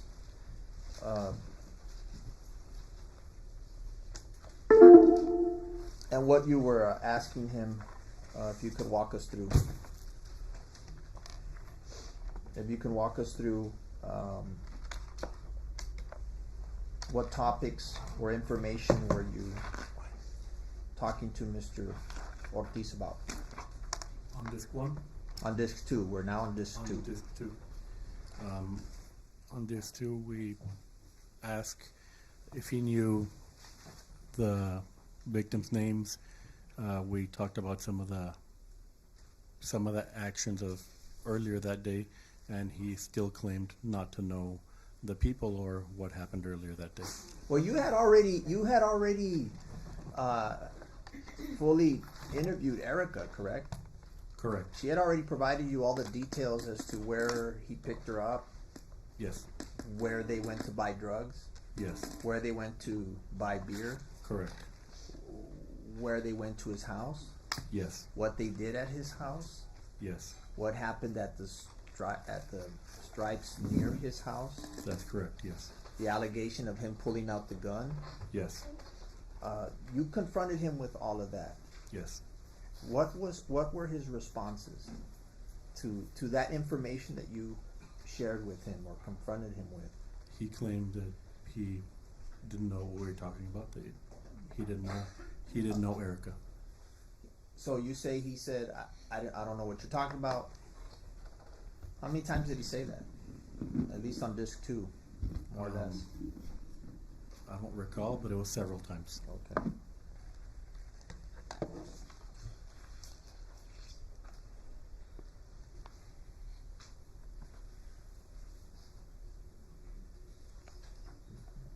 Did you talk to him about his being familiar with the toll road? When I say toll road, what toll road are we referring to? FM 255 Camino Colombia. Okay. Now, did he did you examine him, question him about when the last time he was on the toll road? We did. And what was his response? If you can recall? He didn't remember. Okay. And you say he had one time made an arrest around there, or he had made a bust or something when he was working with another unit? Correct, but not recently. Not that day. He didn't remember being there that day. Okay. Did you ask him about his familiarity with Jeffrey's Road? I don't recall on this one. I'd have to check my notes here. Okay, you go ahead and check your notes.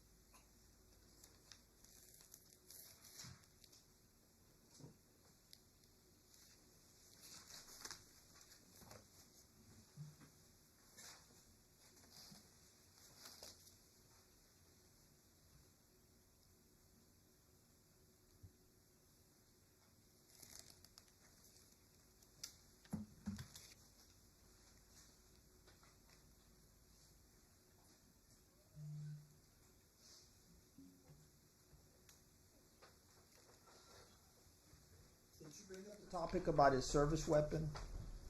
Yes, on the previous disc, yes. Okay.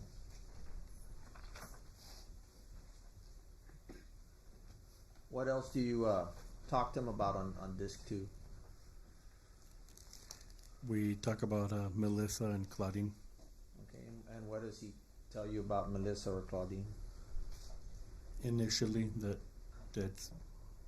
he doesn't know who they are. Okay. Do you confront him with the information that Erica gave you that they had gone to his house? Yes.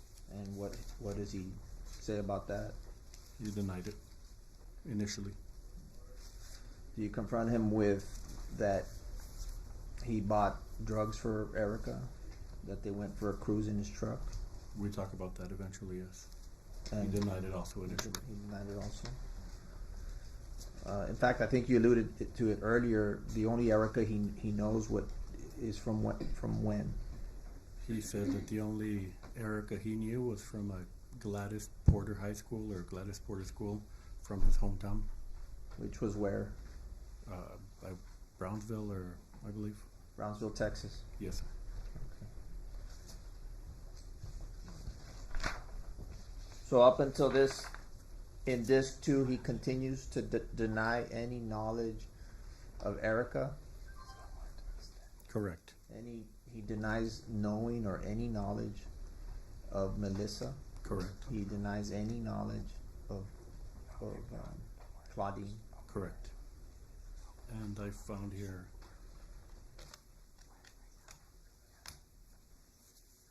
I think, can I read from here? The answer? I think that was pretty much the last time I was on the toll road, when I was in TEU. I guess that's a unit or something, or somewhere where he worked. But he's saying that last time he was there is when he was working. What about, did you ask him the last time he fired his service weapon? We did. He said qualifications, which would have been 3 months previous, somewhere around there, because qualifications were coming up. So on September the 15th, when he's sitting with you in this interview room, he says that the last time he fired his service weapon, the 40 cal H&K, was 3 months before. Approximately is what he said when he qualified last time. When he qualified. Yes. Okay. Okay, so we're going to go ahead and publish disc 2 at this time, Your Honor. Go ahead.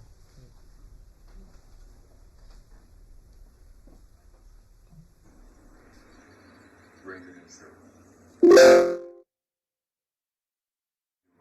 Up against, we don't know the stuff that you bring back to me. You know that. And you're the one who has to deal with that. And even though I can't relate, I imagine it's not easy. And I imagine that's why you went to the VA. Now I can understand if you're pretty upset because you didn't get the help you wanted to get. Or I started blacking out really bad. When that started happening? With when I drink. When I take those pills. I take the pills every day, so in other words, when I drink. I'm gonna ask you here, and I'd like an honest answer. Okay. And I'm gonna be real frank with you. I'm gonna be square with you. And look at me, please. Yes. I'm not messing around with you. I'm not taking around.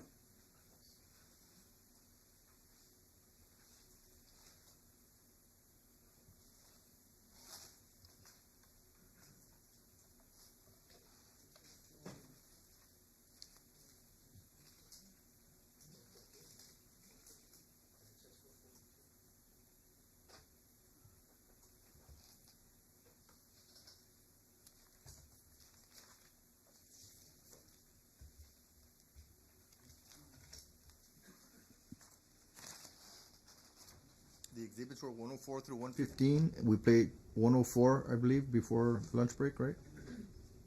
The exhibit, the last exhibit was 104. So is it? Are they in sequence? So the next one should be 105, is it? This is exhibit 105. Okay.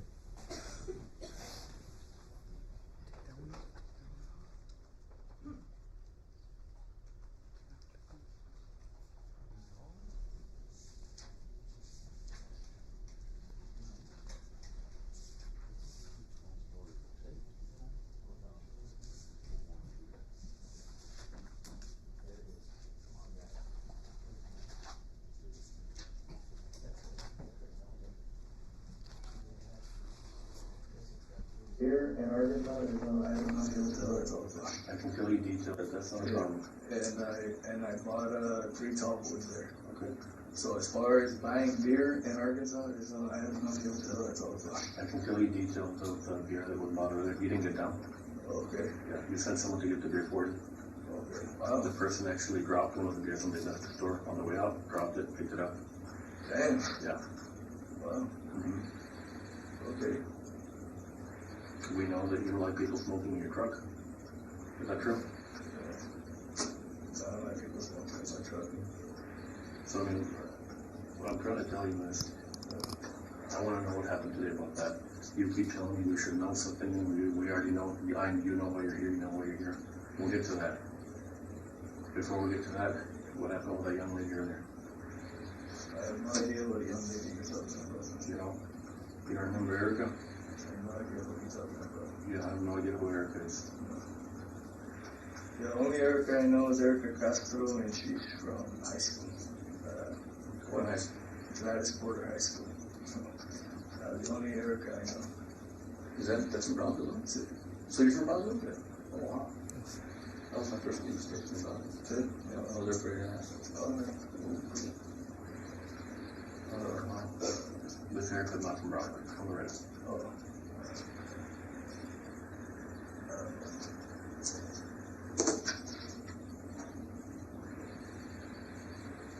Did they call you Judy? Mind if I call you Judy? They call me Fred. You can call me Fred if you want. You call me Jerry about Fred. They call everything else. I'm okay with anything. And You know, you didn't take this off for the way happens, no? I'm gonna attack you. Well, as you remember it's you something like that? Oh, right? Right. Well, you've done investigations before. You know how evidence is collected. You know how they collect the evidence. Stuff like that.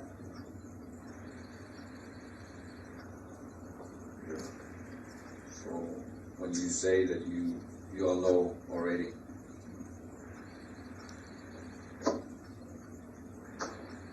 You think tienes kids or not? You say you have 3 kids. Right. Okay. And you're gonna love them forever, right? Okay. No matter what they do in life. Yeah. Okay. Let's say you have 2 kids that go doctors, lawyers, the otro kind of And the other one doesn't even work and everything. You have to go get them out of jail and everything. You're still gonna love them. They arrest him. Right? Or you're gonna feel like, cut him off. No matter what he did, si algo le pasaba. If something happened to him. I had this discussion with the wife already. Okay. She's having fun kids. If it turns out to be failure. So you're kind of strict with your kids? Very. Okay. And your wife is a lenient one? Yeah. Okay. Is that one of the issues that you all been having? Okay. I promise you. Not even with the drinking, tampoco you had it?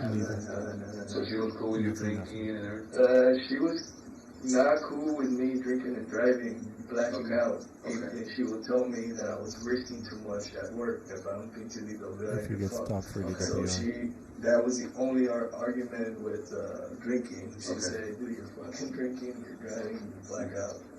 So that was why I started. And you would be driving with your family in the car? No, never, never. So era cuando ibas con los boys, okay, like boys night out or whatever? I never really did night out. Like, I never really hung out with anyone from work. So when would you drive in?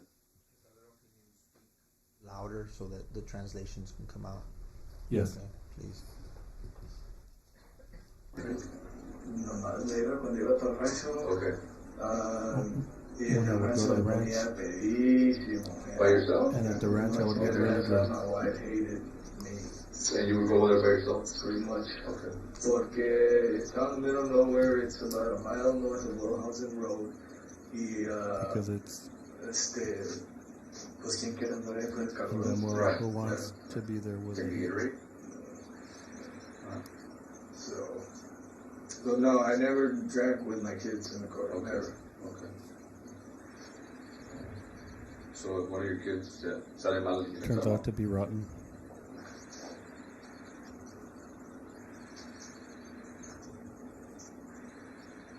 When was the last time you were there on the toll road?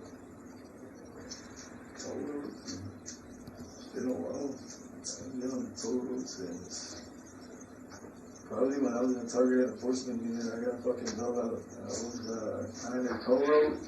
You know, me parqué on Highway 83 and the Fast Flow gas station. Across the street from the dam. Pinche Vaquero Saloon or some shit to say. I was parked in the gas station, broad daylight. I was looking at traffic, 2 in the afternoon, Tarzana White, F-250 long bed, con un pinche scrappy driving it With a damn with a helmet in the dashboard. And I hesitated, like, it's too good to be true, man. Just got off the bill. So I go, I get behind him. I tried to get behind him, the motherfucker stepped on it. And then I go on the passing lane, he had like a scout with him, intentionally blocked me. And lit him up, finally got out of the way, and I stepped on it. Pura coincidencia, that deputy was going by, I don't remember his name, he's a commander in Sioux. Okay. Tall guy? Yeah, tall guy. The guy ended up bailing at the TNA gas station at the 13-mile marker. He had like 500 pounds of weed. So I think that was pretty much the last time I was on the toll road. Went down to TU. When I was at After that, we started focusing mostly on stash houses. We worked mostly on the south side of Laredo. What about Jeffrey's Road? When's the last time you were there? Jeffrey's Road, it's been a long ass motherfucking time. Probably since before TEU. Probably in 2015, maybe 2016. That's probably the last time I was there. Pero Jeffrey's Road on the SK 255 runs west and east on the north side. The north side is on the top traffic. On the south side, that's where all the traffic is. There isn't anything. Live there. They're rich ranch houses. Okay. On the north side is on the top traffic. So if you go in, is where the traffic is. On 35, the toll road on Papalimba Bridge. When you are on the bridge? Yeah, on the north side. And it goes a very, very long way. I never really liked going in there porque, like I said, I started in Cotula and I went to North as a supervisor. So I never got the actual field time to track groups. Mostly a highway guy. Aquí.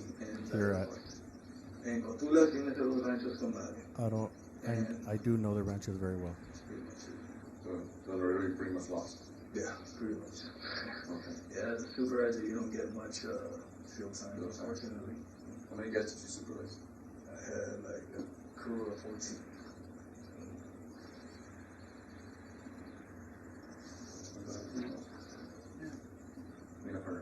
Look. Ortiz, right? You know you're in a bad deal right now, right? We're looking at one. No. I mean, I think you know the bind you're in right now.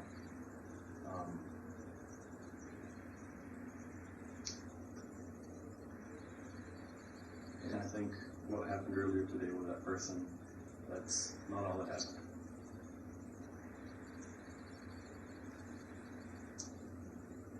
You guys keep saying this person, a couple of weeks ago. Listen, look. Okay. A couple of days afterwards on that lady. And then this happens to you that you remember picking up this other lady. And then guess what? We find another lady tonight. Oh, fucking shit. I'm sure it's in the news, right? Right. Tonight, you said? Oh, fucking shit. Now, the kind of weapon you're describing, same kind of weapon, linked to all of them. You know how DNA works? Yeah. Okay. You know how blood works? Yes. You know how a cell tower phone works? Yes. Okay. Is there any reason why all that stuff's going to probably be linked to you? Did you lend your gun to someone else? Not myself. It had been a long time. And you said you didn't fire today? No. So if we do a GSR in your hands, it's not going to show any gun residue? No. You don't think so? No. Well, you don't see it. Oh, okay. Yeah. You don't see it. I mean, you studied criminal justice, you said? Well, you know the GSR, how it works. Yes, I know. Picks up, Have you done drugs? No. Positive. So if there's somebody out there saying, no, sir, yo no conozco el enemy. I know him. No? You pissed this right now. Some of the people we talked to said he didn't necessarily buy for you. I have no idea what you guys are talking about right now. We're talking about the person who was found out at Jeffrey Road about a week ago. Okay.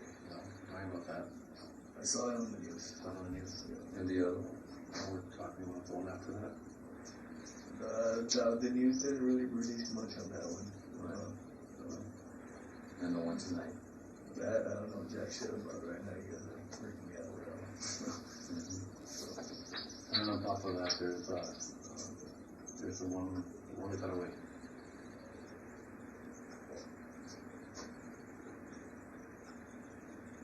The one that got away. I'm gonna backtrack a little bit, jog your memory. So, you picked up Erica earlier today. You picked her up before. She's been to your house before. She can describe your house on the inside. She can describe your backyard. She can describe your truck. She can describe you. She knows you by name. She didn't know you were a border patrol agent. I'm sure that would have scared her away knowing your profession. But she knew you were a supervisor somewhere because you had told her. She knew you were a veteran because you had told her that too. She knew what you drove. She knows that you don't like letting her smoke inside your truck because you don't want that. You don't like to smell cigarettes in your truck. And she did tell us that she noticed something was up with you, that you weren't your normal self today. She says that she's seen you before and you were pretty cool. You were pretty laid back, you were pretty chill. And today you weren't very chill. You seemed agitated, you seemed on edge, and you weren't being your normal self. So, she hesitantly went with you, jumped in the truck with you. Y'all took the cruise. Y'all went by Arkansas. Where did this person jump in my truck? San Bernardo. Where? San Bernardo, pretty long? Not that long. How were the ladies work? Not that long. It's pretty, it's actually 3 or 4 blocks. Yeah, it's actually only a couple blocks. 3 or 4 blocks. So you pick her up where she normally works. You've picked her up before. It's not the first time. She doesn't recall the exact amount of times, but she knows it's more than 5, less than 5, less than 10, 15 times. And think about this. Look. Once this hits out there, I mean, there might be some other people coming forward with the same thing, and they're gonna recognize you. Like, yes, this is the muchacho que me that is the guy that picked me up. Oh. This is the vato que vi que la Or this is the guy that I saw picked her up and who picked up this one. So, you drove around to the cruise, went home with her. Before that, you let her drive by somewhere so she could connect. You gave her money for that. So she could connect. As long as she didn't use it in your car, what you told her apparently. Some cigarettes or the whatever she connected with. She went to your house, and you're telling us you don't do drugs, right? I've never done drugs. Okay, and I believe you. I believe you. Other than prescribed stuff, I take prescribed medication. Yeah, and I don't mean that when I say drugs. I don't mean prescribed stuff. Oh, okay. But there were drugs in your house earlier today, and they weren't being used by you. There were drugs in my house? She took them. She said you all sat down next to the backyard, had a smoke. She was feeling kind of funny. She told you she was feeling funny because of the way you were acting. Oh, fuck. Yeah. And she puked in your front yard. You didn't want the neighbors to see, so you told her to get behind your truck, which she did. And there's puke on your driveway.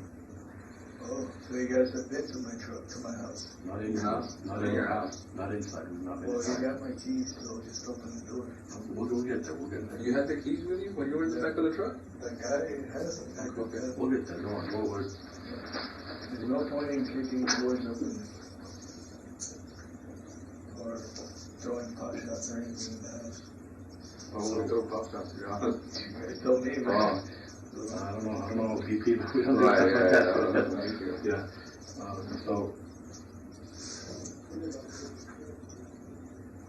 So you following what I'm saying pretty much? That was part of your actions today, but she noticed you weren't yourself. Probably she noticed because she said you picked her up enough times to know that you were cool. She actually said you were a little bit sangrón, but she was cool with that. Sangrón? Yeah, a little bit. Asshole. I have no idea who you guys are talking about. We're talking about Erica. She's not the only one you picked up, though. Okay. She's not the only one picked up, and Ortiz. That was earlier today. Okay. And Ortiz, earlier today, you were at that gas station by her station. By the station? With her. Some of the stuff you were Did doing I right go now. away from the gas station? No, you didn't. I had a full tank of gas, so I don't see why I would go there. Yeah, so that's exactly what I wanted to talk about. Because you're telling me you had already filled up. Yeah, and some of the stuff you're doing right now, when you were describing that you weren't feeling well, the movements you were making with your head right now, you're saying you just weren't feeling yourself in your head. She told us you were doing exactly that, and you kind of started to creep her out. And started asking, hey, are you okay? Are you okay? You said, yeah, I'm fine. And you pulled into the gas station, you went by where the 18 wheelers park. Where the diesel pumps are at. Yes, exactly. Okay, exactly over there. So you know what area I'm talking about on the gas station. So you're talking, I know that gas station in particular, and I know you said where the trucks are at, so like, I know that gas station. Now we're gonna get to the part where you have an issue with, the part where you're upset that the trooper confronted you. But we'll get there right now. Okay. So we're at the gas station, right? It is after you left the house. You offered to buy her something to eat. If I buy her something, whoever this person is. No, you didn't. Because after you offered her something to eat, you started getting upset at her. She said you reached behind the truck, back seat. You pulled out your service weapon and pointed it at her face. She described it to taking her. She described what you were wearing, down to the T. I've never put my weapon in my backseat. Okay, well, she's saying you reached back. Right. Got your service weapon, pointed it at her. She tried to fight you off, and she said you were a lot stronger than she was, and that's not hard to believe. She said during the struggle, she got free. You grabbed her shirt, tore off. And this is where this comes together to where you're going to understand why that trooper did what he did. She starts running away, screaming for help. There were witnesses, there were people there. Guess who's in the parking lot also? There's a trooper parked in that parking lot pumping gas. And he sees this lady without a shirt in her bra, running full speed, screaming that someone's going to kill her. Screaming that someone pointed a gun at her. And she's fearful for her life. She was genuinely scared. She thought she was going to die. Hearing those conversations, the conversation of the two females came up.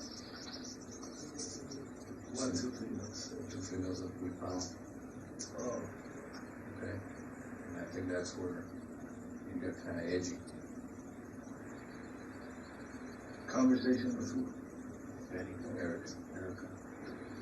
I don't recall any of this things. Okay, well, it happened. What's this? It happened earlier today. And the more she talked about Melissa and Claudine, the more she talked about them, the more agitated he got. And she said he wasn't himself. He kept shrugging his shoulders. Agitated, like what? What is he like agitated? Like, you're getting irritated. Maybe you get upset. You were getting irritated. And that's where she was saying he wasn't himself. He wasn't the person who picked me up the first few times, the person who had picked me up before. You started shrugging your shoulders. You started, when have I picked her up? On San Bernardo. When? When? More than 5 visits. I would remember that shit. There's no way in hell I picked up someone 5 times. That's her. Right. That's just her. Right. We haven't moved. We're not talking about Melissa yet. So this is still just Erica. And it's on San Bernardo. And you're telling us it's so far-fetched, but we saw you on San Bernardo at a gas station, which you really have no reason to be there. Far far from home. and you're telling us you had your service weapon with you in there, and you're on Samba at a gas station that, you know, quite frankly, you know, Streetwalkers, yeah. So, those were her friends. She knew the people who died. She knew the people who got shot. She knew the people who got hurt. And they were her friends. They worked together. And they saw each other every day, you know. They might have had miserable, crumbling lives. They might have had a meager existence, but it was their existence. You know, to them, what they call teloneando and, you know, working before or whatever, that was their thing. And that was earlier today. And she got away from me. And she ran straight to a trooper. Yeah, I wasn't believe that she got away from me. Wow. I'm 6'1", 220 pounds. That's right. That's right. You got away from the trooper? Like you got away from the trooper? You didn't. You didn't run. So you're saying if you were... If I were to be going after someone... You're not going to get away? No. Okay, well, there's a little issue of the purses that are in your truck that don't belong to you, but we'll get there later. Okay. Okay, and they're not your wife either. Okay. Yeah, but we'll get there. That's not important right now. Okay. So she got away from me without a bra. I mean, without a shirt, wearing only a bra, running through a parking lot while it's raining, screaming for help. Wow. Yeah. Leaving your truck. Wow. And she gets to the trooper. She talks to the trooper. She tells him all this stuff that happened. So, naturally, we're going to go looking for you. You know very well. Like you said, when you do your job, you're just doing your job. We're doing our job. We're going to come looking for you. And, you know, lo and behold, you pick her up at San Bernardo, and that's where we find you. You live in northeast Laredo, far, far from there. And we're finding you at San Bernardo, at that gas station. And yeah, a trooper shows up. And you heard the story of what happened. He was one of the guys who got to debrief her. So when we talk about, you know, we didn't pick your name out of a hat. We didn't. So she ran, barely got away. She made it to that trooper. And here we are.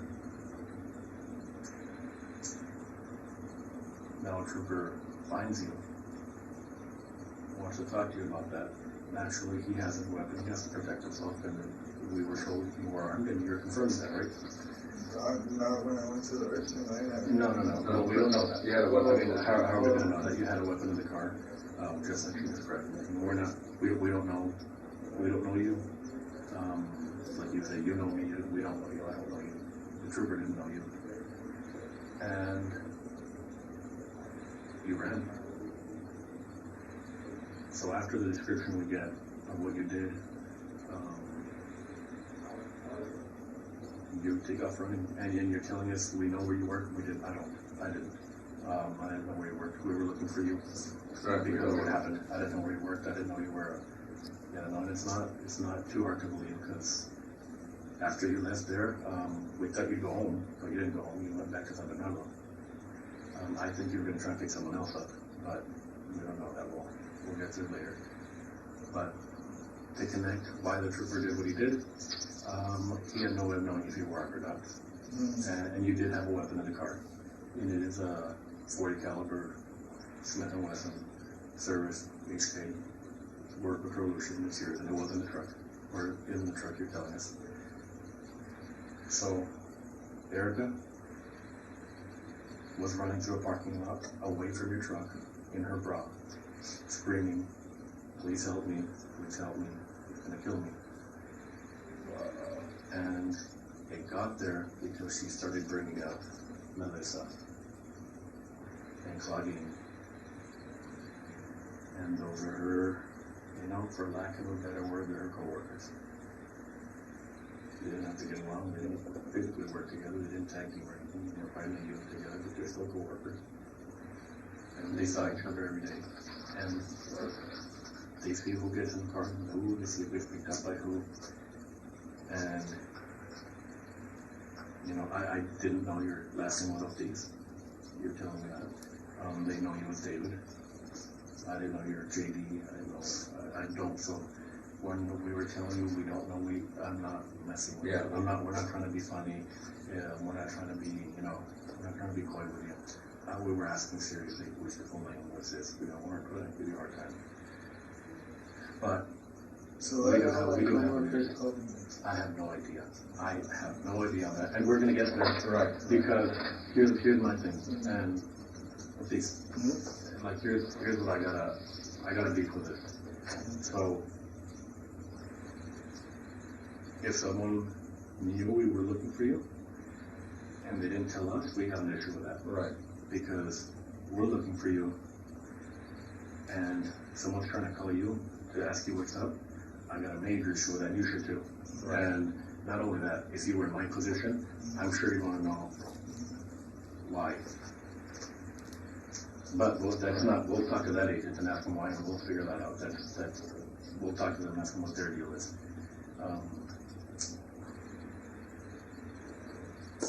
Yeah, it's like you all have a group around them. I know you all have meetings, they told me, so hey, something to try. If you see this car, if you see this guy, you know, more likely van a pasar algo. It's the same way with those guys. You know, como dice, sea lo que sea, sometimes they compete for jobs. That's a normal business. Pero they look after each other. Mira, somebody comes up missing, they're gonna know. Esta se subió a este car last time we saw her. So it's not gonna be hard to connect us. Yeah, it's not, and it's, you know, it's gonna be Rick, or it's gonna be Juan, or it's gonna be David. It's gonna be the guy in the red Suburban, the guy in the white truck, or the guy in the blue Camaro. It's gonna be one of those. It's gonna be something like that. I'm using those as examples. I'm not, you know. Right. But as we're here, please. Why did that happen earlier? I was in my house. I was drinking beer. I went to Murphy's. I drank. That's all I know. That's it. I take 8 meds per day. Okay. I don't do drugs. It's the whole med thing. Like, we're not trying to give you a hard time. We asked you because we know we weren't over there. I didn't serve. Ranger didn't serve. We don't know what you saw. We don't know what you were up against. We don't know the stuff that you bring back with you. You know that. And you're the one who has to deal with that. And even though I can't relate, I imagine it's not easy. And I imagine that's why you went to the VA. Now I can understand if you're pretty upset because you didn't get the help you wanted to get. Or I started blacking out really bad. When that started happening? When I drink. When I take those pills. I take the pills every day, so in other words, when I drink. I'm gonna ask you here, and I'd like an honest answer. Okay. And I'm gonna be real frank with you. I'm gonna be square with you. And look at me, please. Don't get discouraged. I'm not messing around with you. I'm not joking around. I'm not trying to be funny. Like you said, why did they call me? I really don't know. And I'm gonna find out. I am. Right. I am gonna find out who called you and why they called you. Because if I put out that I'm looking for you, I'd like people to call me, not to call you. Because the other way works the same way. You want, if you put out a bolo for someone, hey, I'm looking for this guy because whatever, and they start calling the guy, hey, you know, it doesn't work out. But look, please. You're saying you black out? I'm not saying you don't. Do you have dreams about when you black out? Stuff you might do? Stuff that might happen? Last night, my wife said that I was asleep. She woke me up and I went back to sleep. I woke up. My wife said, "What the fuck were you dreaming last night?" I said, "I don't know why." My wife said, "I was screaming in my sleep saying, 'Fuck you, motherfucker,' And then she shook me a little bit, and I went again, fuck you. That happened last night. Do you remember the dream though? No. That's what I told my wife. I was asking, what the fuck are you dreaming? And I had nightmares all the time. And I do like, and my wife, in the beginning she would freak out. Now she just, like snaps the fuck. Okay. So that's why they put me on trazodone. Okay, so what you're telling us is that it might be that you black out and you become violent like that and you wouldn't even know it? My wife would tell me. Your wife wasn't around. Have you passed out and dreamed before? Blacked out, yes. And you just, your best by all of a sudden, holy shit, how'd I get here? My wife had told me, you remember what the fuck you did last night? No. One of the times when she got really upset at me. I got home, she was there, I continued drinking, we had tequila in the house. She said I was laying down on the sofa and I kept talking about some dude that fucking died in Iraq. She said I was in my underwear, I went to my truck to go grab something, and then I went outside for I don't know what, and I do not remember that at all in any way, shape, or form. I completely blacked out.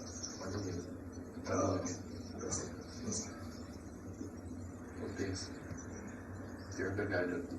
I can see it. And I can see it in your eyes right now.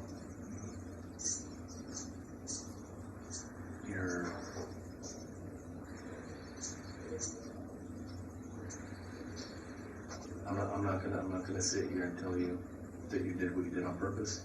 I'm not gonna sit here and say that you woke up one morning and said, you know what, this is my plan today. But something happened. Something's been happening, and it could be has something to do with it. We'll figure that out. We'll get to the bottom of that.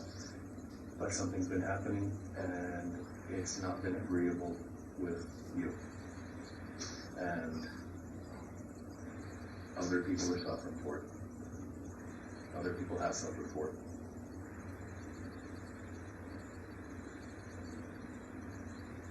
Please, I'm not gonna sit here. If what you're saying is true, then I'm pretty much fucked. And I'm not trying to put words in your mouth, but please, there's stuff in your car that doesn't belong to you.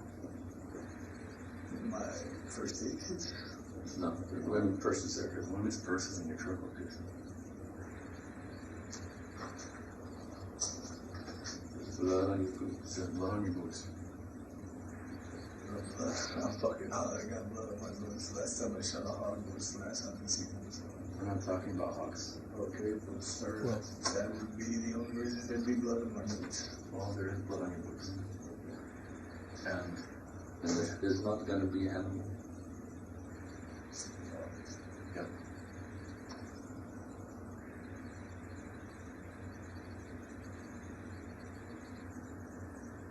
Please, talk to us, dude. I'm not about if there's issues, and there's someone you need to talk to, we'll get you someone you need to talk to, we'll figure something out. But talk to them. I believe you that you don't maybe know entirely what exactly happened, but I have a really strong belief, and I'm pretty sure you do too, that you do know what happened, and you have an idea of what we're talking about. And I'll say something to me. I can see the sincerity in your eyes. I can see that you're sincere. But I can also see that when I talk to you about some of the stuff that we talked about earlier, yeah, you changed it a little bit. So right here, exactly what I'm talking about. And we have people right now who are without family members, somebody's sister, somebody's mother, and you know what? They went off the wrong track, and we get that. But they are somebody's mom, they're somebody's sister, that's somebody's daughter. And I'm sure, even though you say you're a hard ass, and I believe you are, I mean, what if the Marines are known for being anything, being known for being hard asses, right? They're known for being hard asses and being straight arrows and doing it right. What those people that we're talking about, look at their face. They might not have been the best citizens. I give you that. I know that. They might not have been the best people out there. What they might not have been the people that we want in our community. I understand. But we can't do stuff like that, Timothy. That's not our call. And we're trying to get your story, your side of why. We're trying to get your side of what you were thinking when it happened, why it happened, what your thoughts were when it happened. I know you didn't wake up one day and say, this is what I want to do. You didn't. I know that. But we're here. So I'd really like to know why. Because I know there's your side to the story. I know there's something that you could tell us, and I know there's something that you're feeling inside. And look, don't take this offensively. Like I said, look at their face. They weren't good people. You know, they weren't. There are people that probably most of Laredo didn't want in Laredo. But that's not a call for you and me to make. And we both know that. I'm asking you why of this. Why did some of this stuff happen? Why did it happen to the point where, what got you to the point where you felt like you were losing control, or you felt like you needed to do that? What got there? Was it the drinking? Was it the drinking and the meds? I know you regret coming down to Laredo, I get that. But what is it? What is it that got you to that point? Is it the alcohol? Is it the VA stuff? Is it the combination of the VA stuff, you're not getting the help you feel like you need, and the medications you're taking, that combined with the alcohol, is that putting you over the edge? Because I can call you JD, is it? JD. Hey, look at me. I'm a soup here too, and I've had deputies that work for me that have gone down some pretty crummy paths also. And it's always alcohol and there's always medication behind it. And those are people that I feel for deeply because I work with them every day. I shared meals with them. We talked about each other's families. We went to each other's houses. We did stuff. And I saw how stuff was affecting them. And if they had only talked, to somebody else, yeah, you know, there's consequences to talking to stuff and everything, and not everybody wants to be that guy who talks because you want people to look at you different. But at the end of the day, if you don't get some stuff out there, if you don't get some help, if you don't get something, because you're saying it's not working, whatever is happening to you right now, it ain't working. Yeah, what you guys are saying is true.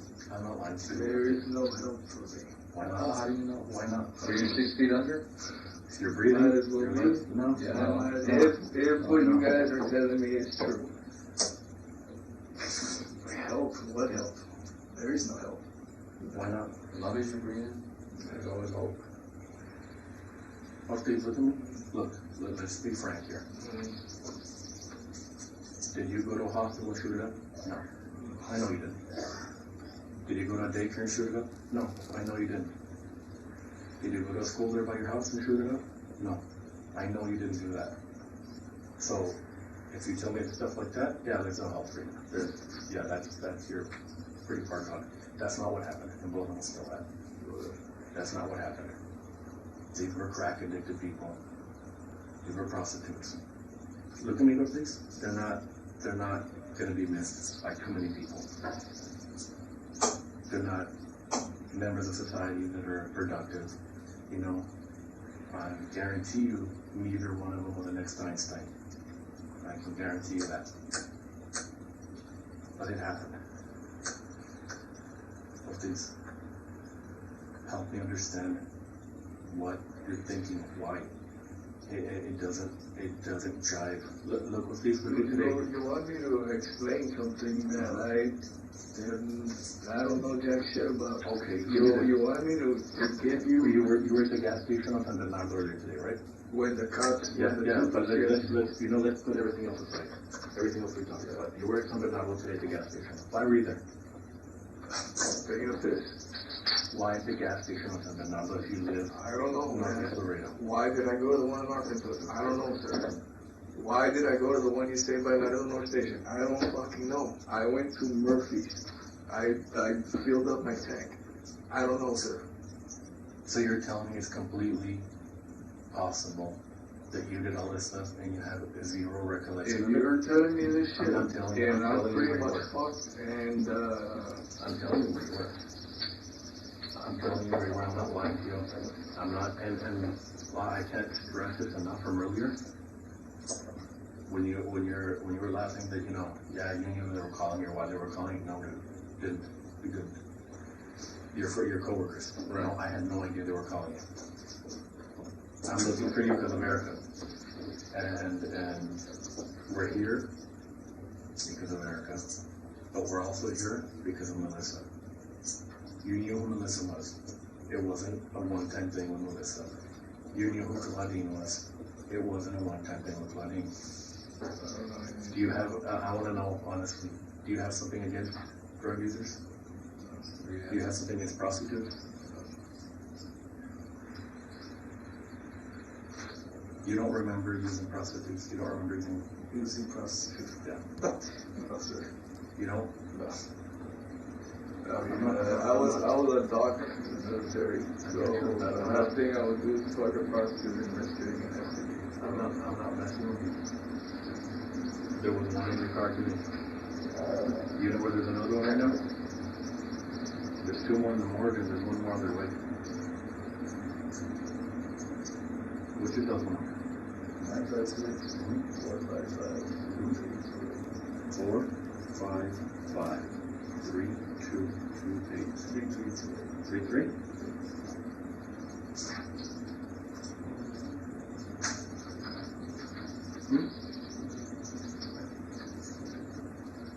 Where's Saturday?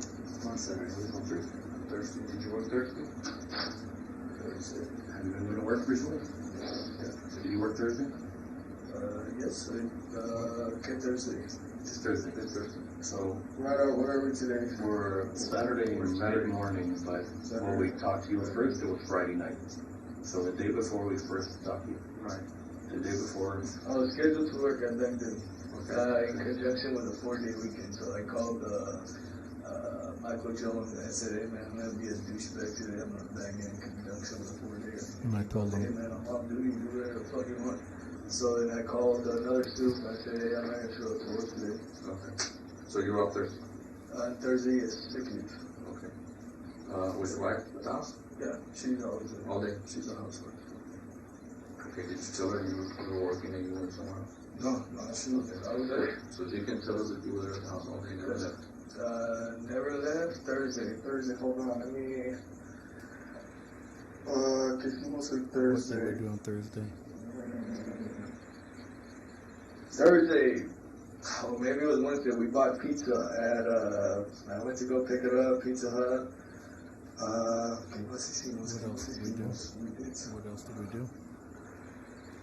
Yeah, I was at the house all day. I don't recall doing anything else. Did you work that last holiday on Monday? A couple of weeks ago, the last holiday we had? That holiday, yes. Labor Day, yes. I wanted to get paid holiday day. Yes. What shift did you work? I've been working for a few months already, the swing shift from 2 p.m. to midnight. 2 p.m. to midnight. Yes. Did you work Sunday? The Sunday before the Memorial Day? Yes, yes. To midnight? También, yes. So I definitely worked Sunday and the Labor Day, and I think I was off the day after Labor Day, which was Tuesday, Wednesday. Normally after you get out, do you go to jail or to la casa? Or do you go home? I go home. Yes. Does your wife know that you get home, or she's keep roncando and she doesn't even know what time you get there? No, I always wake her up because pues con todas las medicines I have to take, I make noise. Okay. So she can say that you were working like this midnight and Monday también. Yes. Friday, which was earlier today, she wanted me to go get a haircut, so I got a fucking haircut. Thursday, I'm trying to fucking remember what the hell we did, and I don't remember what the hell we got. This we just stayed in the house, so I didn't go anywhere, guys.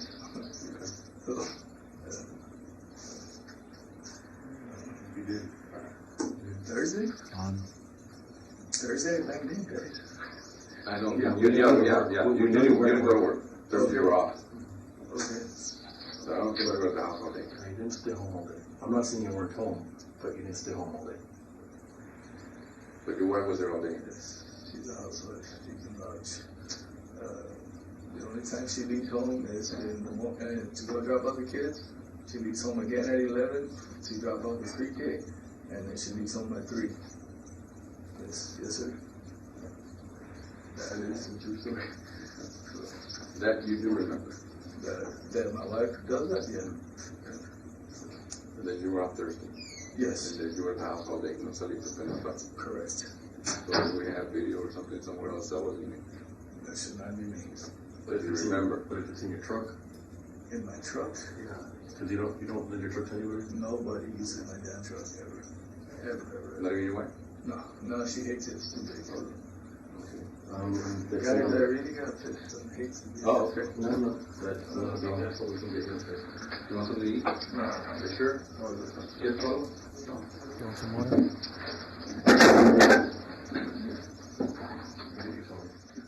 You want another drink? Sure. Yeah, I can get you chips. Let me get you some. Okay, let me get you some.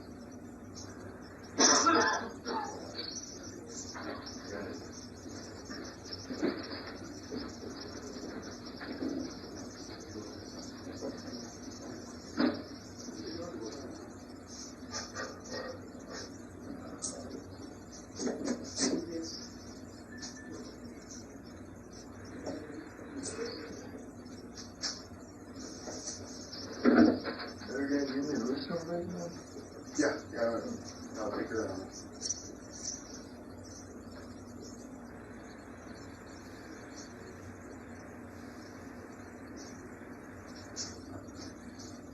Yeah? Oh, thank you.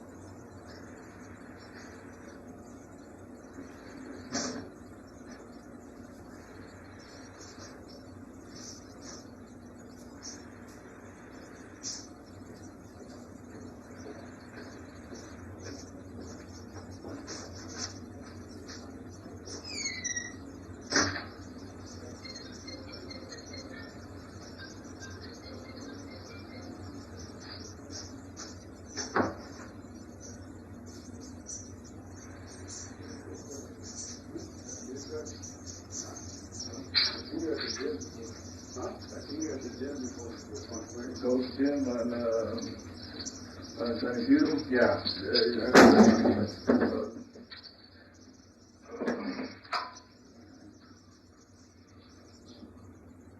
That's this one? I'm lefty, so me quitaron ese.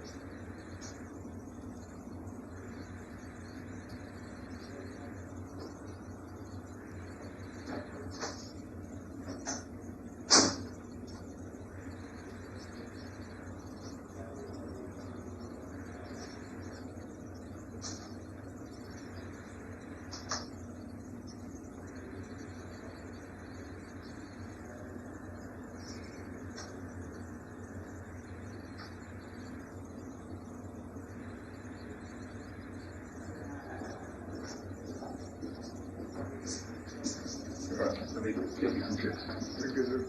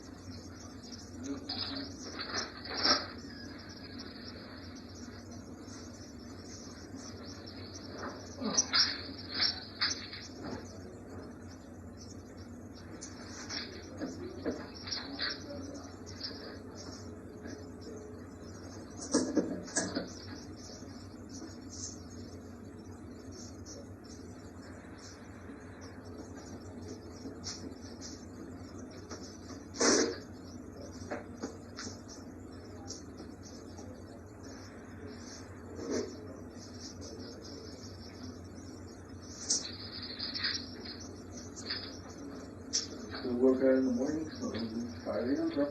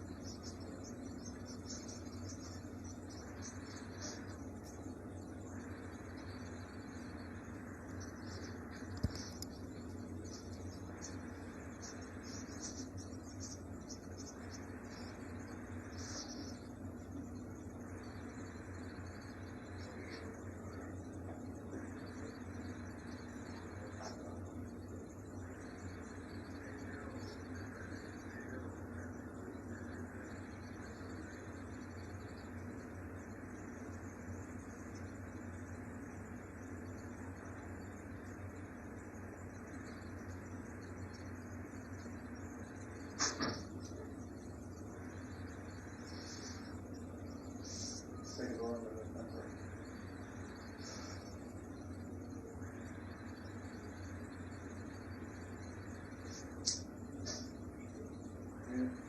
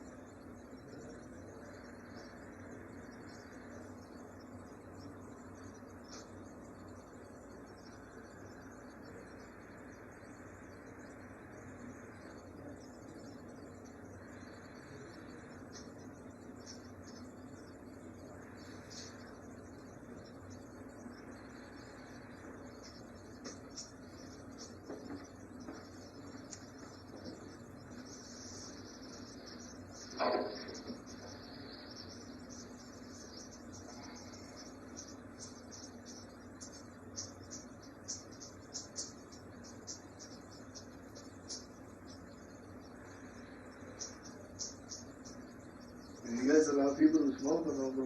What's that? You guys allow people to smoke or no? I didn't hear. In el teleport? In el teleport? Shackle, bro? Or that,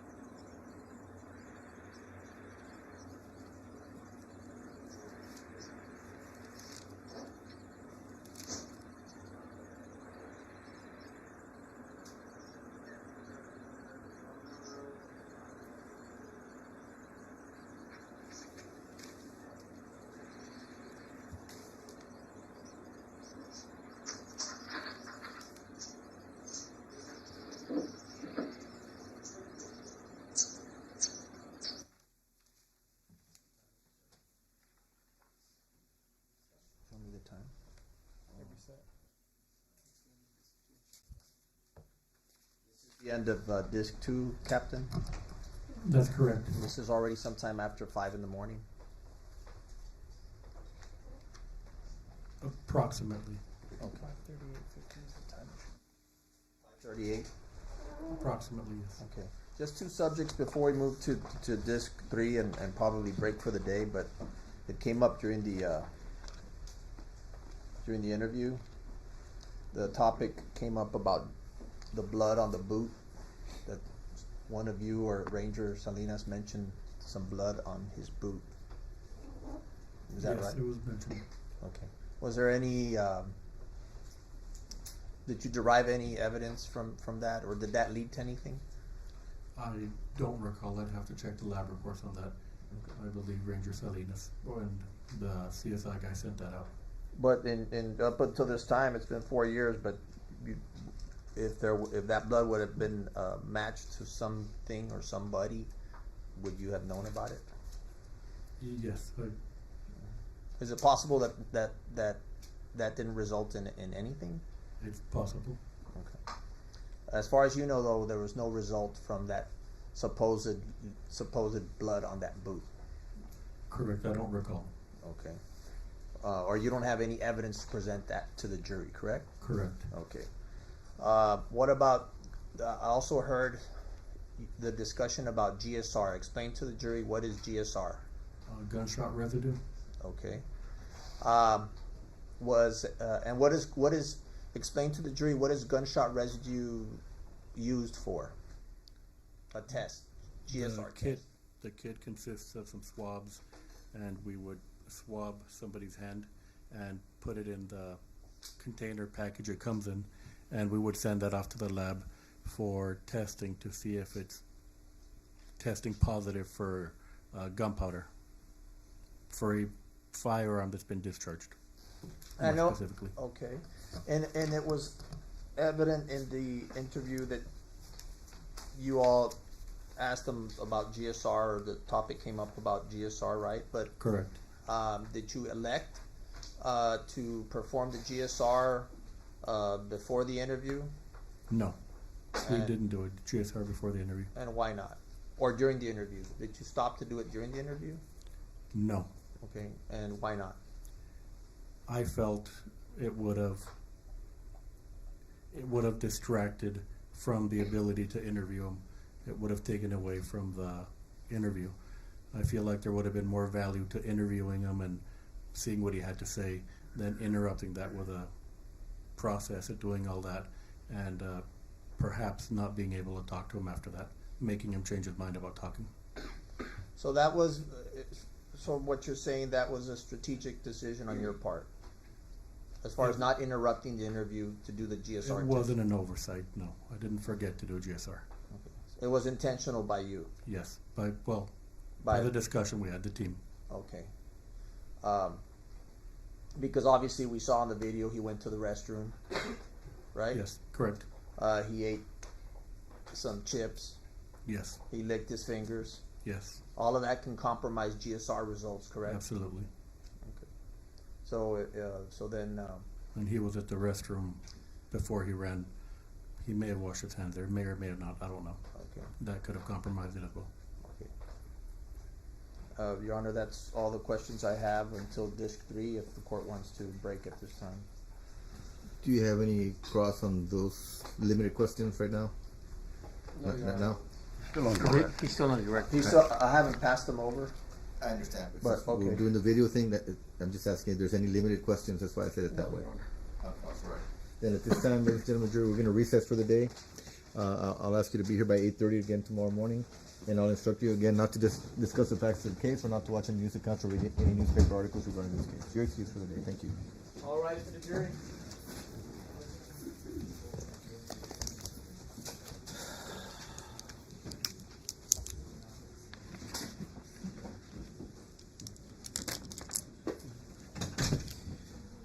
We'll talk in a minute. I think I know what that is.